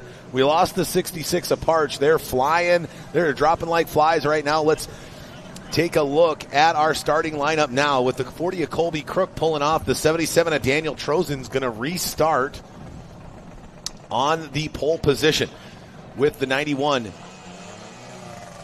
of James Klein in second, then the 12 of Trident Schleicher, the 35 of Mark Schmierbach, the 24 of Shelby Love, then the 47 of Dominic Trollian because he got no points in Heat 1, so he sits behind the 24 of Love, and then our 3 rookies, the 60 of Bobolic, the 30 of Austin Caffarelli. There we go, Caffarelli. I'll get it, Austin. In that J. McBain construction sponsored machine out of Champaign, Illinois, and then the 52 of Addison Dumford in that Dumford irrigation machine. So we're going to go rolling start. It looks like. So we're going to go 2 by 2. Hence the reason they gave me the starting format in the way that they did. I would have just been smart enough to figure that out. So we're going to go rolling start like we do in tri-hulls. This is something that happens after restarts, especially towards the end of our day when we're on time constraints. So on the inside of row 1, it will be the 77 of Daniel Trozen. On the outside of row 1, it'll be the 91 of James Klein. On the inside of row 2, the 12 of Trident Schleicher. On the outside of row 2, the 35 of Mark Schmierbach. On the inside of row 3, the 24 of Shelby Love. On the outside of row 3, the 47 of Dominic Trollian. On the inside of row 4, the 60 of Brandon Bobolic. On the outside of row 4, the 30 of Austin Caffarelli. There's an R in there. Hey, I'm from Minnesota. We don't have that many Italians in Minnesota, all right? All right, Sue I'll me. give you that. What do you want me to do? Right? Now, Anderson, Johnson, covered. There's like 8 million of them in Minnesota. Well, we might not even have that many people that live in Minnesota, but there's a lot of people with the last name Anderson and Johnson. So I'm really good with those. Now, the Italian names, they throw me for a loop. The Polish, the Germans, the Scandinavian names, money. I got them. But there's just not that many Italians where I live. When I first started announcing with the Formula Lights, I'm like, what is that name that's all whacked out like they threw a bunch of What's that vowels? 17-letter last name? Oh, you mean Schmierbach? Yeah, I went, what? Wait, say it again. And then I literally used to hand it to you and say, you do this one. You got Correct. that. That's why I looked to you for this one. I was like, but I'm looking at his name, and I still... Caffarelli. Got it. Caffarelli. All right. We'll see you. Hey, Austin, hopefully by the end of the weekend, I have your last name correct. So the Caffarelli family, please don't be too upset with me Careful, if you're watching back home in Champaign, Illinois. I promise you I will get there. And all you got to tell Austin, just come to more F1 Powerboat Championship Series races, and I assure you I will have that thing nailed well before the next race. Ooh, I Hopefully like we that. see you in Marble Falls. I like that idea. But actually, I think that they're going to Pro Nationals, maybe to Stock Mod Nationals for the outboards. So that might throw them for 3 weekends straight of racing. But I'm really hoping that they're going to make it to Marble Falls, Oh, Texas. no, we just lost another boat. The 47 of Dominic Trollian getting towed in. The electrical gremlins continue for Team Racecraft. And the 47 of Dominic Trollian, also sponsored by VRP Racing Engines and Red Rocket Apparel. But the driver out of Milan, Michigan, is being towed in by our sport rescue team. We're going to get him towed off course, and then we'll get them underway. Thankfully, we've got 2 jet skis here for the Alton Midwest Nationals. I think we might need to incorporate that for the rest of the season. I like it. Love the 2 jet skis out there.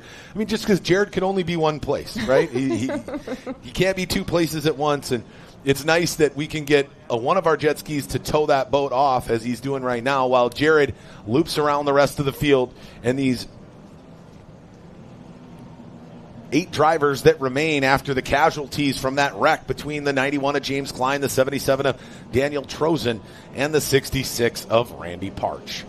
Well, as you see, they start to make their way down for the rolling start. I mean, with this current rolling as fast as it is, that makes it kind of difficult just to even get the rolling start. But keep in mind, we were talking about props earlier. This is where it's going to come into factor. This is a completely now. If you pick the big wheel prop, you're happy. Yep. If you pick the punch prop, you're worried. Yeah. So here we go. He's got them circled around turn number 4, way on the south end of the course, and they've got them lined up 2 by 2. Great job by our Formula Lights drivers staying in formation. You hear that, Formula One guys? The Formula Light drivers are doing an amazing job of staying in formation. I poke, but I kid. Kind of, not really. All right, Jet Ski Jared pulling off the race course now. We're coming up on the start-finish line, and we're waiting for that green flag to drop. Ooh. He drops the flag, and we're underway. Great jump there by the 77 of Trozen with that nice bright red duct tape on the side. Look at the 35 of Schmierbach coming out of nowhere, going on the outside of the 91 of James Klein as they go down into the north end of the course in turn number 1. Looks like Trozen's working his way down the backstretch, but here comes the 35 of Schmierbach. Shelby Love's going to have to work her way past 3 other boats to try and capture that first place trophy again. But she's riding side by side with her teammate. Let's see if there's going to be any help on the inside by her teammate in number 12 of Schleicher. There's another nice northern Midwest Schleicher. Yeah. The 24 Shelby Love, now we go over the top of her. She's already up into 4th position. Now going wide to the outside, getting by the 12 of Schleicher. Now looking to go by the 91 of Klein. She has got some serious top-end speed, and she's just hanging out there in lane 3, right? She has zero desire to get into the pin. She knows she's got the top-end speed. Maybe she did switch to the big wheel because she was last on the dock, and this is the perfect scenario for her as she's now already moved up into 3rd position from last off the rolling start, and now she's looking to track down her arch nemesis, the 35 of Mark Schmierbach. And she's closing that gap very quickly. I'm not sure if Mark realizes that she's coming up quick because he's got his eyes on the 77, a Trojan. So, we're going to watch this. Oh, it looks like Kleins might be having some issues starting to drop back in the 91. Yeah, he might have some damage to that boat, taking on a little bit of water. That thing's starting to get heavy and slow down. But the 77 of Trozen, right? One thing I know about Dan Trozen, good luck getting by him. Yeah. He's very hard to get by. He's going to go pin to pin, and you notice the 35 of Schmierbach goes wide to the outside. He's going to stay out there because he knows he's not going to beat this guy to the pin, especially coming out of this turn down here, because he can't get the inside lane and get to the next pin, so he's going to have to drive around him. Now, outside of this corner, you're going to see from overhead, I'll bet 77 of Trozen goes wide to the outside. Oh, that's a mistake right there. He should have entered at tight, and then moved all the way out to lane 3 before he cut back in. And now you're going to see the 35 of Schmierbach uses that to his advantage. That one mistake you can't give the 35 of Mark Schmierbach, and he walks by the 77 of Daniel Trozen coming out of turn number 2. Mark Schmierbach is starting to walk away from the rest of the crowd, but here comes a 24, Shelby Love, as she goes side by side into turn number 4. She's going to go a little bit wide. She wants to stay out of trouble because, like you said, she knows she's got the speed. Now, can she, with just over 3 minutes left? And it looks like the 77 of Trozen is starting to slow down. I think, again, might be some water that got in there. It's hard to drain that water out while you're sitting in the boat, in the water. And it looks like he's really starting to drop off the pace. And now it's become a 2-horse race between the 35 of Schmierbach. And with 2 minutes and 53 seconds remaining, plus 1 lap in this Formula Lights second qualifying heat, can the 24 of Shelby Love catch him? She's got time. She definitely still has some time. She's probably got 3 or 4 laps left. We just got to stay on top of this and see if she can get him. She's liking that outside line, but so is the 35 of Mark Schmierbach. He's really enjoying that, and she's sandwiched between the bookends of the Pizza Inn Racing, B&B Racing team, because in third is the 60 of Brandon Bobolic, and he's working his way up to try to stay with those top 2 boats. Bo Bollock, I've noticed on that last couple laps was look at the here comes the 40. He has boat damage. He's starting to sink right back here, going right underneath us. That's an unfortunate thing for that young driver. But back out on the course, we're going to go back to our leader, which is the 35 of Mark Schmierbach, being chased down by Shelby Love in the number 24 by Bollock, coming hard into coming hard nice out turn of there, 3. though. He's really figured out how to turn that pew. He's really coming into his own. I wouldn't be surprised if we saw him fighting for a championship main event race podium come by the end of the season. He's really worked his way up. He was much more timid in our opening round, but he's doing a lot better now as he's learned from one of the best in his teammate, the 35 of Mark Schmierbach. As he continues to push now, he gets through turn 2. Oh no, it looks like the 77 of Trozen there. He's in the screen. Trozen is pulling off. Looks like that damage from the wreck on the opening start has been too much for the driver out of Trenton, Michigan to handle as he's put that thing on the trailer here for qualifying heat number 2. 1 minute, 21 seconds remain, plus 1 lap. And there's Shelby Love. She's in the view of the 35 of Schmierbach, but he is such a hard charger. I don't know if she's going to have enough time to make up the ground because he's continuing to push hard. And here's the real problem. Shelby's running a 34.79 while the 35 of Schmierbach runs a 34.357. So you can't catch a guy if he's outpacing you with lap speed, right? but she's doing everything she can. She's giving everything she got. Let's see here. Schmierbach goes 34.88. And then Shelby Love goes 34.56. So that lap, she's a little quicker. This is that cat and mouse, that back and forth that we see a lot more in the finals come tomorrow afternoon, but playing out here in this second qualifying heat here in Formula Lights. Again, 36 seconds plus 1 lap. Looks like next time around we might see the white flag out for our leader, the 35 of Mark Schmierbach. Mark Schmierbach running a great race, but he's coming up to rookie back traffic, and you're going to see the 52. He's going to sit there and hold on tight, which is going to shove Shelby Love to the outside. But keep an eye on that third place boat, too. That's going to be Bobalik. He is tightening the gap between him and Shelby Love. Great run, great race out here with our Formula Lights. And it looks like the 91 of James Klein still out there fighting hard. I appreciate after getting into that wreck. Watch out there as he stays with it. But the 24 Shelby Love pushing hard. White flag is out. We are on our final lap here of racing on Saturday's action before our fantastic concert, free concert that is, coming up next with the Grant Britton Band. But as he walks it out of the final turn, ladies and gentlemen, taking the checkered flag in qualifying heat number 2 in Formula Lights, number 35, Mark Schmierbach. Followed by the 24, our young female driver out here at Clover Construction is going to be Shelby Love. And the rounding out the podium, the other half of the B&B Racing Pizza and Racing team, number 60, out of Crosby, Texas, Brandon Bobalik. That's going to jumble some points. Yeah, it is. In fourth position, the 12 of Trident Schleicher. In fifth, the 91 of James Klein, followed by the 30 of Austin Caffarelli. Oh, you're so close, Ashton. Ashton, sorry. Austin, See, I get the last name right, the first name wrong. I can never get Traden's name right. I keep screwing that It's okay. So in fifth, the 91 of James Klein. In sixth, the 52 of Addison Dumford. Then it's the number 30 of Ashton Caffarelli, followed by the 77 of Daniel Trozen in eighth, who pulled off early, and then the 40 of Colby Crook, and the 66 of Randy Parch. Then it's the 47 of Dominic Trollian finishing out the field. All right, ladies and gentlemen, don't forget Grant Britton Band coming up free of charge over here at the amphitheater right here in beautiful downtown Alton, Illinois. We're going to be rocking and rolling here for the next couple of hours, so hang out, enjoy some fantastic music, and get yourselves ready for Sunday finals. Coming up tomorrow here, it's the third round of the 2025 Formula One Powerboat Championship Series, brought to you by Mercury Racing, VP Racing Fuels, Seaway Marine, Racing Communications, Seabold Sports, Moto Marketing Group, and all the great local sponsors here as well.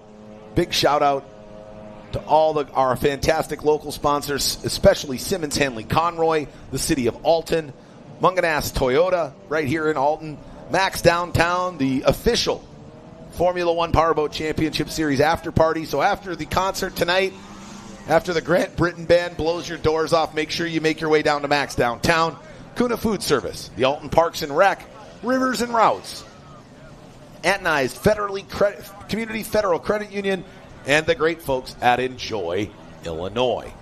All right, well, our driver who won qualifying heat number 2 is making his way down to the start pontoon. We can have an opportunity to chat with the man from Greenfield, Wisconsin, who came out a fantastic run here in qualifying heat number 2. He knew he needed to do it to stay in line and within a grasp of the 24 of Shelby Love, and he was able to pull that off here in qualifying heat number 2.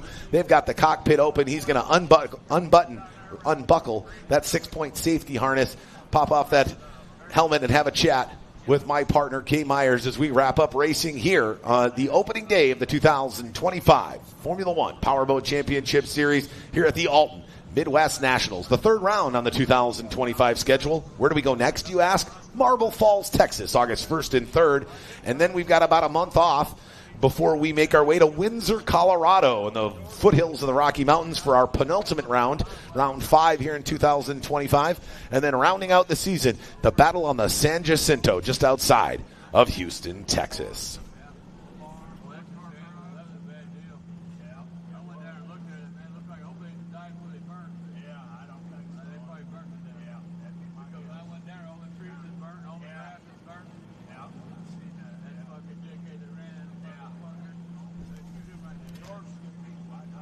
Again, we got the Grant Britton Brand tonight. Don't forget to swing down, grab yourself a Finnish long drink Keep yourself nice and chilled and enjoy the Grand Britain Band. But I'm going to kick it down to my partner, Kay Myers, as she's with our winner from qualifying heat number 2, Mr. Mark Schmierbach.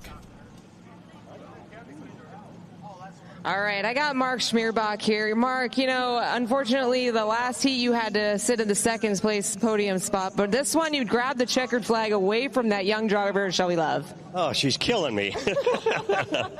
Oh, she's a tough racer, but a lot of fun. A little rougher than I thought it was going to be. Well, you had the restart. Was that an advantage or disadvantage? I mean, you obviously won by quite a bit, but when you saw that you were going to have the rolling start, was that one of the starts you wanted to see happen? That's not in my wheelhouse. I love our beach start setup. I think we have a pretty good setup there. And down there, I don't know quite what happened, but I sure thought I left enough room for the 2 inside boats. And when I came out of that turn, I was like 3 wide, so that was proof. Well, you walked away from it. You walked away with a checkered flag, and I know you got a lot of people to thank, especially with that Pizza Inn. Well, thanks, Pizza Inn, but really the city of Alton, the Great Rivers Routes, and Siemens Hanley Convoy. Without them, we wouldn't be putting on a show for you. All right, well, you put on one heck of a show. We're going to let you bounce back into this boat, head back over to the pits, and, you got a great team over there. I love to go over there. You guys are the ever-colorful 35. Oh, yes. Well, are we ashore, what? You got to come by the pits. All right, there's your invite, race fans. Come on down and go get your signature from the winner of Heat 2 of Formula Light, Mark Schmierbach. All right, thanks, Kay. Well, that's going to wrap it up for Saturday's racing here at the 2025 Alton Midwest Nationals. Appreciate you guys for hanging out through some less than ideal rainy conditions throughout the morning, but it's turned out to be a fantastic day, a heck of a lot cooler than the 95 degrees they said we were going to have today, so I'll take that as a win. But we had a fantastic day of racing action. We saw wrecks. We saw side-by-side, deck-to-deck racing action. We saw surprise wins. We saw those that we expected to come out on top, end up on top. But we got more qualifying tomorrow, a third and final qualifying heat in Formula Lights and Formula One, 2 more Texas Tri-Hull qualifying heats. And then tomorrow afternoon, we're going to button everything up here for round 3 as we look to crown champions across all 3 classes here at the 2nd annual Alton Midwest Nationals, round 3 here on the 2025 Formula One Powerboat Championship Series. Good night, everybody. God bless. Be safe. Be smart. And we'll see you tomorrow right around noon.